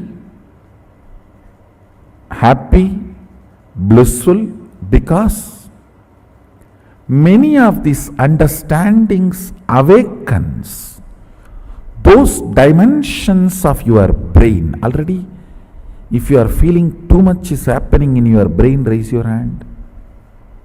Good. Those electrical signals, understand? When the owner is introducing his home and you are sitting in front of him, his neurons, brain neuron activity mirrors in your brain.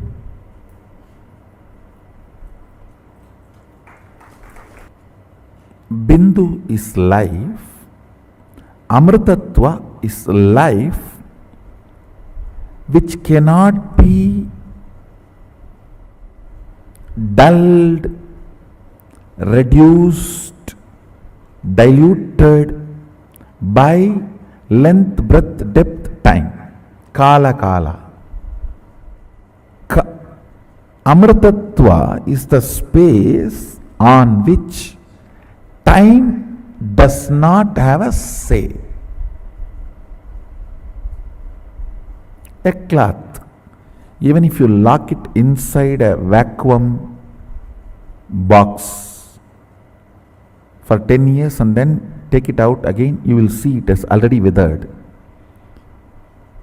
No weather would have operated on it, but time operates on it.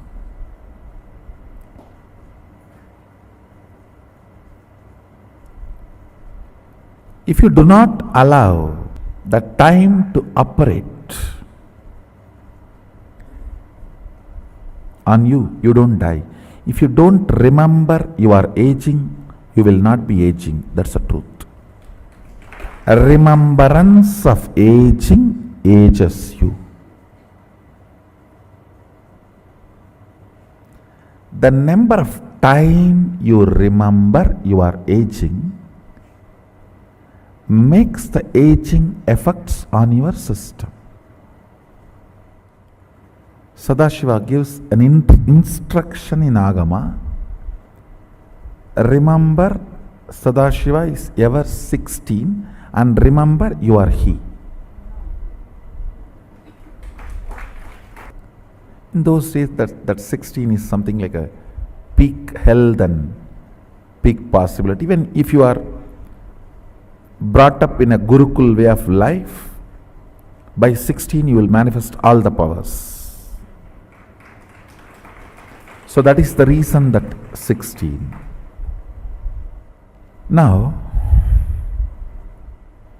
length, breadth, depth, time, space, all these are called dimensions of universe. The Shabda, which is byproduct of depth, Nada and Bindu, which is byproduct of time, Nada, Bindu, Amritattva, it's called Amrita Kala. These things, these heads above, they are called multi-dimensions of the universe. Understand? You cannot call Shabda as the fourth dimension of universe. No. Third multi-dimension of the universe is Shabda. Fourth multi-dimension of the universe is Nada Bindu. Fifth multi-dimension of the universe is Nada Bindu Amritakala.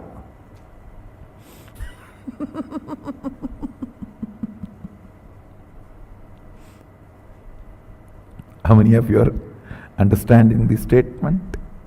First dimension is first dimension.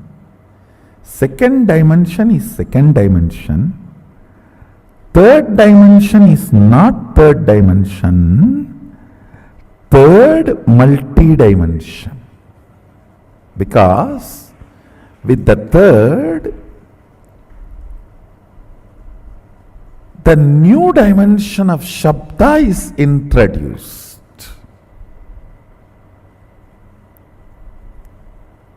Which cannot be called as dimension because we are using the word dimension for fourth, fifth, sixth, seventh.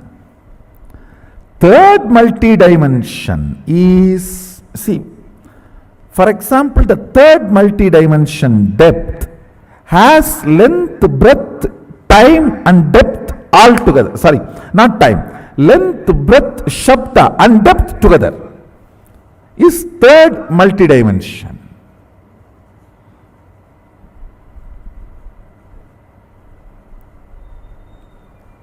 You should know why our masters describe gods with multiple heads. Fools are those who criticize the forms of our Hindu gods, who do not know the universe. They say, why so many heads, so many hands? You don't know. You know only handicapped persons. You do not know multi-handed persons. You know only headless chickens. You do not know multi-headed beings. Third multi-dimension holds length, breadth, depth and Shabda. The fourth multi-dimension holds length, breadth, depth, time, Nada and Bindu. I do not want to use the same word Shabda for Nada, because Nada with quality of life is no more Shabda. For example, Shabda can be called as a raw, precious metal you have. Nada is like you sold that metal and have a currency, cash in your hand, which is more active and useful and available for you. Shabda is raw, Nada is refined. And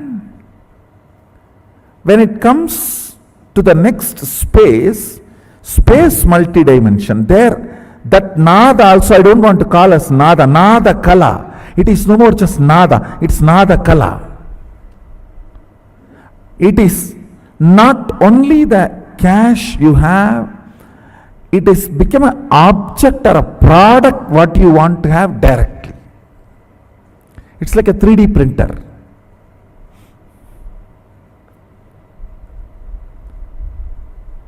Out of Nada Kala, you can just directly do 3D printing of anything you want. Above the Nada Kala is Bindu Kala. Above the Bindu Kala is Amrita Kala.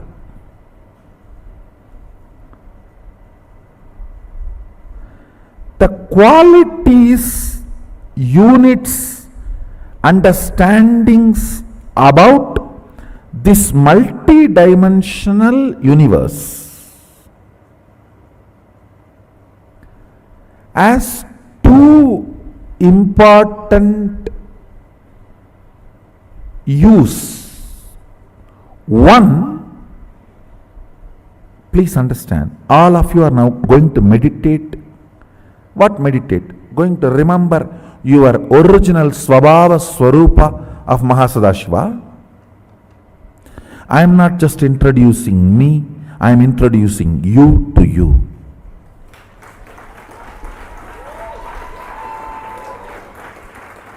I do not talk to anybody who is less in my stature. Understand?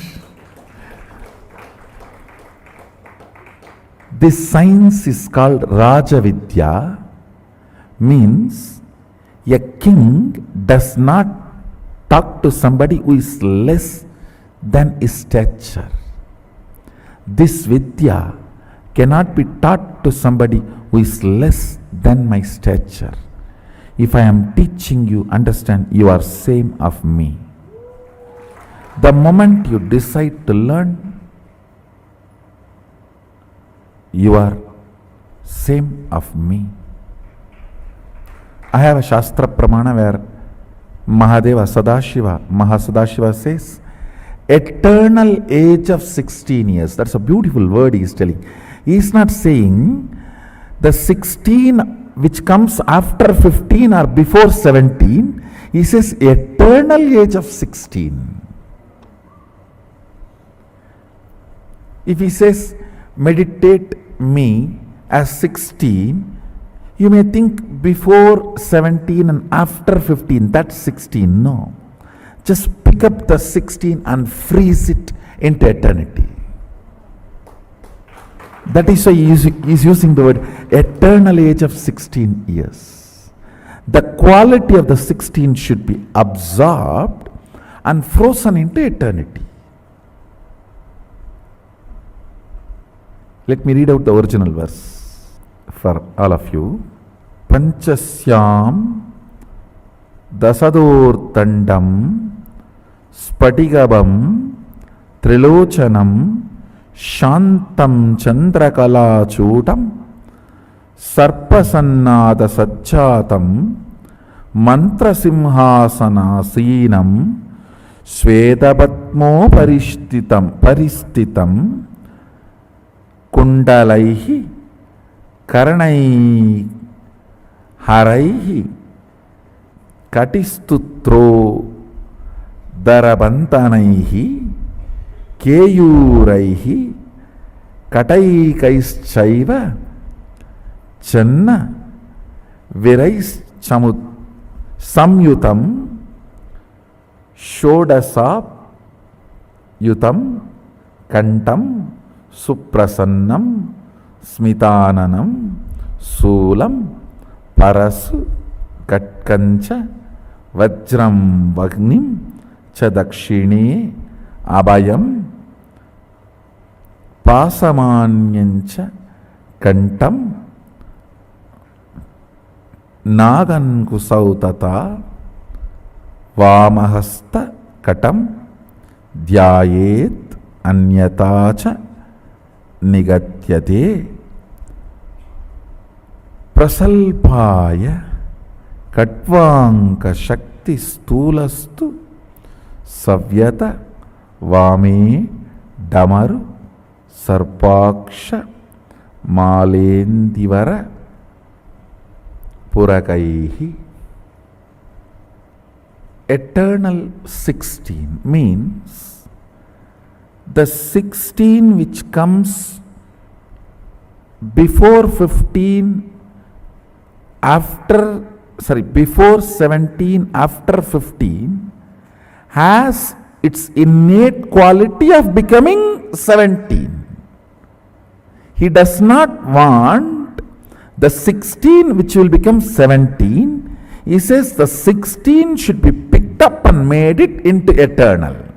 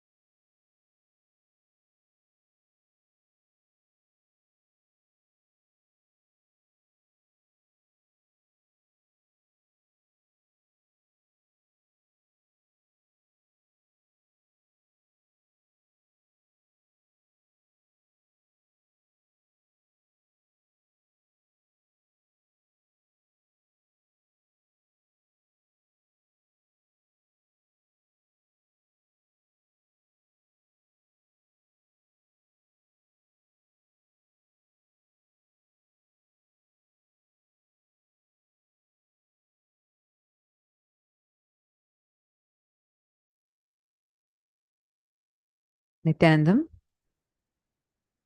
Nithyanandam, sorry for the technical glitch. We face a small technical glitch, hence the delay. Complete for that. I hope all of you are able to see us and hear us clearly. What did each of you understand about Swarupa Samadhi and understanding about how you can reduce the thoughts? What are the clicks that each one of us had during this session today?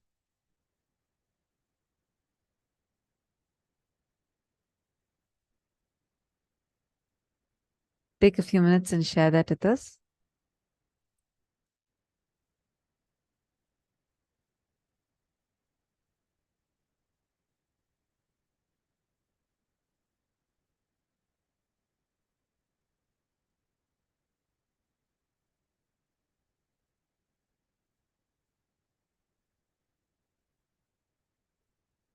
See, what Swamiji revealed right now, what we listen to right now, is actually like only when you are, when you do a lot of tapas and you do so much of penance, people do intense tapas to achieve the state. Swamiji is giving us very, very, very, like just like that, like so easily Swamiji is gifting this science, sacred science to us. Now, what we were learning about. See, today we are going to be having the darshan of Sadashivamurti. Swamiji explained to us what to do if thoughts arise.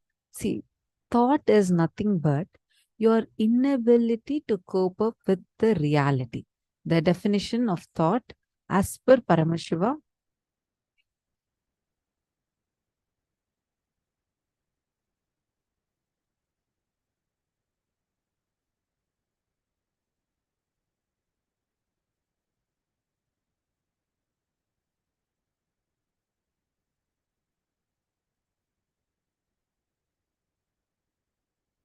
Sorry, are you all able to see me now?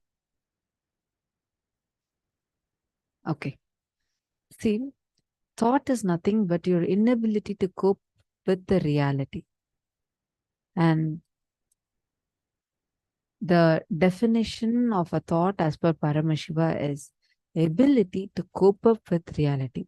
And thoughts are not needed for the consciousness to possess your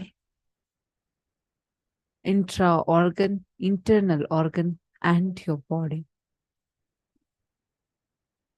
How to run your life without thoughts, that's what Swamiji very beautifully explained it to us and answered us.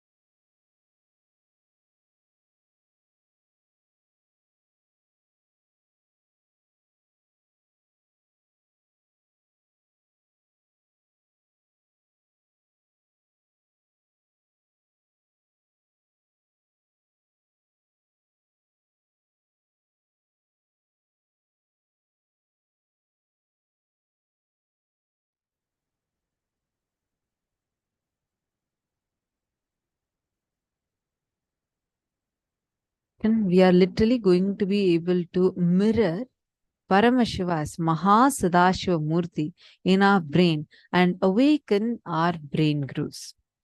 Now,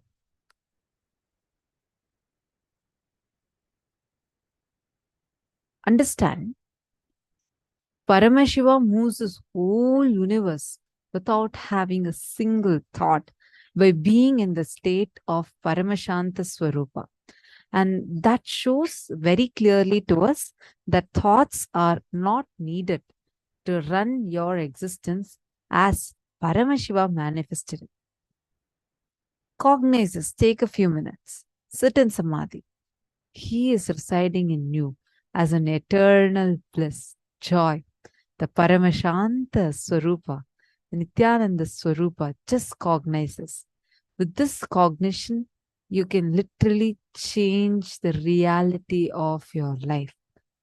Meditating, like very beautifully Swamiji says, meditating on Paramashiva as this eternally youthful, just 16-year-old form of Paramashiva.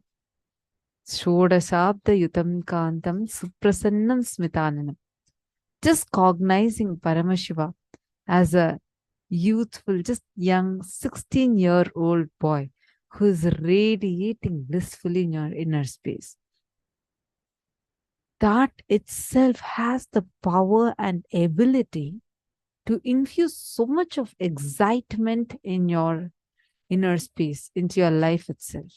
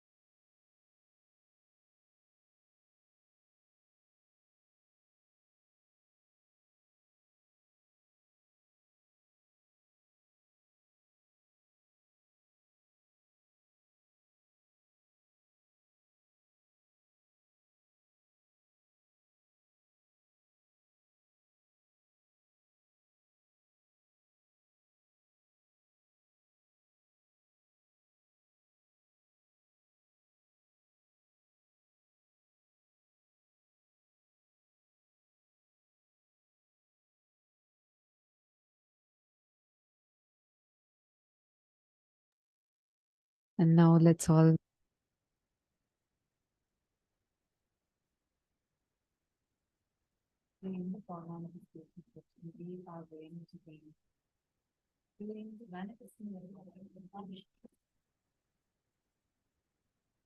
Actually, I'll tell you all one thing. Talking about the activation of our whole brain, right? Like you're functioning the whole brain. Whenever you are manifesting the state of Mahasadashiva, understand today Mahasadashiva is the Murti. Like there is a manifestation of Paramashiva that all of us are going to be having the darshan of. He literally embodies the form where you experience the 25 states of consciousness, the 11 dimensions of the universe, and the Panchakrityas of the cosmos. Mahasadashiva is that form which represents the 25 states of consciousness, an amalgamation of that and the 11 dimension and the vertical time zones. So every one of you that are here, Ma Jnana Yogini, Ma Virupaksha, Ma Sneha, Ma Chetana, please understand, today all the sessions, all the power manifestations are going to be again and again bringing you back to your strength, existing on the strength of consciousness, how that conscious elasticity manifests in you. Are you all understanding?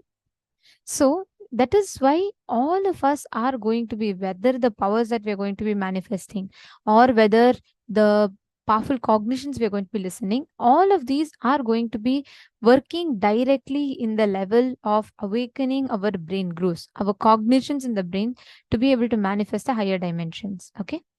This particular power we are going to be manifesting, the power of consciousness over matter. See, our existence as consciousness is much, much, much more stronger and powerful than our existence as matter. Like how, if you put one, just like a small, like little bit of fire, like a hot stick on something, versus putting a huge burning fire, there's a big difference, correct?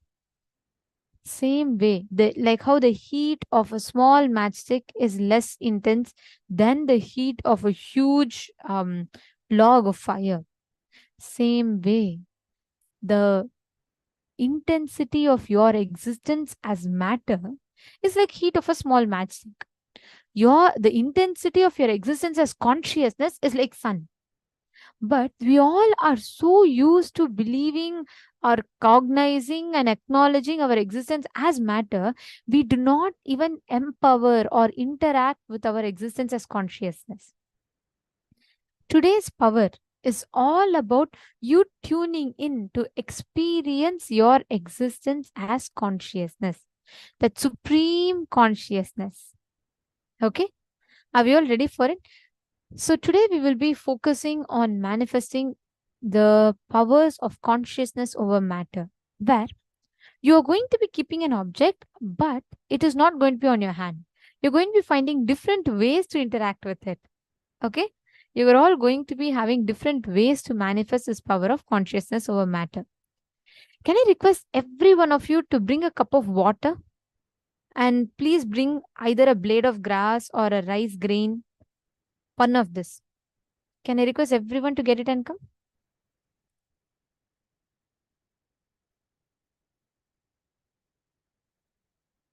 Ma Zunyu Zeng, Ma Yoga Jnana Rupini, Ma Shushwa Chen. Come on, every one of you, please bring a glass of water with a blade of grass or a rice grain. Anything is fine. Something that floats in the water.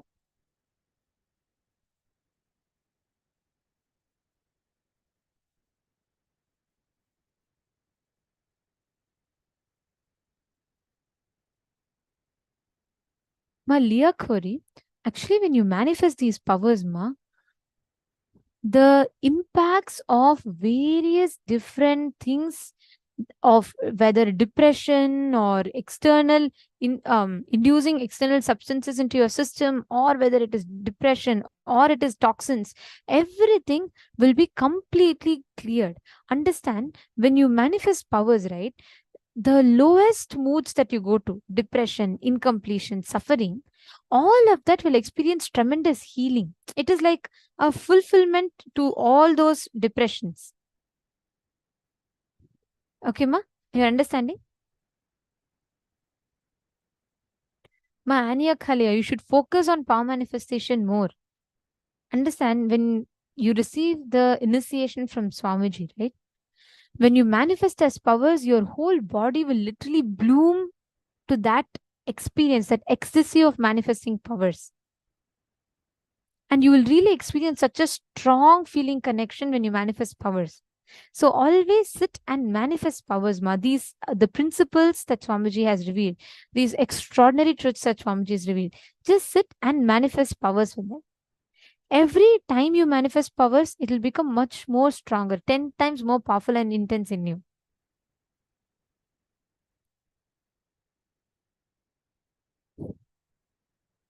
Great. Wonderful. Now let us all enter into the power manifestation. Now, all of you have kept a cup of water, right? Listen very carefully. The intensity of your existence as consciousness is more powerful than the physical matter. You don't need an external force. You don't need a physical force to move the matter in front of you. Your consciousness, which functions, fuels, and runs the matter. There is one part of you, your consciousness, which runs your body, right? Something in you is commanding. Your brain commands your hand has to move, your hand moves. Your brain commands that your stomach is hungry and you have to pick up the food, your hand goes and picks up the food. Same way, that consciousness is something that commands even the brain. It is powerful, 10 times more powerful. Immediately, it will give you the response. Understanding? So, with that cognition, all of you sit and declare, decide to manifest the power of consciousness over matter. Means, decide, I am consciousness. Because I am consciousness, the matter in front of me has to move. That's all. That's all should be your declaration. With that, move the object. You will see, don't make sure that the fan is not on and something is from external should not move. And same way, you should not hold the glass in your hand. Keep it on a table somewhere where it is not moving or shaking much. But with your will, tell you want the needle to go in the right direction. You want the grass or rice grain or something to go in the like circular direction. Whichever direction you declare. Chant the Mahavakya. Literally visualize that consciousness actually going and working with it. You will see how the manifestation will happen. Understand, Swamiji made a very, very important revelations in this session. Swamiji said, our thoughts are nothing but our inability to cope up with the reality. You don't need thoughts to survive. You do not need thoughts to exist. You do not need thoughts to survive. So please do not entertain, cherish, create any thoughts. Connect intensely to Swamiji. Drop all the thoughts that is happening in your inner space. Only again and again come back to the idea, I am consciousness, I am supreme. From that space, sit and manifest. Shall we all start? Come on. Please chant the Mahavakya. Let us all start the manifestation. Nithyananda Paramashivoham. Om Nithyananda Paramashivoham. Om Nithyananda Paramashivoham. Om Nithyananda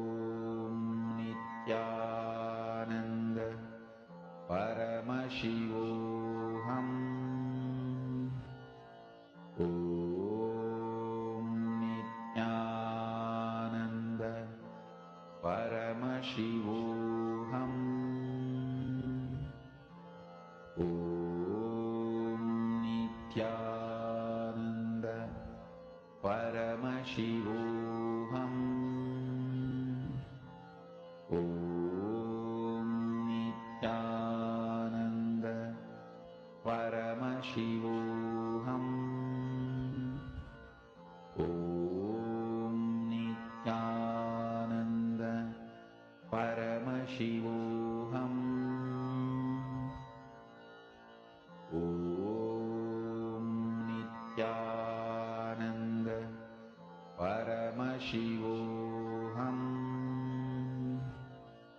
Om Nithyananda Paramashivoham. Om Nithyananda Paramashivoham. Om Nithyananda Paramashivoham. Every one of you, bring your entire awareness and complete awareness on that object. So you don't need to do some concentration or anything, but just chant the Mahavakya again and again. Ma Alexander should sit straight when you manifest. Malia Khori, everyone, sit straight. See the object, and Ma Anandeshwari, I can already see that you're starting to manifest, Ma. Intensely just sit and look at that. Don't get distracted. Every one of you, please do not get distracted.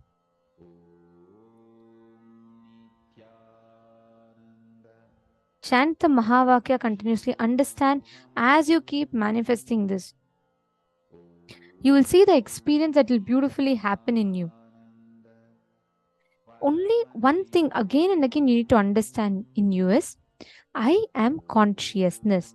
Your consciousness is 10 times more intense than the matter that is in front of you.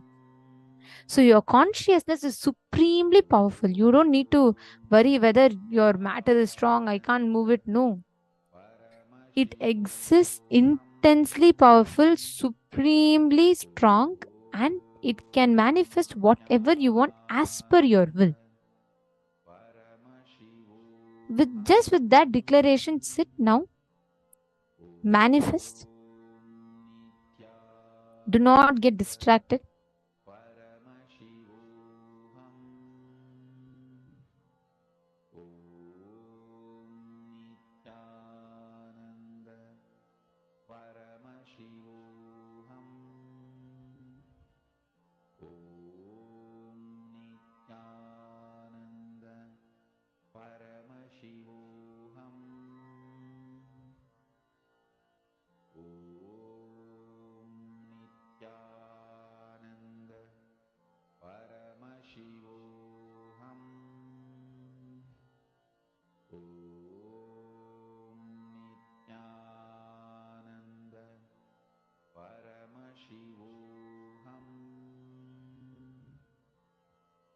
Chant the Mahavakya.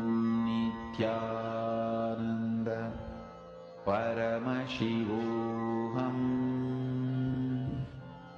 Om Nithyananda Paramashivoham. Om Nithyananda Paramashivoham.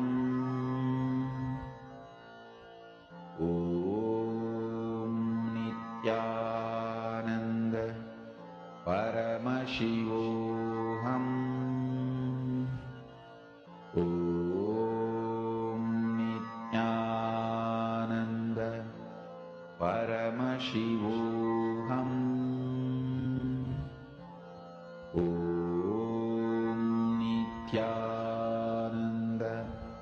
Om Nithyananda Paramashivoham.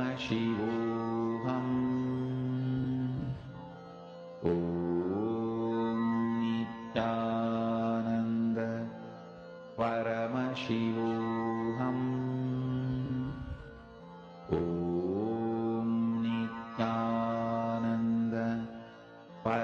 Paramashivoham. Om Nithyananda Paramashivoham.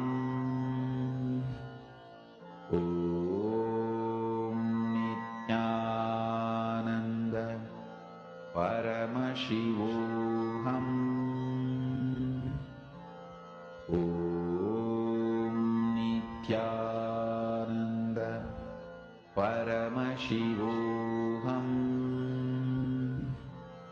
Om Nithyananda Paramashivoham.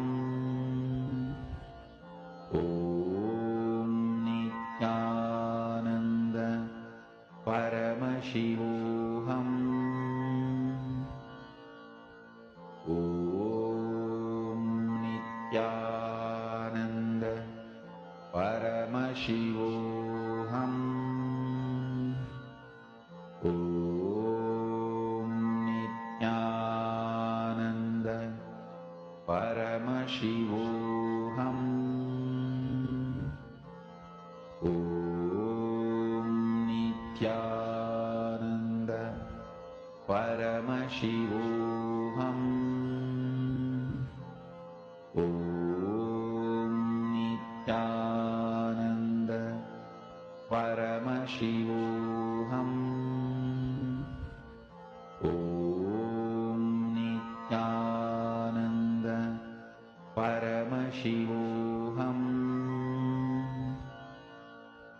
Om Nithyananda Paramashivoham. Om Nithyananda Paramashivoham. Om Nithyananda Paramashivoham. Om Nithyananda Paramashivoham. Om Nithyananda Paramashivoham. Om Nithyananda Slowly, please relax. You all can relax. Now, this understanding how you are going to be experiencing that space of Mahasadashiva in you, accessing these ultimate dimensions of the cosmos and enabling yourself to manifest these higher dimensions. Now we are going to be listening to a very, very important session where you will understand about how consciousness, when we say consciousness, how it is all pervading. Consciousness that exists everywhere. Sthavaram Jangamam Vyaptam. A very, very important aspect of consciousness. Let us now listen to the revelation.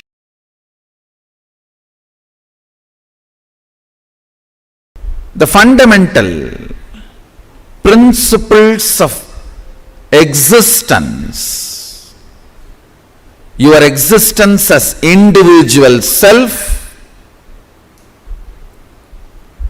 or your existence as part of the society, your existence as part of your family, your existence as part of your community, your existence as part of your country, your existence as part of the humanity, your existence as part of the cosmos. In every level of existence, there are some fundamental principles to manifest what you want as reality. Mahadeva, Sadashiva explains this science as Agama.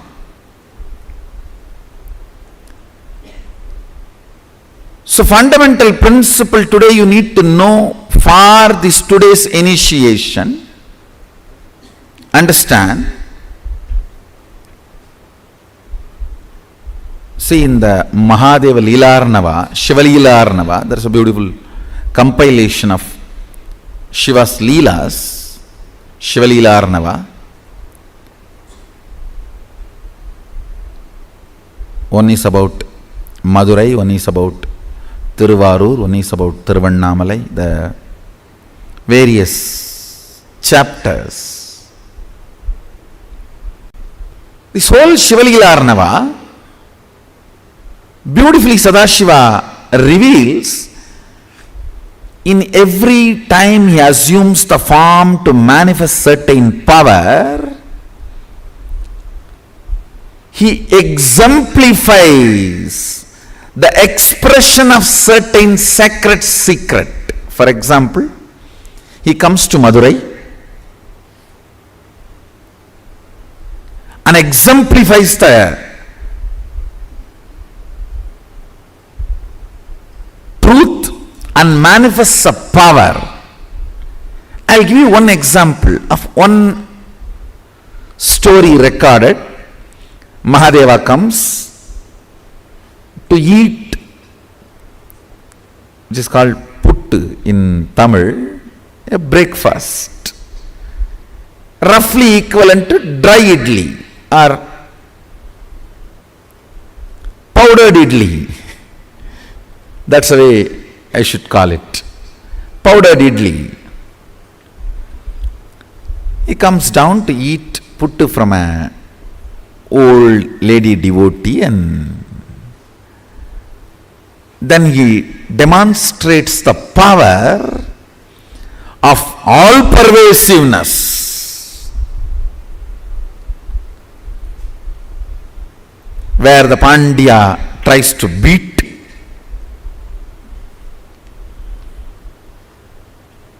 Mahadeva with his ruling staff, which still has the mark.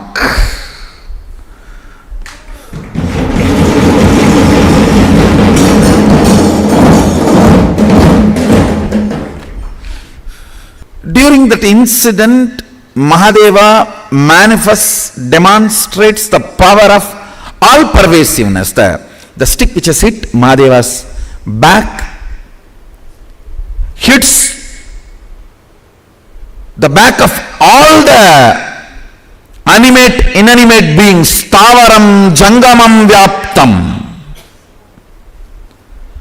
Animate and inanimate. Whole thing experiences that stick.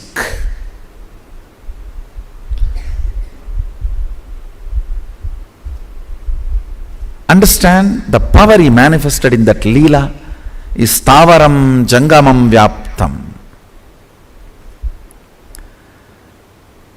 And the sacred secret he demonstrated in that Leela. He comes down to eat the love. Understand, not the pity, but the love.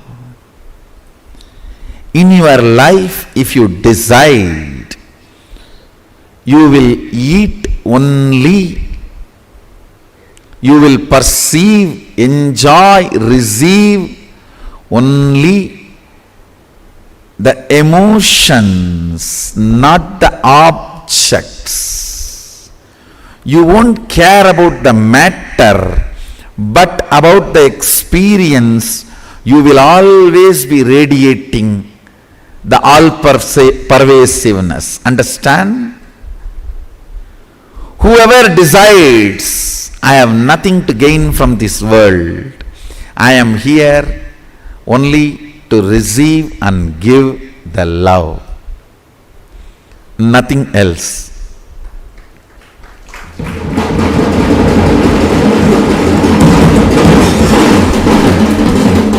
He receives the love of the Vandi, gives her the completion of feeling fulfilled. Neither pity is big thing for him, nor the work he is supposed to do, he is doing. He does it in a different way. The story beautifully says, he puts the semmad, means his turban, for his head and lies down. But the ministers are asking him, hey, put the sand and stop the Vaigai, build the embankment. He says, fools, you don't know from where the water is coming. I am covering from where water is coming. Hey, I am covering the source, fools. I am doing my job. You don't understand. It's coming from here, so I have to cover it here, not there.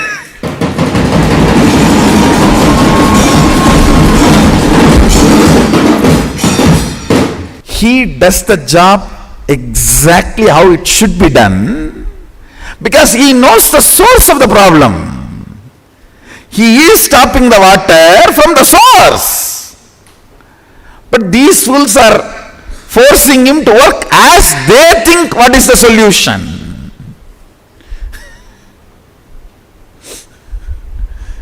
They think dumping the sand on the banks of Vaigai is the solution. That is the job he is supposed to do.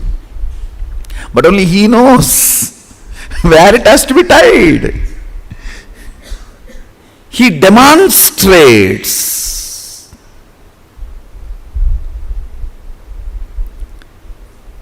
perception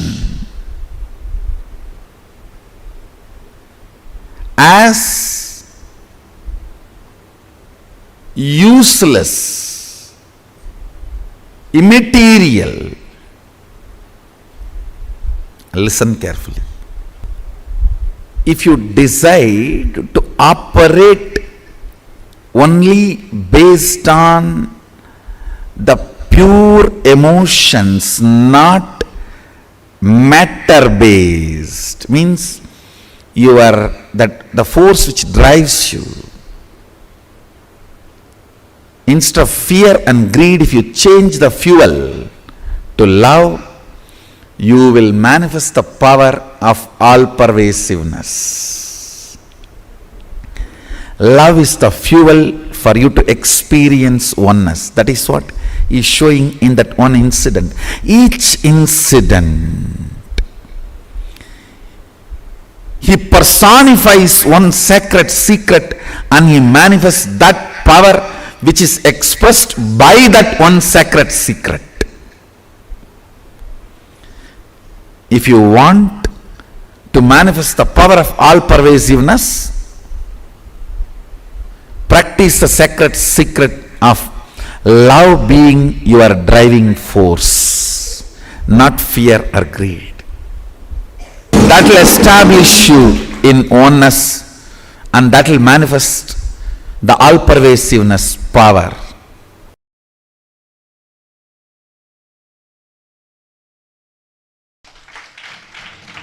Listen carefully. I'll not only logically establish, I'll establish it experientially.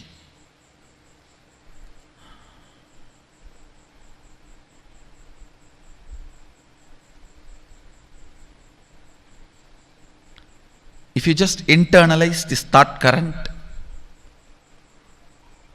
you will experientially experience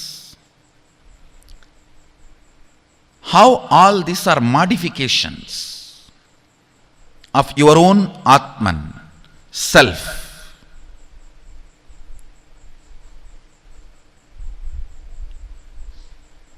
Your own existential experience is only one, your Atman.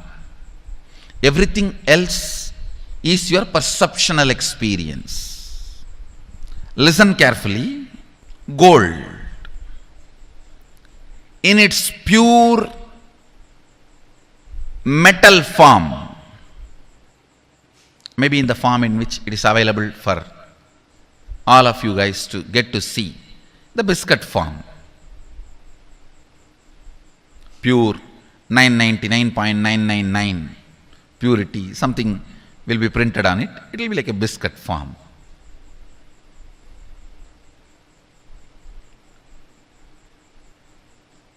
That is the existential reality, existential experience. Everything made out of it, whether it is a crown or the earrings or the chain or the udyanam or the ring, everything made out of it is a perceptual reality, not existential reality.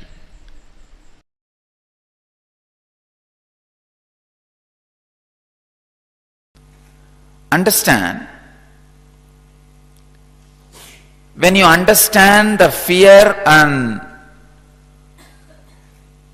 joy, pain and pleasure are illusion and delusion, that very understanding will make a huge change in you.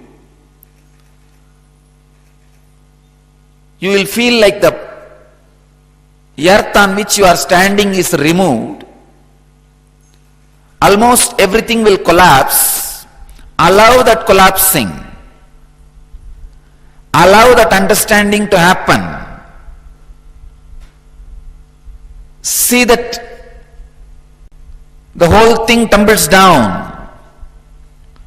Whatever you build as your identity suddenly will change.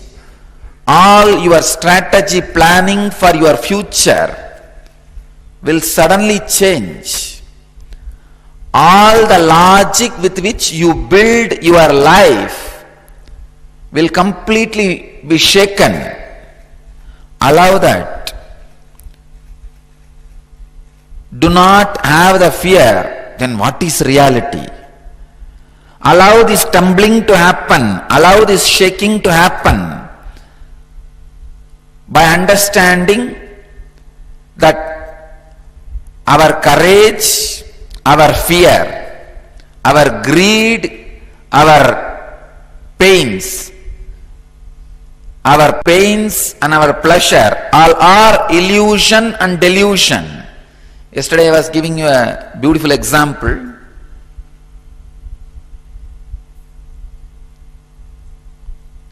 Many times life actually tests you. Life actually wants to test your stability, your understanding, your strength. But in a very foolish way, you respond and react and create whole thing as a mess. Please understand. Many times life really tests you. Do you stand this fear, which is delusion? Do you stand this greed, which is illusion? Or are you going to react in a foolish way and create bigger problems, bigger mess?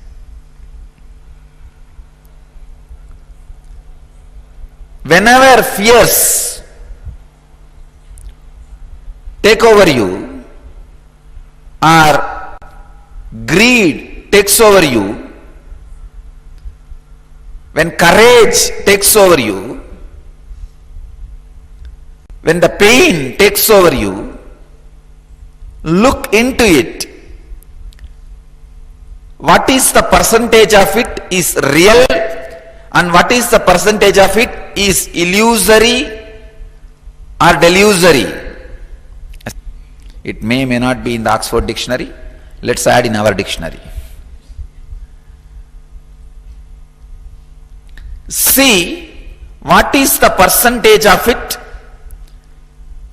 is contributed by the illusions and delusions, and what is the percentage can be attributed to the real incident may not happen in your life.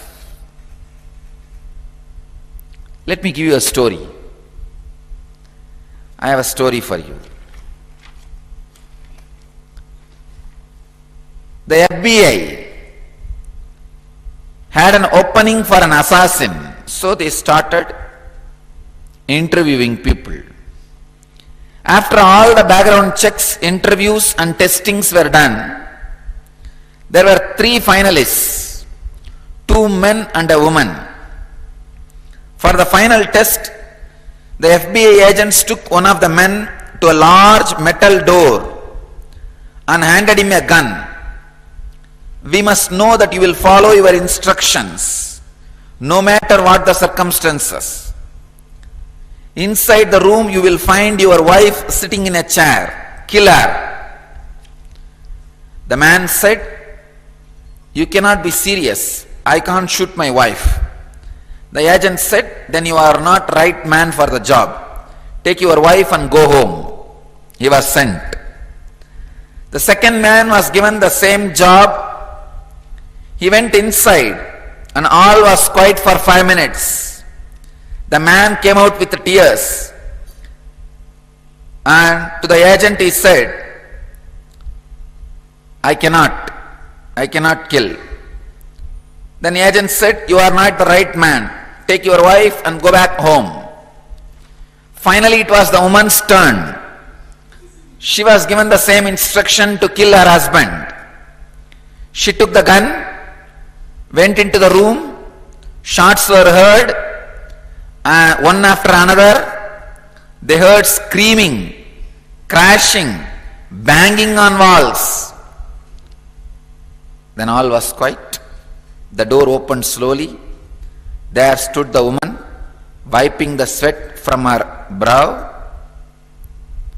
Agent asked, "What happened?" She said, "This gun is loaded with blanks.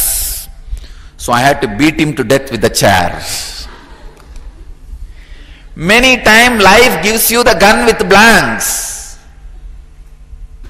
to test. But unfortunately, you make mess. Stand and see when the wave of fear takes over you, when the wave of greed takes over you, when the wave of courage takes over you, when the wave of pain takes over you. Wait, look, see. What is the percentage, the possibility of delusion and illusion? What is the possibility of the real incidents which may not happen? And how this fear is going to impact your ability to handle the real incident if it happens?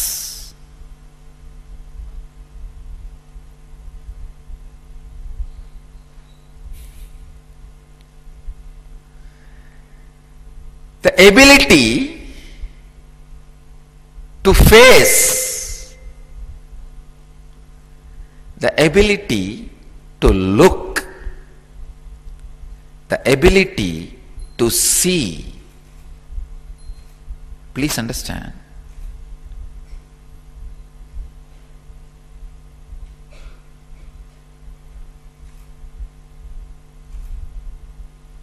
Ability to look without being bothered what is reality. Please understand, the moment you have the fear, the questioner, the fear which this questioner is having, what is reality, Swamiji?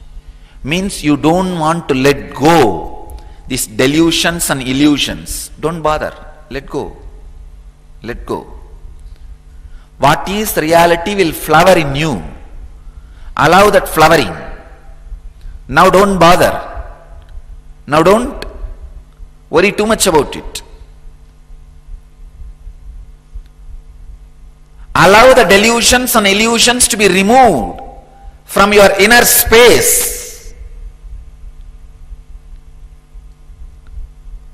You will see the real incidents, which is reality, will never hurt you.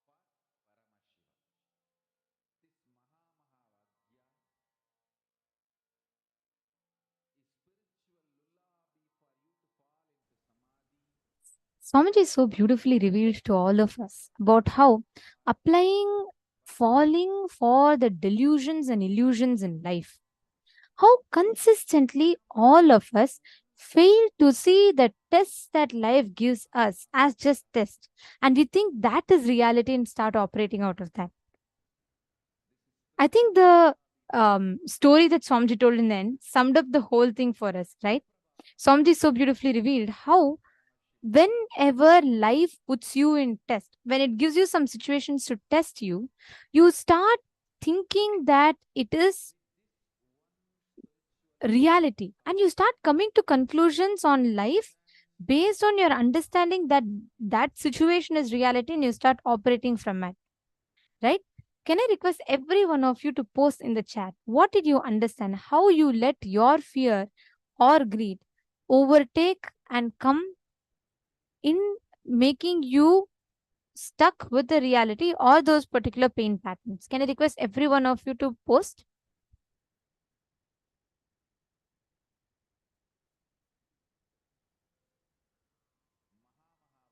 Sthavaram Jangamam Vyaptam.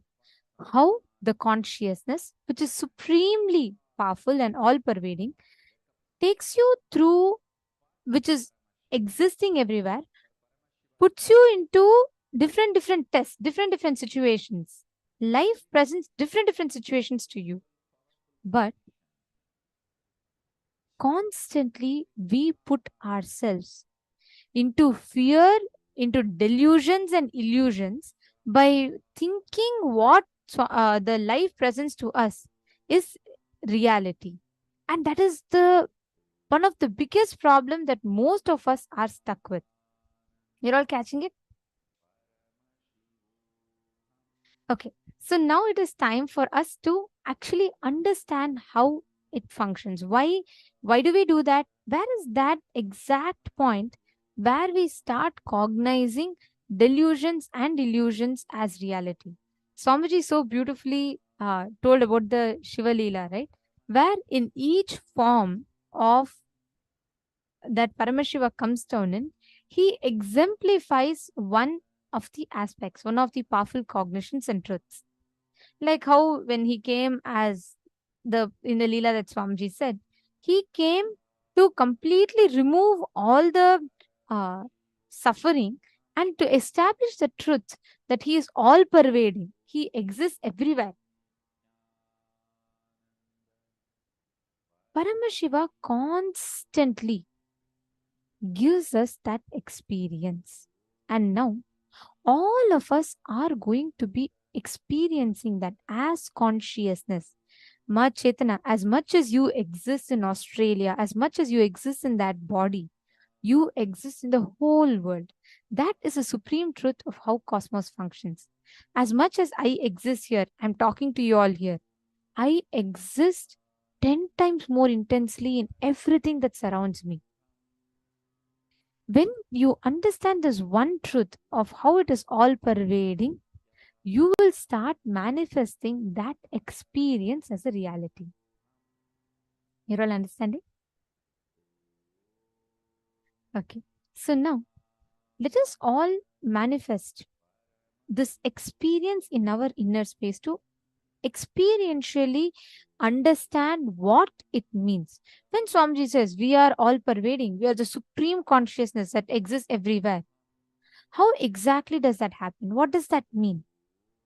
Swamiji has conducted a very powerful meditation process on that. And we are all going to now be experientially understanding that by this Kriya. Shall we all do it? Can I request every one of you, all the participants, to sit straight, get ready?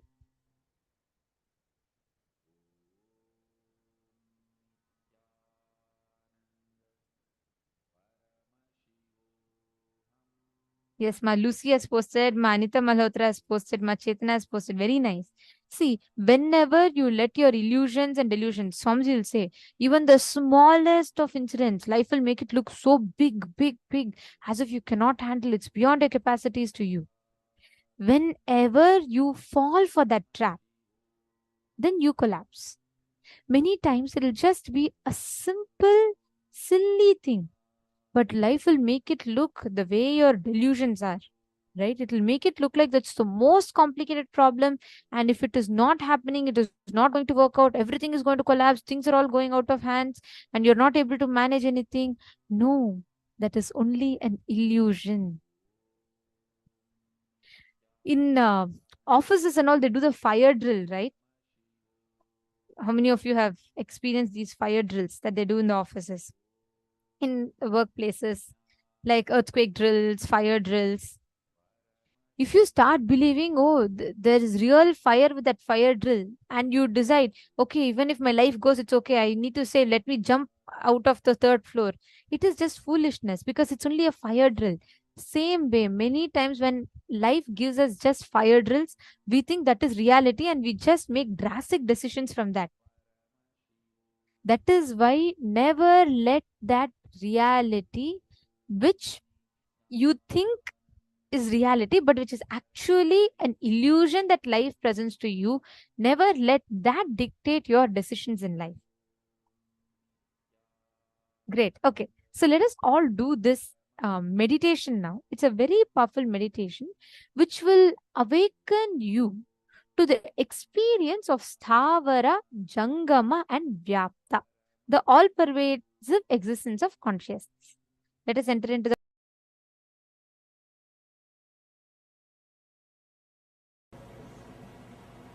Please sit straight and close your eyes.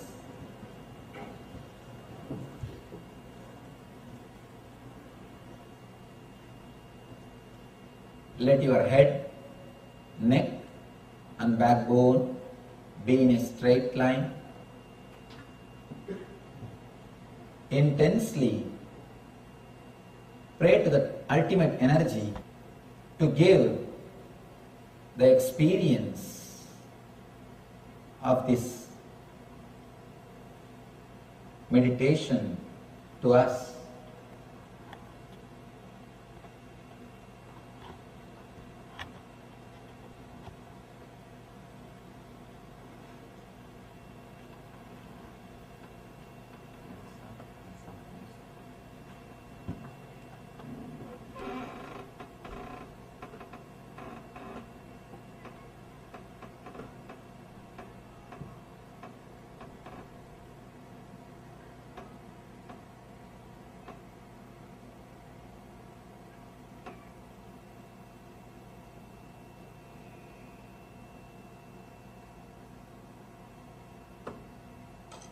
First thing, visualize all your senses are completely shut. Visualize your eyes are completely closed. Your eyes are shut. Don't allow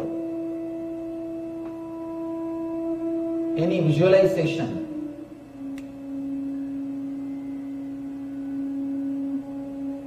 to happen inside your being. Not only closing the eyelids, close the eyes.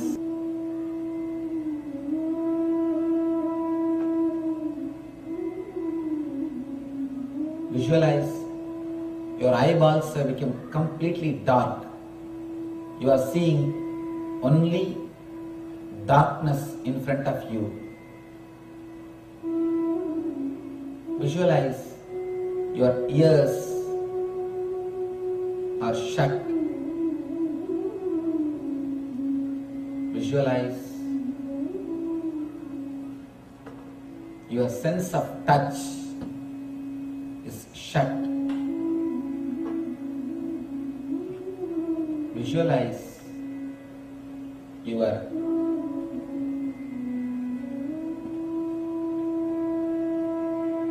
smelling capacity is shut.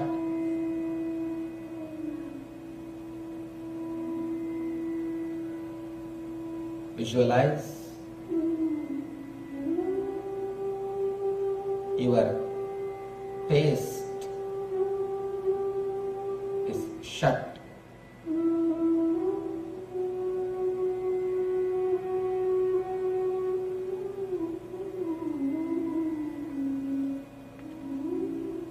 feel deeply. All the five senses are shut.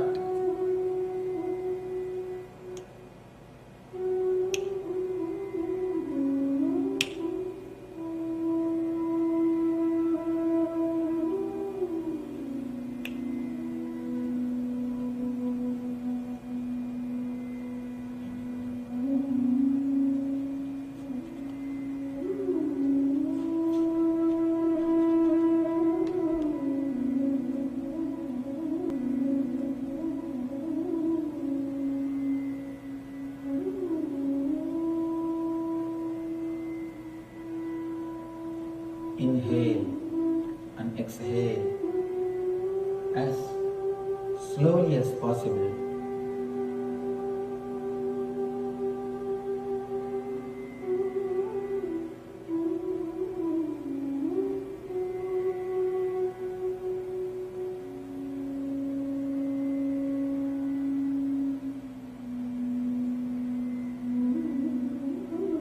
Inhale and exhale as slowly as possible.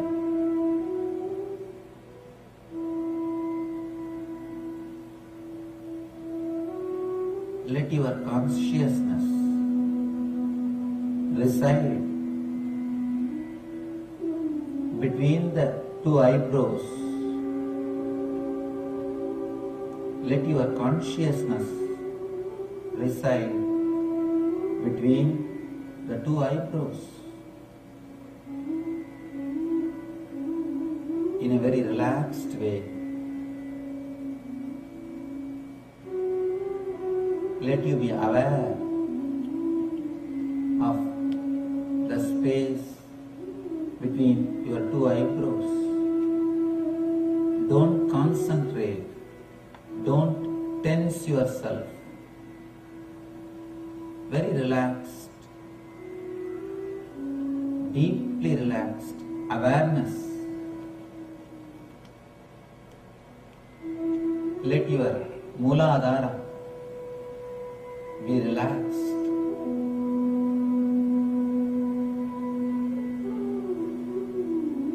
Root of the spine. Let your root of the spine be relaxed. Let your Swadhisthana be relaxed.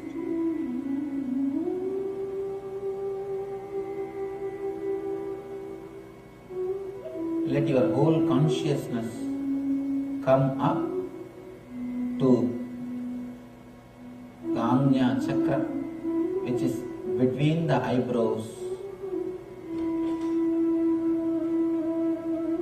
Let you concentrate in the space between the eyebrows.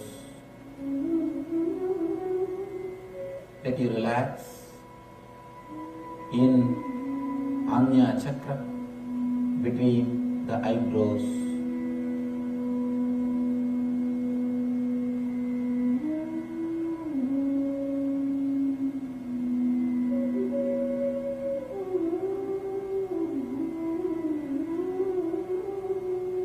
Visualize cool, soothing light in the Ajna chakra, in the space between the eyebrows.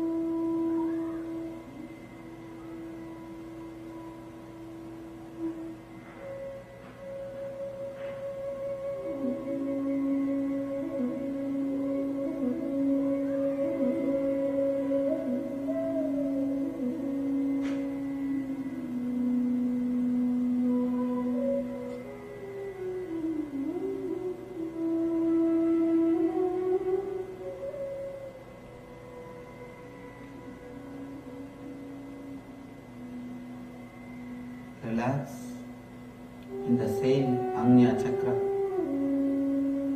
between your two eyebrows. Forget about the world.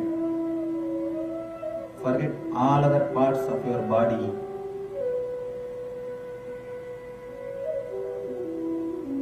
Forget everything about your mind. Let you forget the body, mind and the world. Remember only Agnya Chakra, the space between the two eyebrows.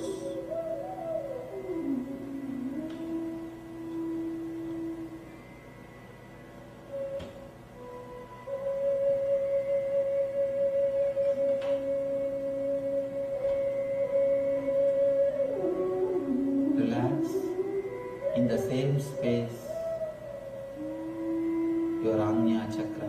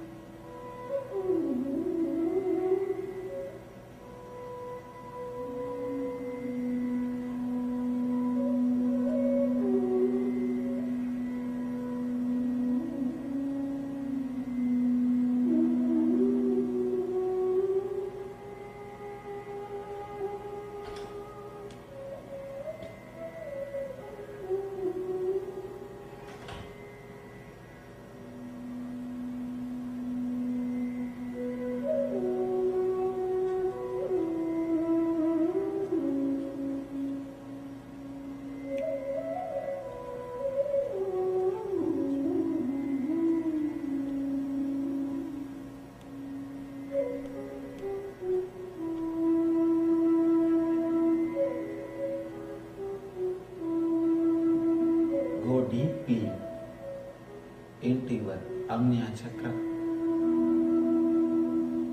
in the space between the two eyebrows.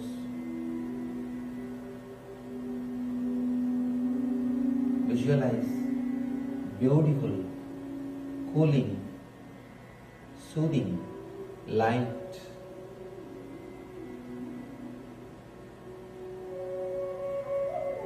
In that Agnya Chakra, let you experience beautiful, blissful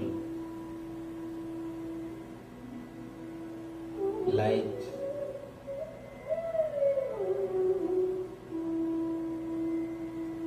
In Agnya Chakra.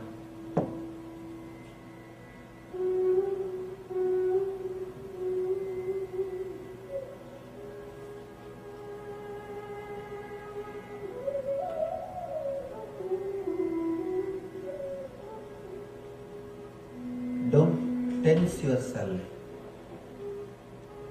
Let your awareness be on the Agnya Chakra in a very relaxed way. Let your consciousness rest in the space between the two eyebrows. Let you rest in the space between two eyebrows in a relaxed way. Let you relax.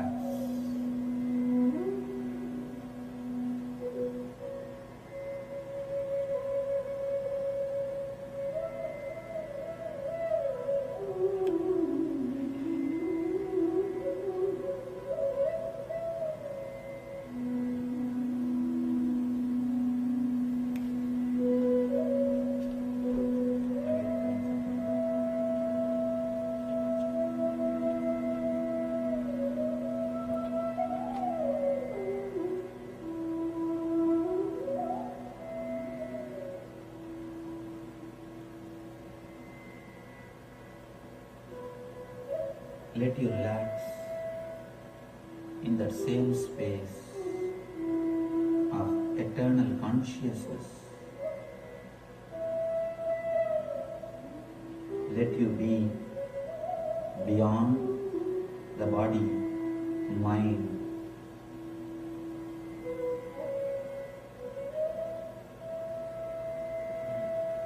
Let your intelligence be awakened. Let you work through the eternal consciousness.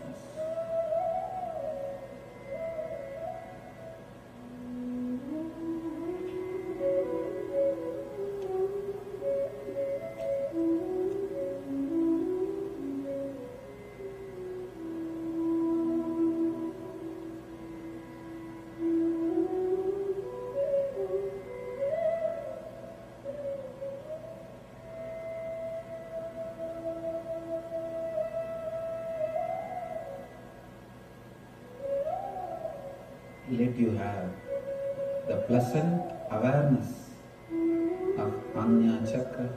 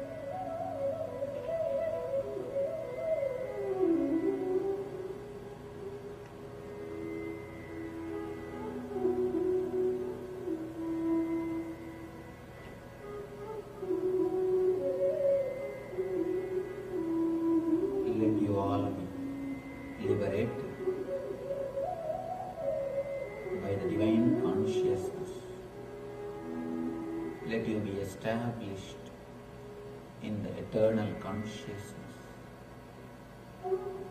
Let you all be in, become one with and radiate eternal bliss, Nithyananda.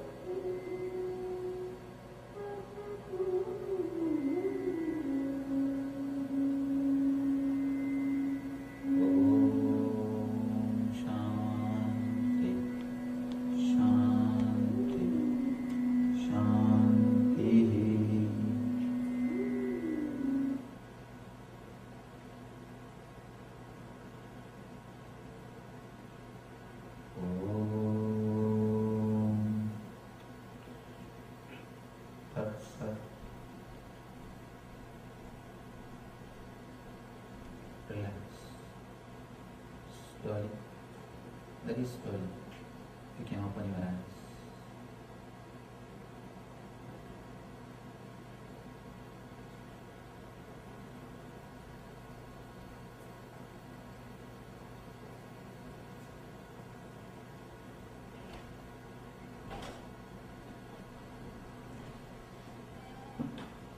let you start staying in the same mood at least for next 10 days.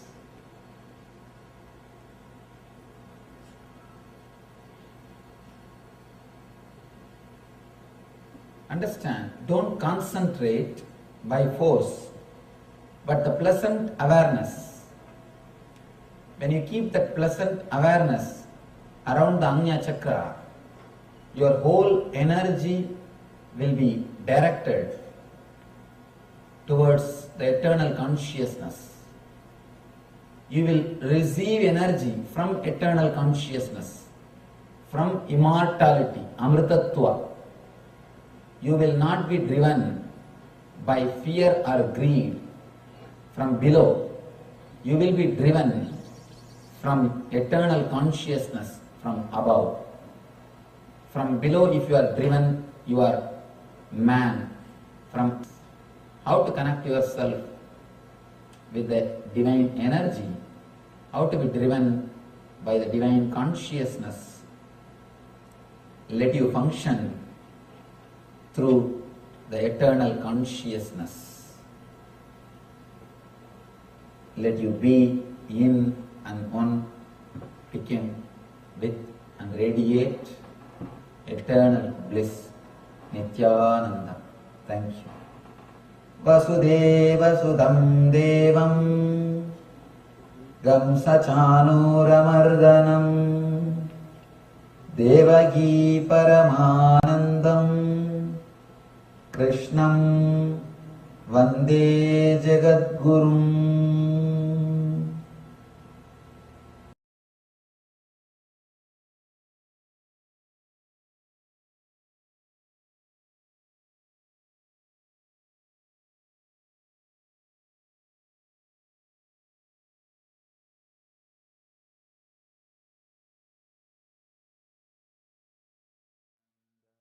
Please settle down, relax. Have a sip of water. Meditation that Swamiji just now led us through. It has, how many of you feel the deep peace, extreme bliss manifesting in you? How many of you feel that?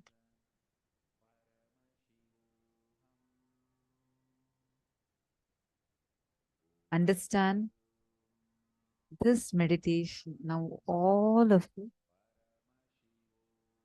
just sit in the same space that the meditation has taken you into.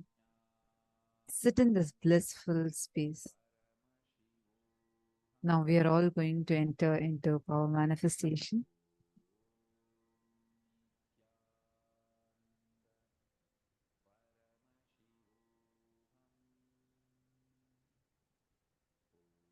Now, the space of all pervasiveness, Sthavara, Jangamam, and Vyaptam.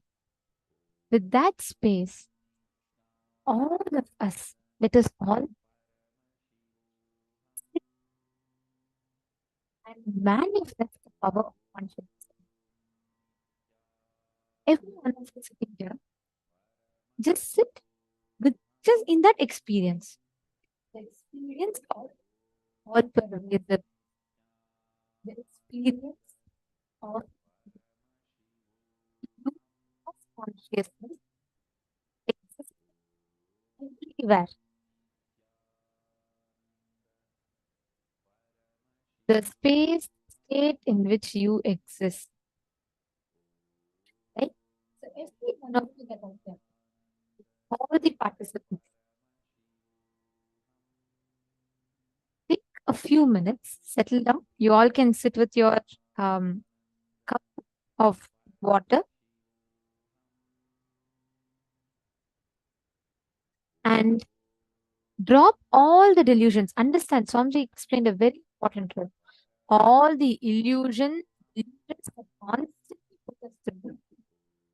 Again, these ups and downs. When you believe their reality, you lost the game. If you believe on the breaking,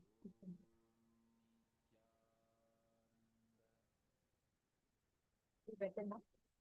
See, in your dream, just because you see a tiger chasing you, you are running in the dream, and you're wanting to take a gun and shoot the tiger to save yourself. If you take a gun and actually shoot, you are falling into the trap. Understand? The only thing you need to do at that time is wake yourself up from the dream. If you try to sit and say, okay, the tiger is chasing me, oh my God, oh my God, oh my God, and if you sit, then you will ever be lost in that. The best way is constantly just deciding to not fall into the trap of illusions and delusions that life creates in front of you. Are all of you understanding? Now, with that understanding, let us all start manifesting the power.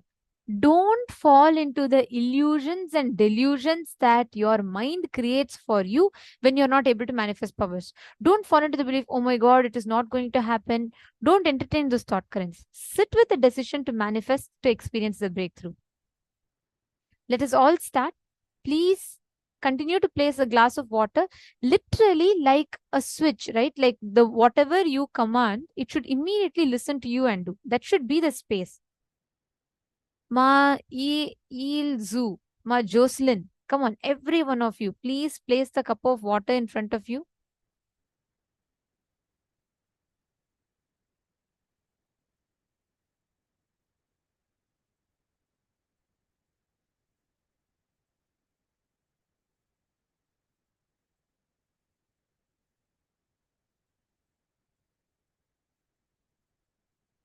Just connect to Swamiji.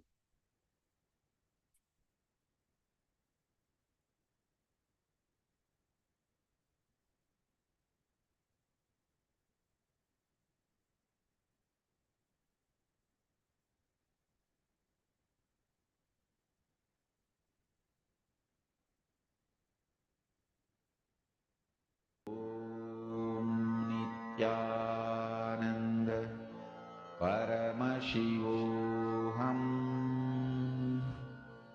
Om Nithyananda Paramashivoham. Intensely keep the object in front of you. Manifest. Connect to that object. Ma Irene, when you're sitting with that object, right? Don't cognize that object as a matter. See, understand that it is consciousness. You are consciousness, like how your brain can command and the object can move. Your hand can move. Same way the object can also move. It is just that decision you need to take in your inner space. Ma Lucy, Ma Liangshu, Ma Jocelyn, Ma Christina, Ma Yilizu, Ma Joyce. Every one of you intensely sit.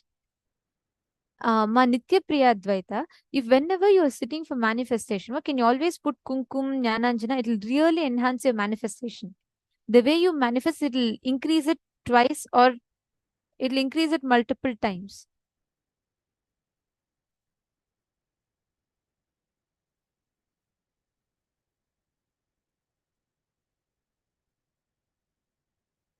Chant the Mahavakya.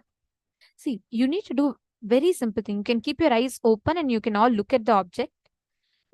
Whether it is a needle or a blade of grass or a rice grain that you're keeping in front of you.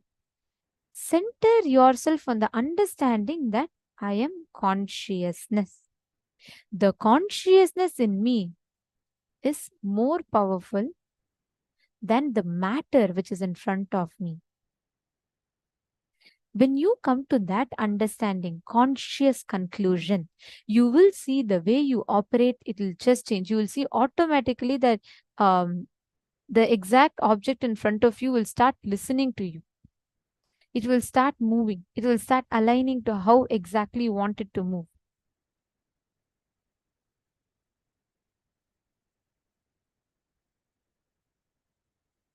Continue to chant the Mahavakya.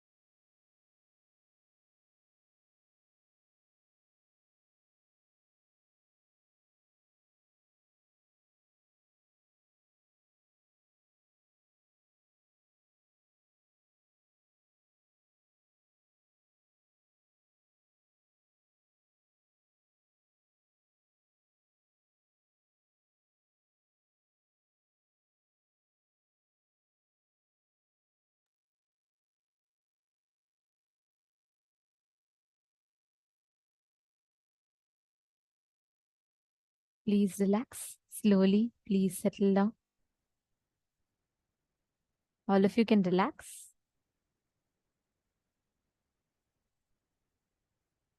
Now, as you're manifesting, understand this dimension of you, experiencing your dimension as consciousness, the Parama, the ultimate, the supreme. Every time you manifest this power, that is the experience that it leads you to. That is the experience that it leaves you with. Okay. So today, when all of you are manifesting this power, let us all get ready to experience this exact cognition through the initiation. Every one of you that are here, we are going to be entering next into a very beautiful session, which is going to be explaining to us about one of the most beautiful, important truths. You will learn about how our brain, there's something called conscious elasticity. What is conscious elasticity? How is it relevant to us? Let us learn and let us listen to these revelations from Swamiji now.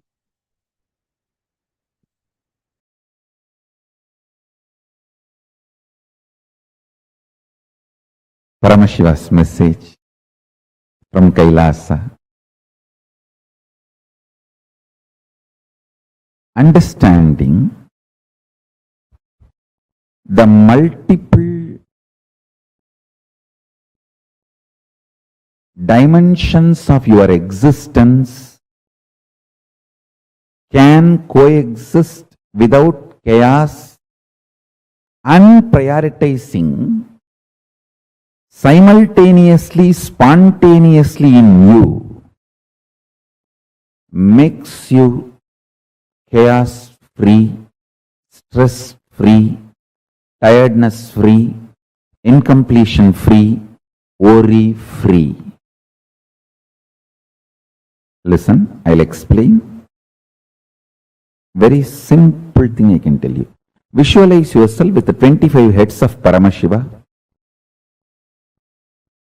75 eyes. Now decide all your problems, difficulties, business, everything. You will think through these 25 heads and find solution. Please listen.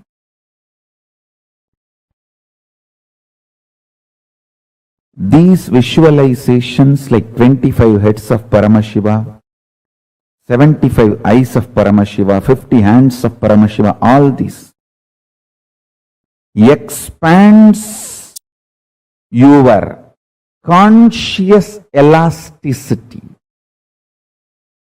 Mark these words. Mark this word. Conscious elasticity means capacity to conceive larger ideas, ideologies, principles, theologies without getting broken or damaged, feeling consistently all the multi-dimensions of your existence and the cosmos is organized, centered on you, your consciousness. Listen. If you feel in the waking state who you are and in the dream state who you are is absolutely unconnected and not even able to have connection, be very clear, it means you are highly stressed and almost broken inside.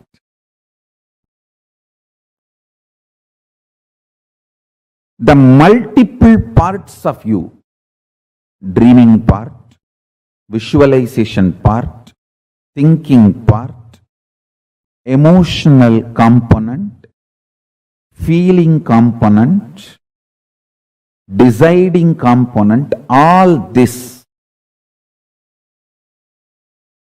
if it is connected in sync synergic. That is what I call conscious elasticity. It just gets pulled, pushed, dragged, but never gives way, breaks. Falling into dream state, falling into deep sleep, getting out of it should be almost like a sweet vacation.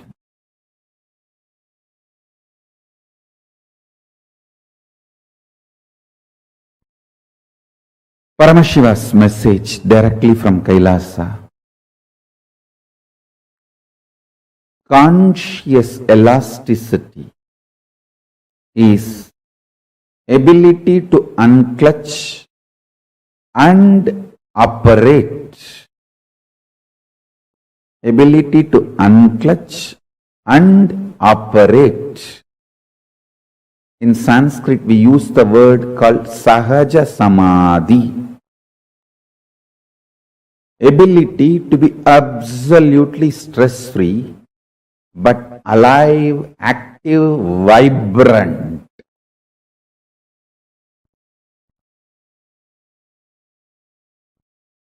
I can sit in Nirvikalpa Samadhi whole day in this Batmasana and go on releasing the ideas about Kailasa, Reserve Bank of Kailasa. Usually presidents, prime ministers, head of states, if they want to reveal something, announce something to the world, they will call for a press meet. There will be a formal press meet, they will announce and the media will ask questions and they will answer, then it will be taken to the world. But here, I did not even make the announcement. I said, I will make the announcement on Ganesh Chaturthi. That's it. It is all over media and social media, internationally, globally.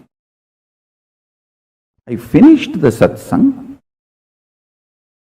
went and sat in Samadhi, attended to some of my puja and all the spiritual activities. When I came out and saw just Reserve Bank of Kailasa, 200 videos are up there. Actually, we are ready to announce, we are going to be announcing. And I am already ready with all the policies, very elaborately the economic policies and economic strategies. And actually, I was planning this 10 days Brahmotsavam itself. I will detail out all the economic policies and principles, strategies with Shastra Pramana in English and in Tamil, both languages. In both languages, I will use Sanskrit. Fundamentally, the policies are formed based on Sanskrit scriptures. So the policies are in Sanskrit, translated in both the languages, English and Tamil, both languages. But only I was wondering, still I am not able to logically understand why this Reserve Bank of Kailasa became so popular, viral.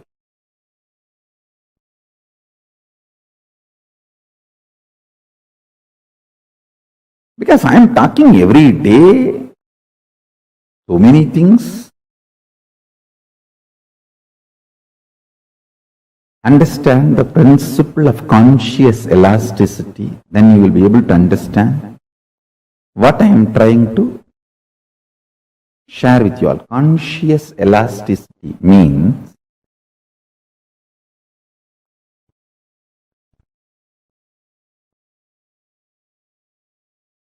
ability to completely unclutch and ability to fully involve, both.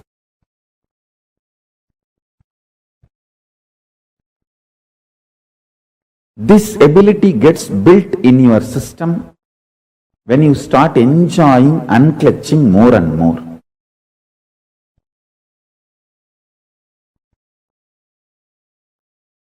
There was a great saint, Ramalinga Vallalar, in South India. He gives a beautiful 3 instruction. Pasittiru, Thanittiru, Velittiru. Means, always body should feel hunger. You should never dump the body with food and seal it up to this. Pasittiru. Always body should be functioning, alive, hungry, burning. Jataragni should be burning. See the Homagni also in Yahavunda also. If you dump the whole thing, the fire will be choked and it will not even be able to burn whatever you offered as ahuti. So you should do it in such a way that the fire should not be overloaded. Same way the Jataragni, the fire in your stomach, responsible for hunger, digestion. It should not be overloaded. It should be kept alive, constantly burning, alive.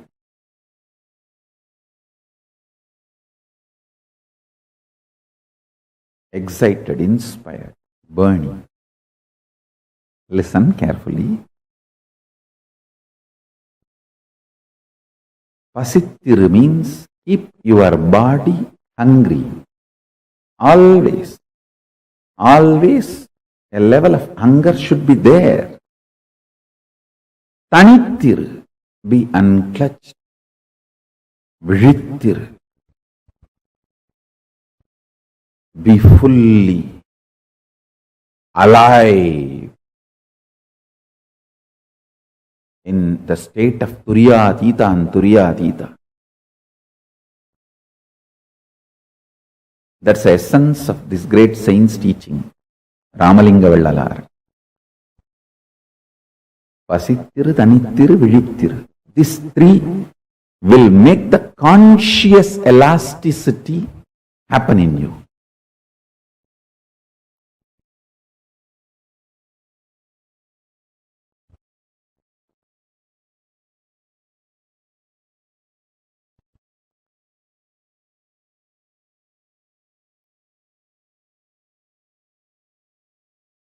I tell you,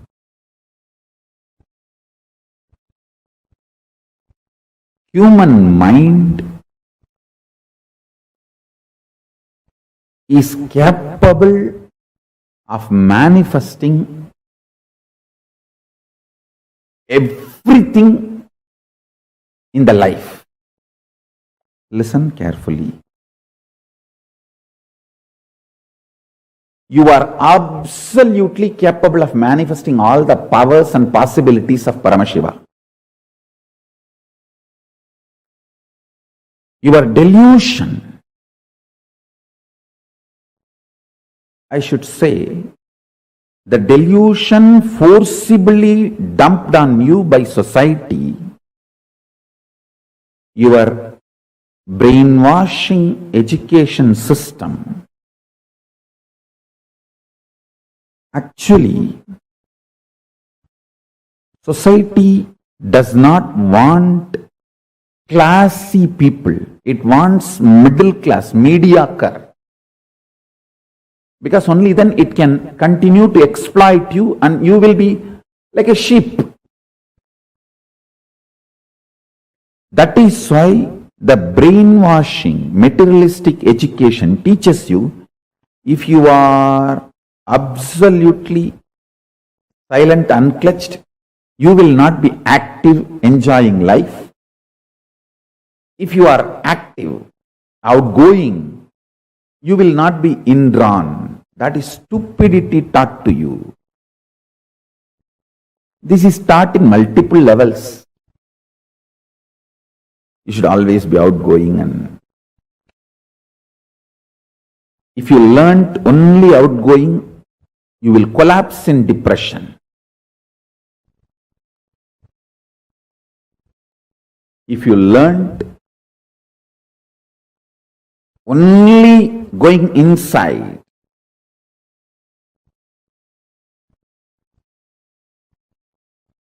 you will not collapse in depression.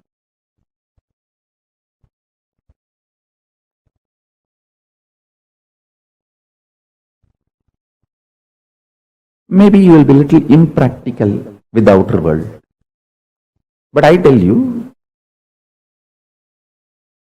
real unclutching is neither only going inward nor only going outward. It is expanding your conscious elasticity. The more you learn unclutching,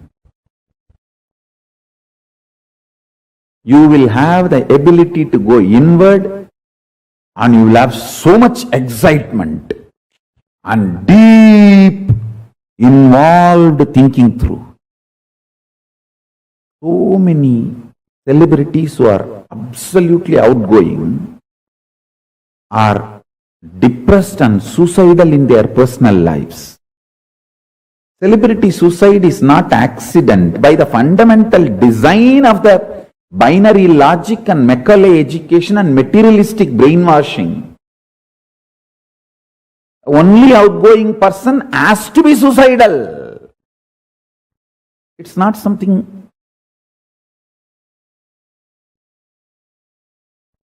rare. Whether comedians or stand-up comedians or all celebrities, the film actors or even the celebrity journalists, stage actors. The only outgoing, and you see, if you are brainwashed, you are capable of only one thing. That is all is needed to destroy you. Either you die as a mediocre forever, or you live as conflicted genius and collapse. I tell you, conscious elasticity,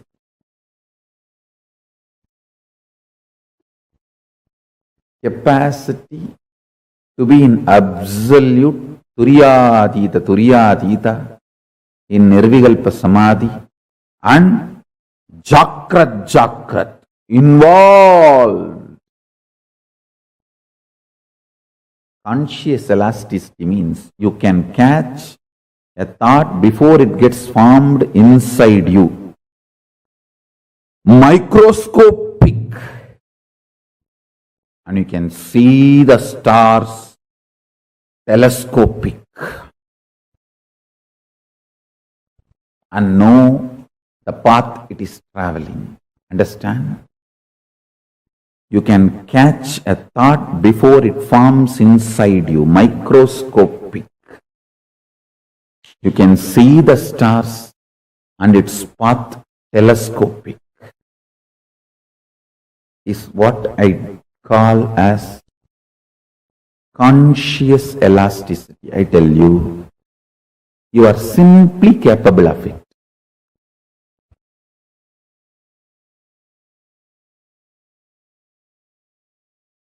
Visualize you with 25 faces. I tell you, every day you are also doing all these 25 actions. You are creating something, you are maintaining something, you are rejuvenating something, you are pulling yourself out of delusion sometimes. You are liberating yourself sometimes.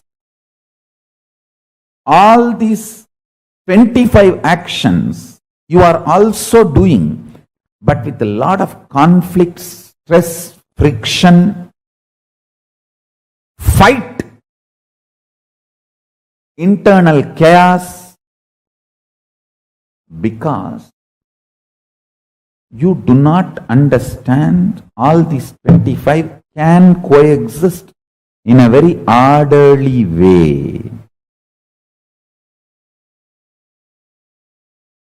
If you can organize your inner space and understand this 25 constantly is happening in you in a very orderly way. Please understand, this next 24 hours, I want to dedicate it to this one principle. All of you sit and pen down, think, do Vakyartha Sadas on this one principle. How you are doing all these 25 actions of Paramashiva in your life every day. Understand? Macrocosm is Paramashiva, microcosm is you. You are the microcosmic version of macrocosm Paramashiva. Brahmanda is in Pindanda. Brahmanda is Paramashiva. You in your body, in your Pindanda, is direct version, reflection, representation of that Paramashiva in all its glory, capability, possibility and powers. You are blueprint of Paramashiva. Conscious elasticity. If you visualize you with all these 25 phases of Paramashiva, the different aspects of your life,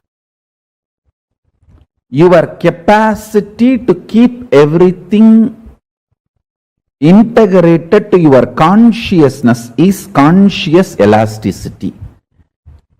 If you feel these 25 phases, heads of Paramashiva is on your head, the neck muscle actually keeps all the heads integrated to your body. Same way, the conscious elasticity is the neck muscle keeps all these 25 phases and paces of you, keeps integrated to your consciousness. Understand? All of us are doing these 25 activities. You are creating, maintaining, maybe in small scale, destroying, putting in delusion, pulling out of delusion, liberation. All of us are doing. See, when you give a consolation, a loving smile, or a simple loving hug to a friend, you are liberating that person from suffering. So every day, knowingly, unknowingly, all of us are doing all these 25 activities. If you are in chaos, disorganized, you suffer as Bandha Jiva, bound soul. If you become organized, understand this 25 phases of you is part of you and integrate them. By building a conscious elasticity, you become Paramashiva. Unclutching strengthens your conscious elasticity. Your ability to be a creator or rejuvenator or liberator or destroyer or deluder, all your dimensions will be in sync if you know how to be unclutched. By more and more unclutching, build conscious elasticity. That's the essence of today's satsang.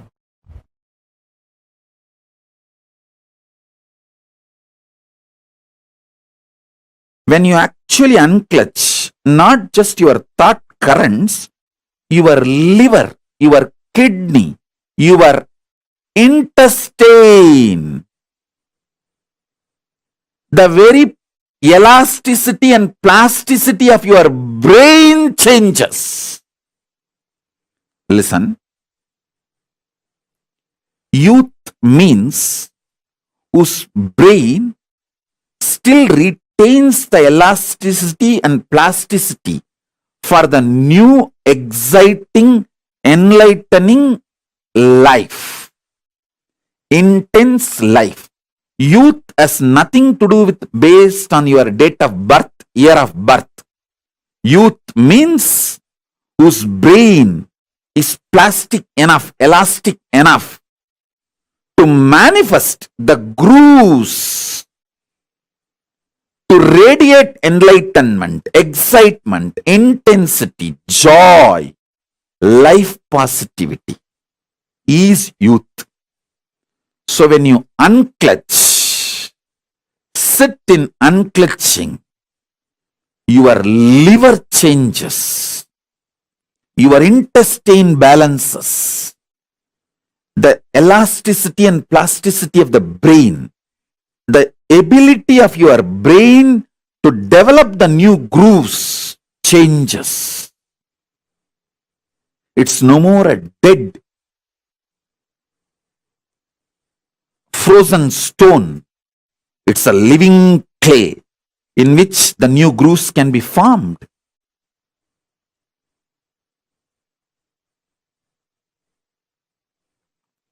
Youth is a person who can get inspired, who can get excited, who can really awaken himself for developing the grooves of enlightenment.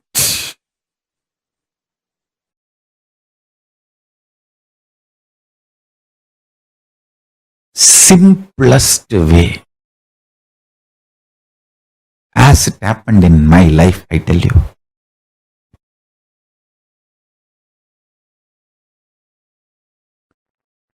I just know my Guru is Paramashiva and I am committed to him. I'll do it. That's it. Understand?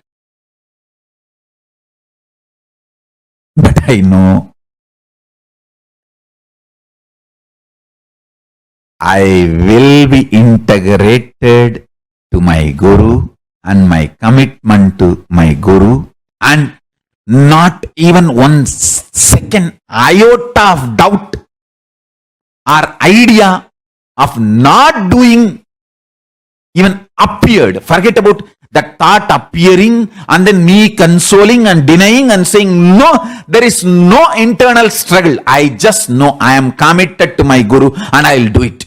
He may not be physically available to me now. That does not mean my commitment to him changes. When your commitment to your Guru changes, even if your Guru is physically alive, even if you are living with your Guru, you are Guru widower.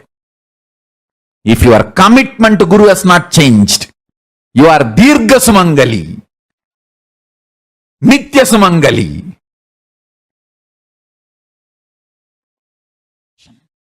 I am committed to my Guru and his word to revive the enlightened civilization, Kailasa on the planet Earth. I'll do it. I will continue to strategize, and I also know very strongly I cannot be destroyed. I am Akshaya. Because my Guru is Akshaya. I am committed to him and he is in me. He has given me that oneness. I am Akshaya. I cannot be destroyed. I'll do it.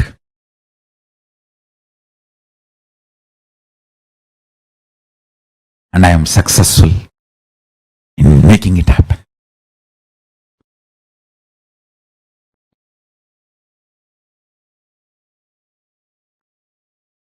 you,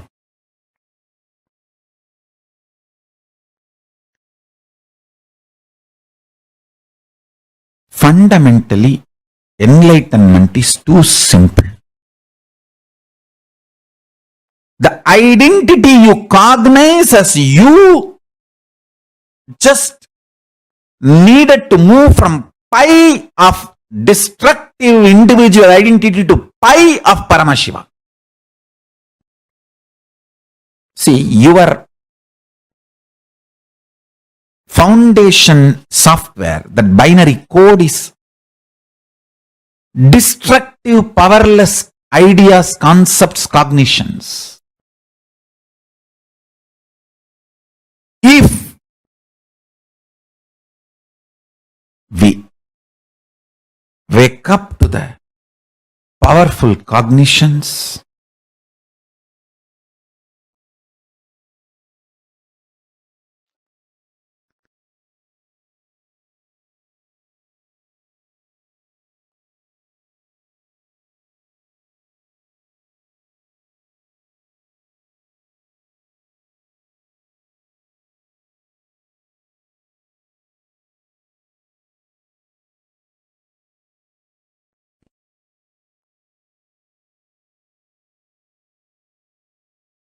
I tell you,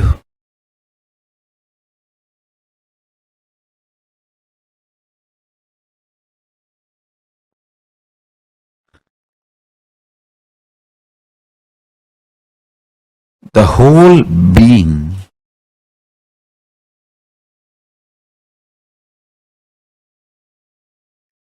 you will move in right direction. Understand? If you are moving in wrong direction, even your success is a struggle. If you are moving in right direction, even if your struggle is success, even your struggle is success.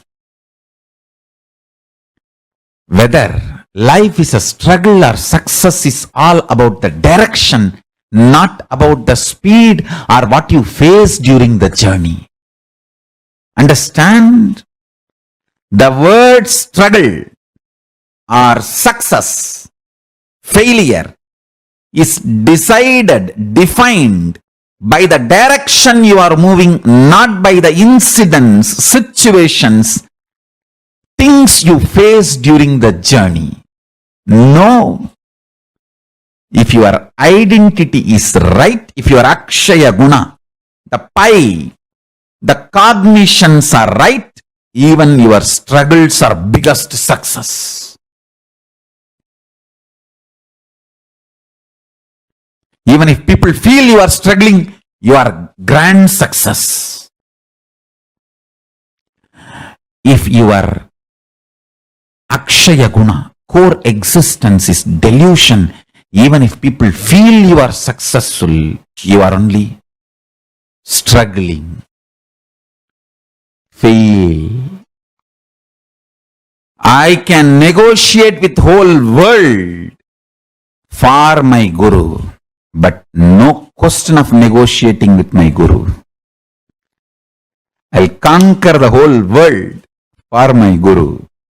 No question of even looking up to see his face, only feet. Understand?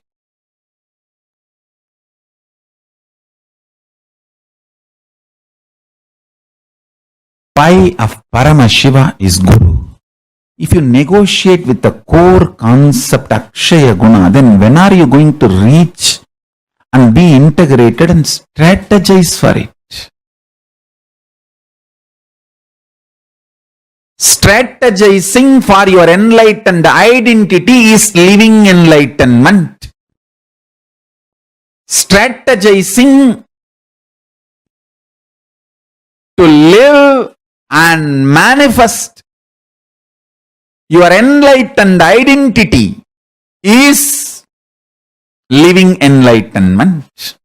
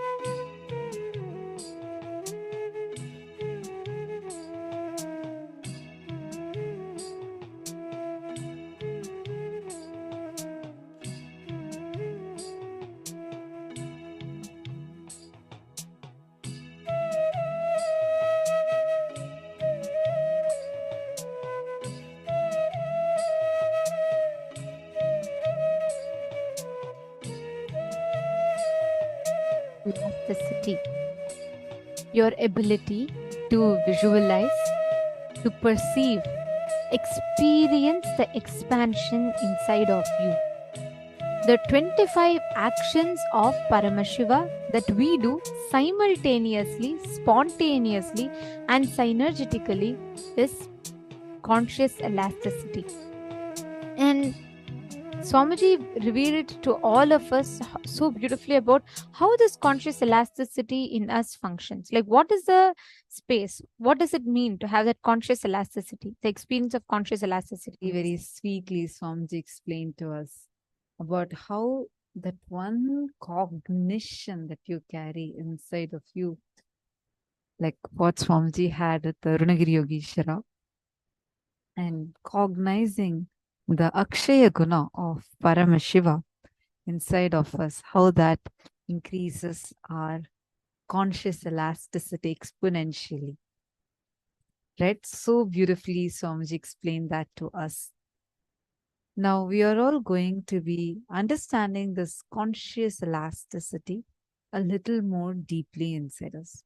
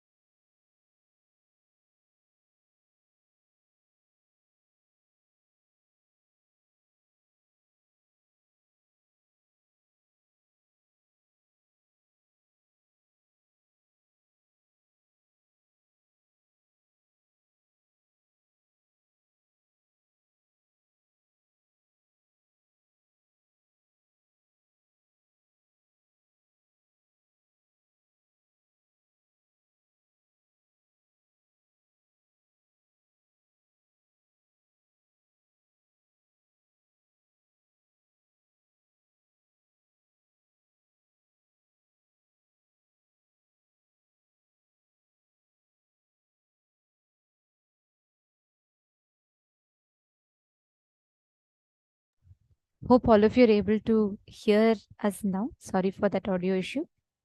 Conscious elasticity means your conscious ability to become everything. Ekam becoming anekam. Anekam continuing to remain as ekam. You sitting, experiencing in the multiple dimensions where you experience continuously yourself happening in the different dimensions of the cosmos. Ekam becoming anekam, and anekam continuing to remain as ekam means the one becoming many, and even when you are many, continuing to remain as one. Swamiji beautifully said, right? The macrocosm is Paramashiva, microcosm is us. You are the microcosmic version of macrocosm. Paramashiva the Brahmanda, and the macrocosm is in the microcosm. The microcosm is in the macrocosm.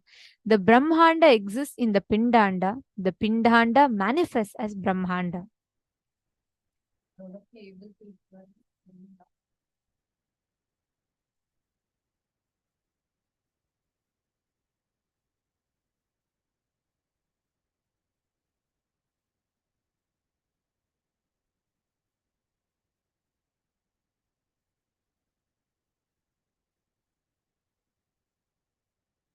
Yes, Ma Anvali is asking what is Ekam and Anekam. Yes.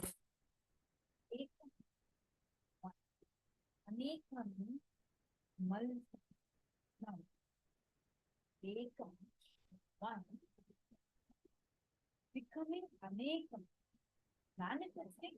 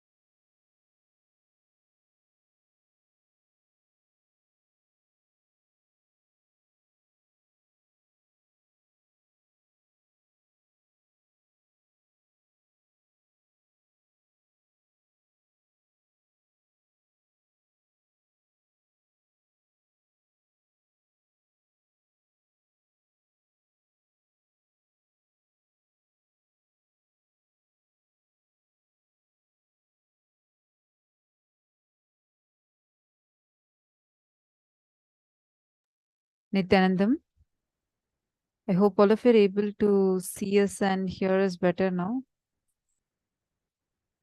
Nityanandam, are all of you able to hear us now? Okay, thank you. Sorry for that. I hope now the audio is good.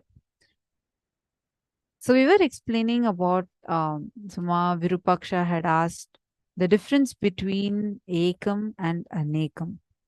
See, Ekam means one, Anekam means multiple, like manifesting as everything. See, Paramashiva, one, becoming many to celebrate himself. Ekam, becoming Anekam to celebrate himself is what is his whole manifestation. When you start cognizing that you are Paramashiva and understand how even without us realizing, we are continuously doing the 25 actions continuously in our life. Whether it is Srishti, Sthiti, Samhara, Tirobhava, and Anugraha, all these 5 into 5, the 25 actions continuously we are doing in our lives. This multiplies and expands our conscious elasticity. Let us understand this more deeply.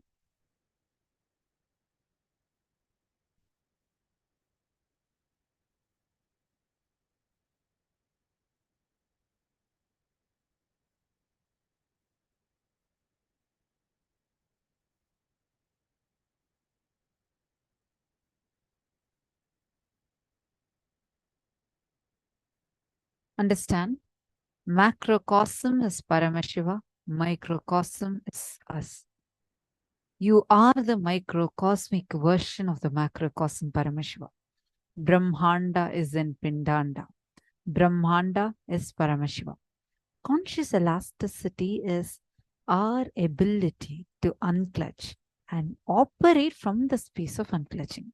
Ability to be absolutely stress-free but alive, active, vibrant. Usually we think if we are unclutched, that means we can't do any activity.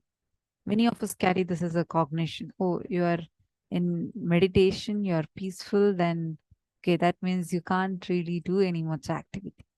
This is a wrong cognition that generally we all tend to carry.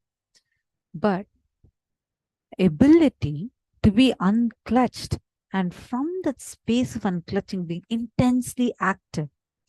Oh my God, that's how Swamiji is, right? Like literally doing everything, but inside him being absolutely unclutched from everything. That is your conscious elasticity. How stress free, how unclutched you are, and at the same time, how intensely active you are. That is your ability, your conscious elasticity.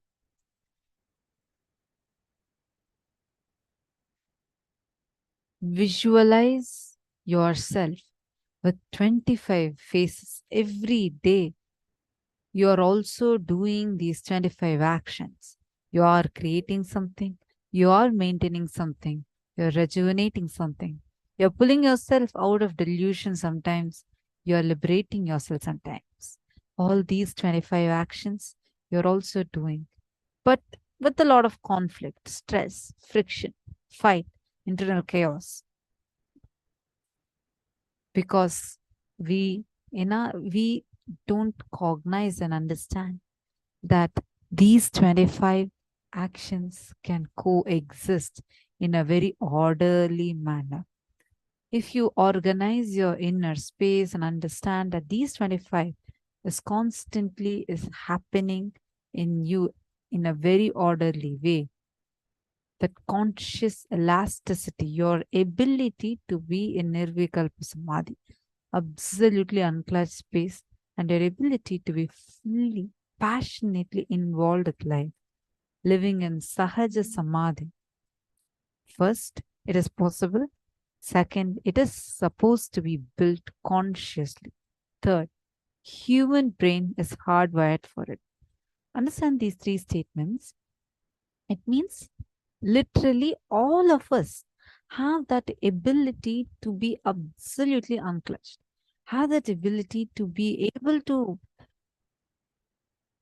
play with all these 25 in our lives, continuously organize it or in our inner space and live as Paramashiva.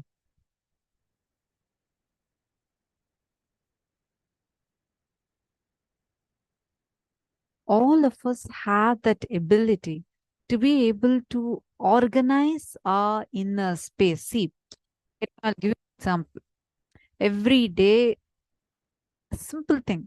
You see a poor man on the road and you decide to give him some food and give him some more money to be able to buy more food, and you're helping a homeless man. At that particular moment, you are liberating him from that hunger. You're understanding? You are now manifesting that hunger. You're manifesting that liberation aspect by liberating him out of hunger. All of us are doing these 5 into 5, the 25 actions in our life. You're creating, let's say, Nandini Lakanpal. Let's say she's now creating a new business. It's a creation aspect.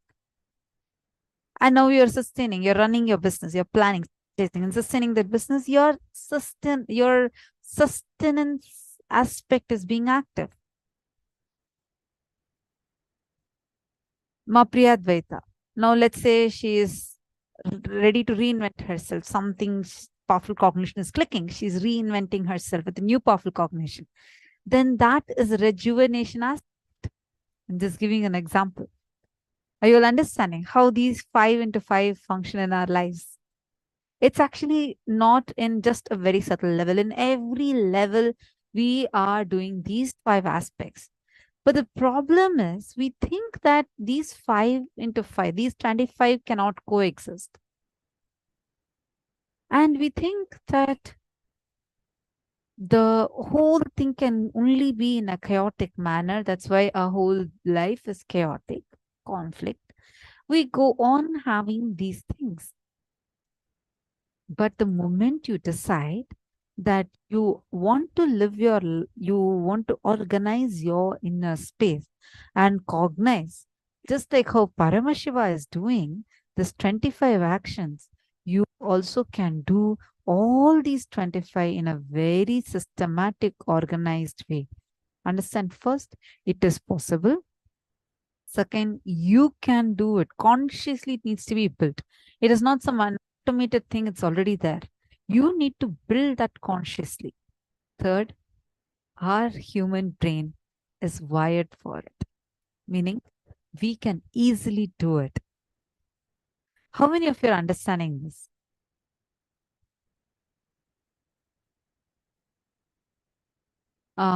Madonna is asking, could you give an example of falling into and pulling out of delusion? Sure. For example, let us say that you get into a conflict with your colleague and you feel like you are, that colleague is only, and then let's say some opportunity comes in your business and your CEO decides to give that opportunity to your colleague instead of you. You think that, look, something this fellow has done. He has conspired against me for sure. And he only stole my opportunity. He took away my opportunity. You build your own false narratives, like hundreds of ideas are already there. You already decided how it started, how he got the opportunity, but not you. You already built a whole story in you. And now you put yourself in a delusion. Now, in just a few more minutes, you find out, you go to your friend and ask, what's the thing? Why am I not getting this opportunity?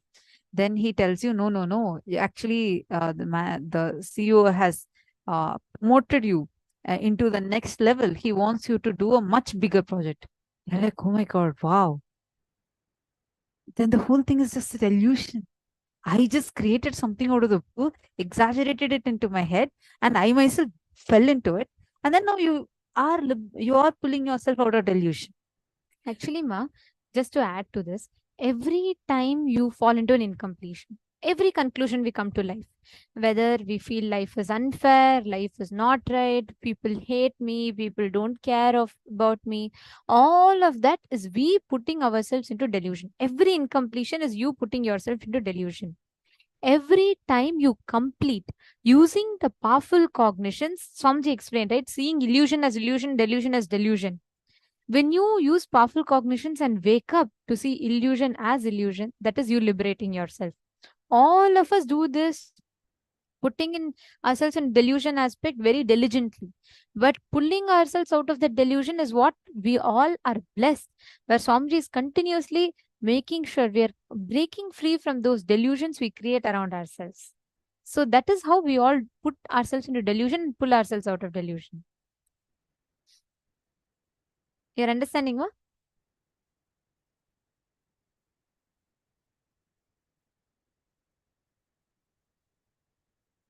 Just cognize these first. We will start having, see, one of the most important things that Swamiji teaches is conscious living. Almost 99% of the times we are always in an unconscious way of living. So many of these aspects, we are not even aware what we are doing in our life. First, cognizing these 25 actions of Paramashiva we are continuously doing in our life empowers you from within. You will have so much of powerfulness. You will be the powerful person of your life. You will have the ability to reclaim that conscious sovereignty in your life. Understand every moment through each of these powerful cognitions. Swamiji is empowering us to be able to be powerful. You don't need to be powerless about your life for anything. You have the power, ability to create it as you want, play with it as you want, sustain it as you want, rejuvenate it where you want, put yourself in delusion and pull yourself out of delusion as and when you want.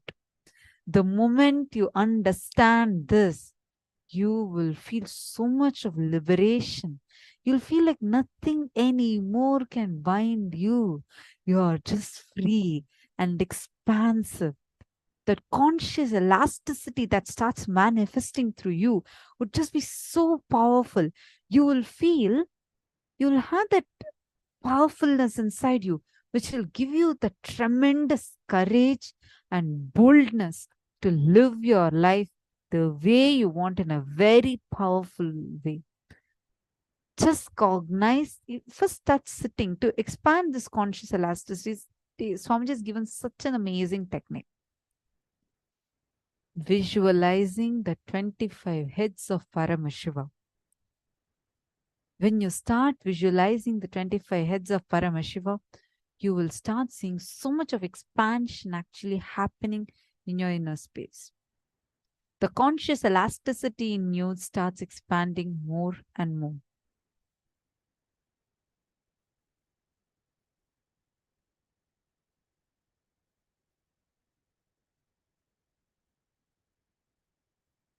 Visualize yourself with all these 25 faces of Paramashiva, the different aspects of your life. Your capacity to keep everything integrated to your consciousness is conscious elasticity. If you feel these 25 faces, 25 heads of Paramashiva is on your head, the neck muscle actually keeps all these heads integrated to your body. You're creating, maintaining, maybe in a small scale, destroying, putting in delusion, pulling out of delusion and liberation. You are, all of us are doing this. See, if you give a consolation, a loving smile, or a simple loving hug to a friend, you're liberating that person from suffering. So every day, knowing or unknowingly, all of us are doing these 25 actions. Take a few minutes. Now, start writing down how are you doing these 25 actions of Paramashiva in your life every day. Please write down, just list these actions and how are you doing that in your life.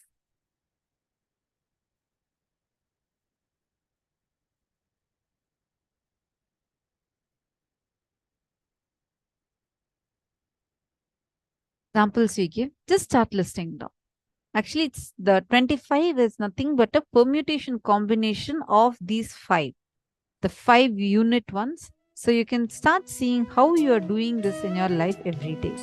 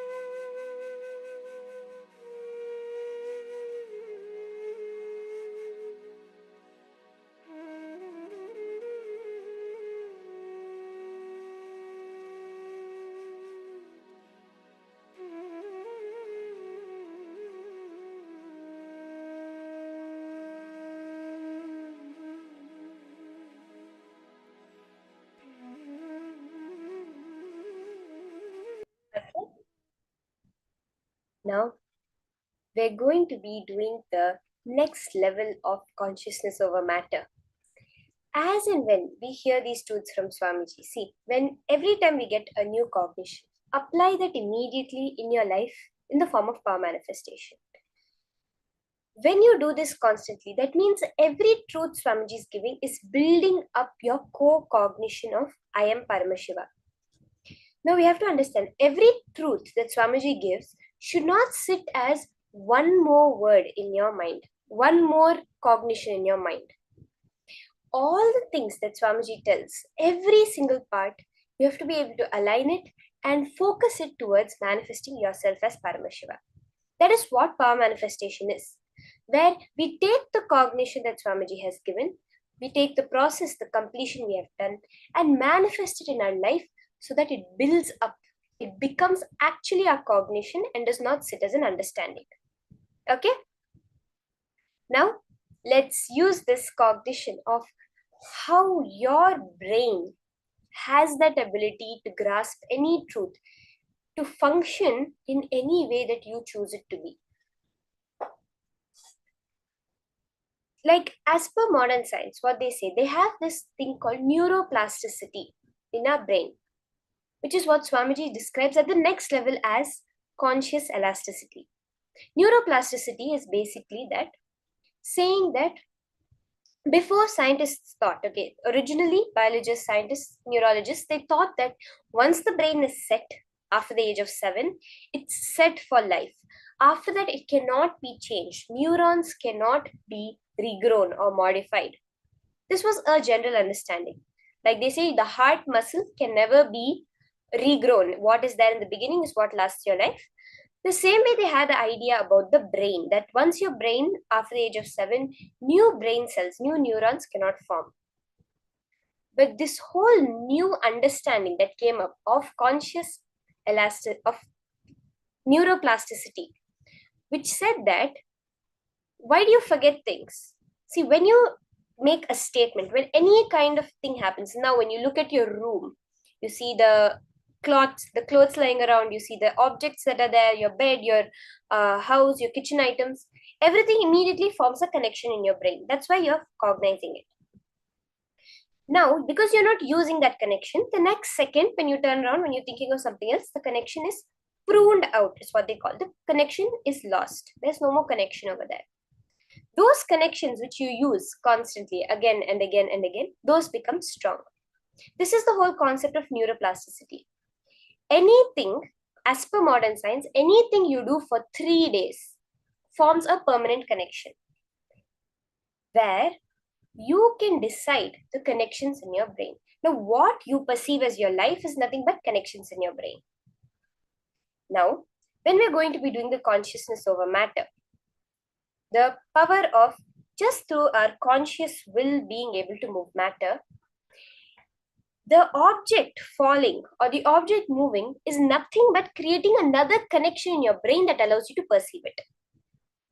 Now, since we were small, since we were young, we've been told that no, it's not possible for you to move any. You're taught the laws of physics, Newton's laws, that you have to apply energy. Any object will continue in that state of energy that it is in unless it is contracted by another energy or runs out of energy. You have these kinds of understandings which you're taught. That is why you're not seeing the manifestation. See, by our nature, anything is possible. It's only what we are able to form as neurons from this context when we look at it. So, now when we are doing the power manifestation, you're going to consciously will and decide with Swamiji's initiation to create that neuron in your brain. That's all.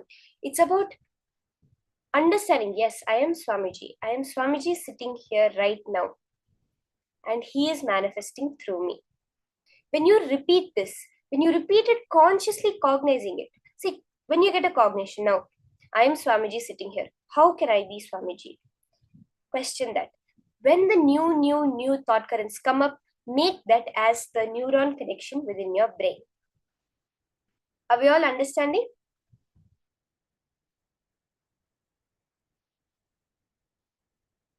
So let's start the manifestation. In this round, we're going to be doing a little bit more further level of the manifestation. In the previous round, we moved the needle in water.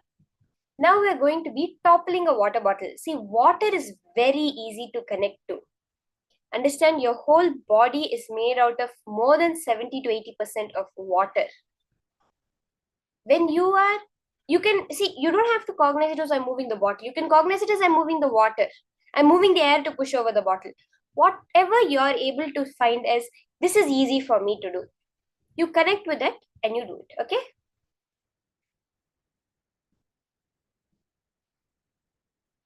So let's start. You can place a plastic water bottle upside down on top of a silicone or a flat surface, a regular flat surface, or on a tablet or phone. You can place the bottle upside down, okay? I request all the participants take a few minutes.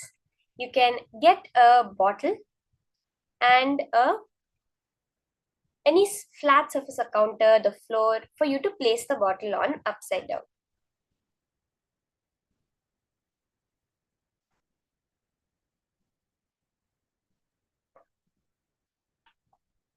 Just take a few seconds and get the bottle for you to do manifestation in this round.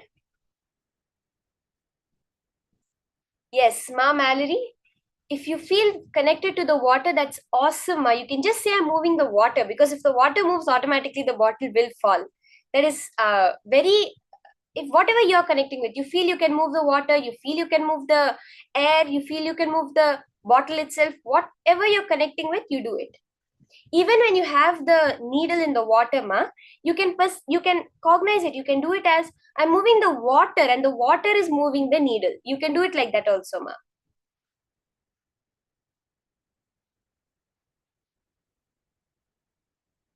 That's a beautiful click you have, ma. If you're able to feel that you're connecting with nature, just do it as if you're connecting with nature and doing it. Let's set up the bottle.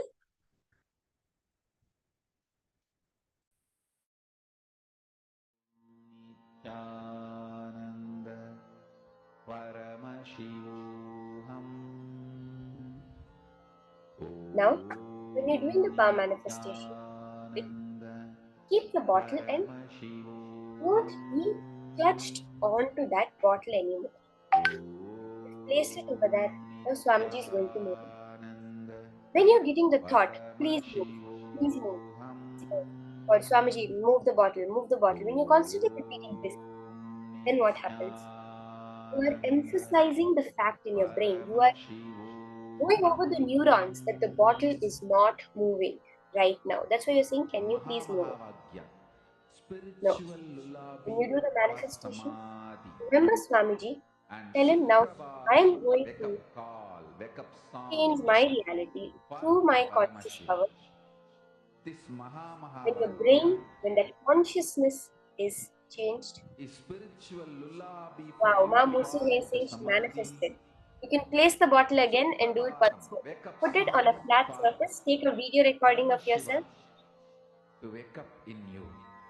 and chant the Just Mahavakya remember this one powerful for the cognition. bottle to topple over. This Mahamahavagyya puts me in samadhi. This is spiritual lullaby for Namusu, samadhi. hey, if you're doing the manifestation, do it 21 times. You'll Wake up be song come for this whole Paramashiva in me. circuit in your brain of consciousness over matter For will become Paramashiva to complete. manifest. Do it 21 times. Then the manifestation will With become a this permanent one manifestation. spiritual You'll be powerful able to do it at cognition, any time that you wish to do it. chant this So beautiful. Mahamahavagyya.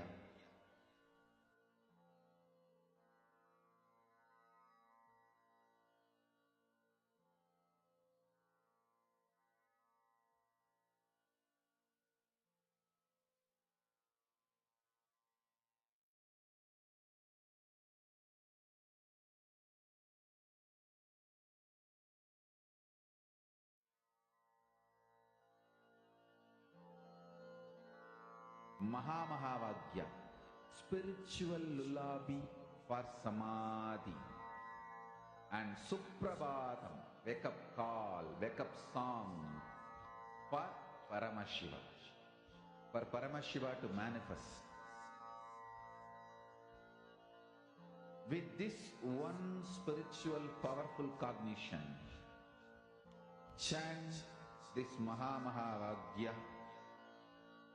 Om Nithyananda Paramashivoham. Om Nithyananda Paramashivoham. Om Nithyananda Paramashivoham. Om Nithyananda Paramashivoham. Om Nithyananda Paramashivoham. Om Nithyananda Paramashivoham. Om Nithyananda Paramashivoham. Om Nithyananda Paramashivoham.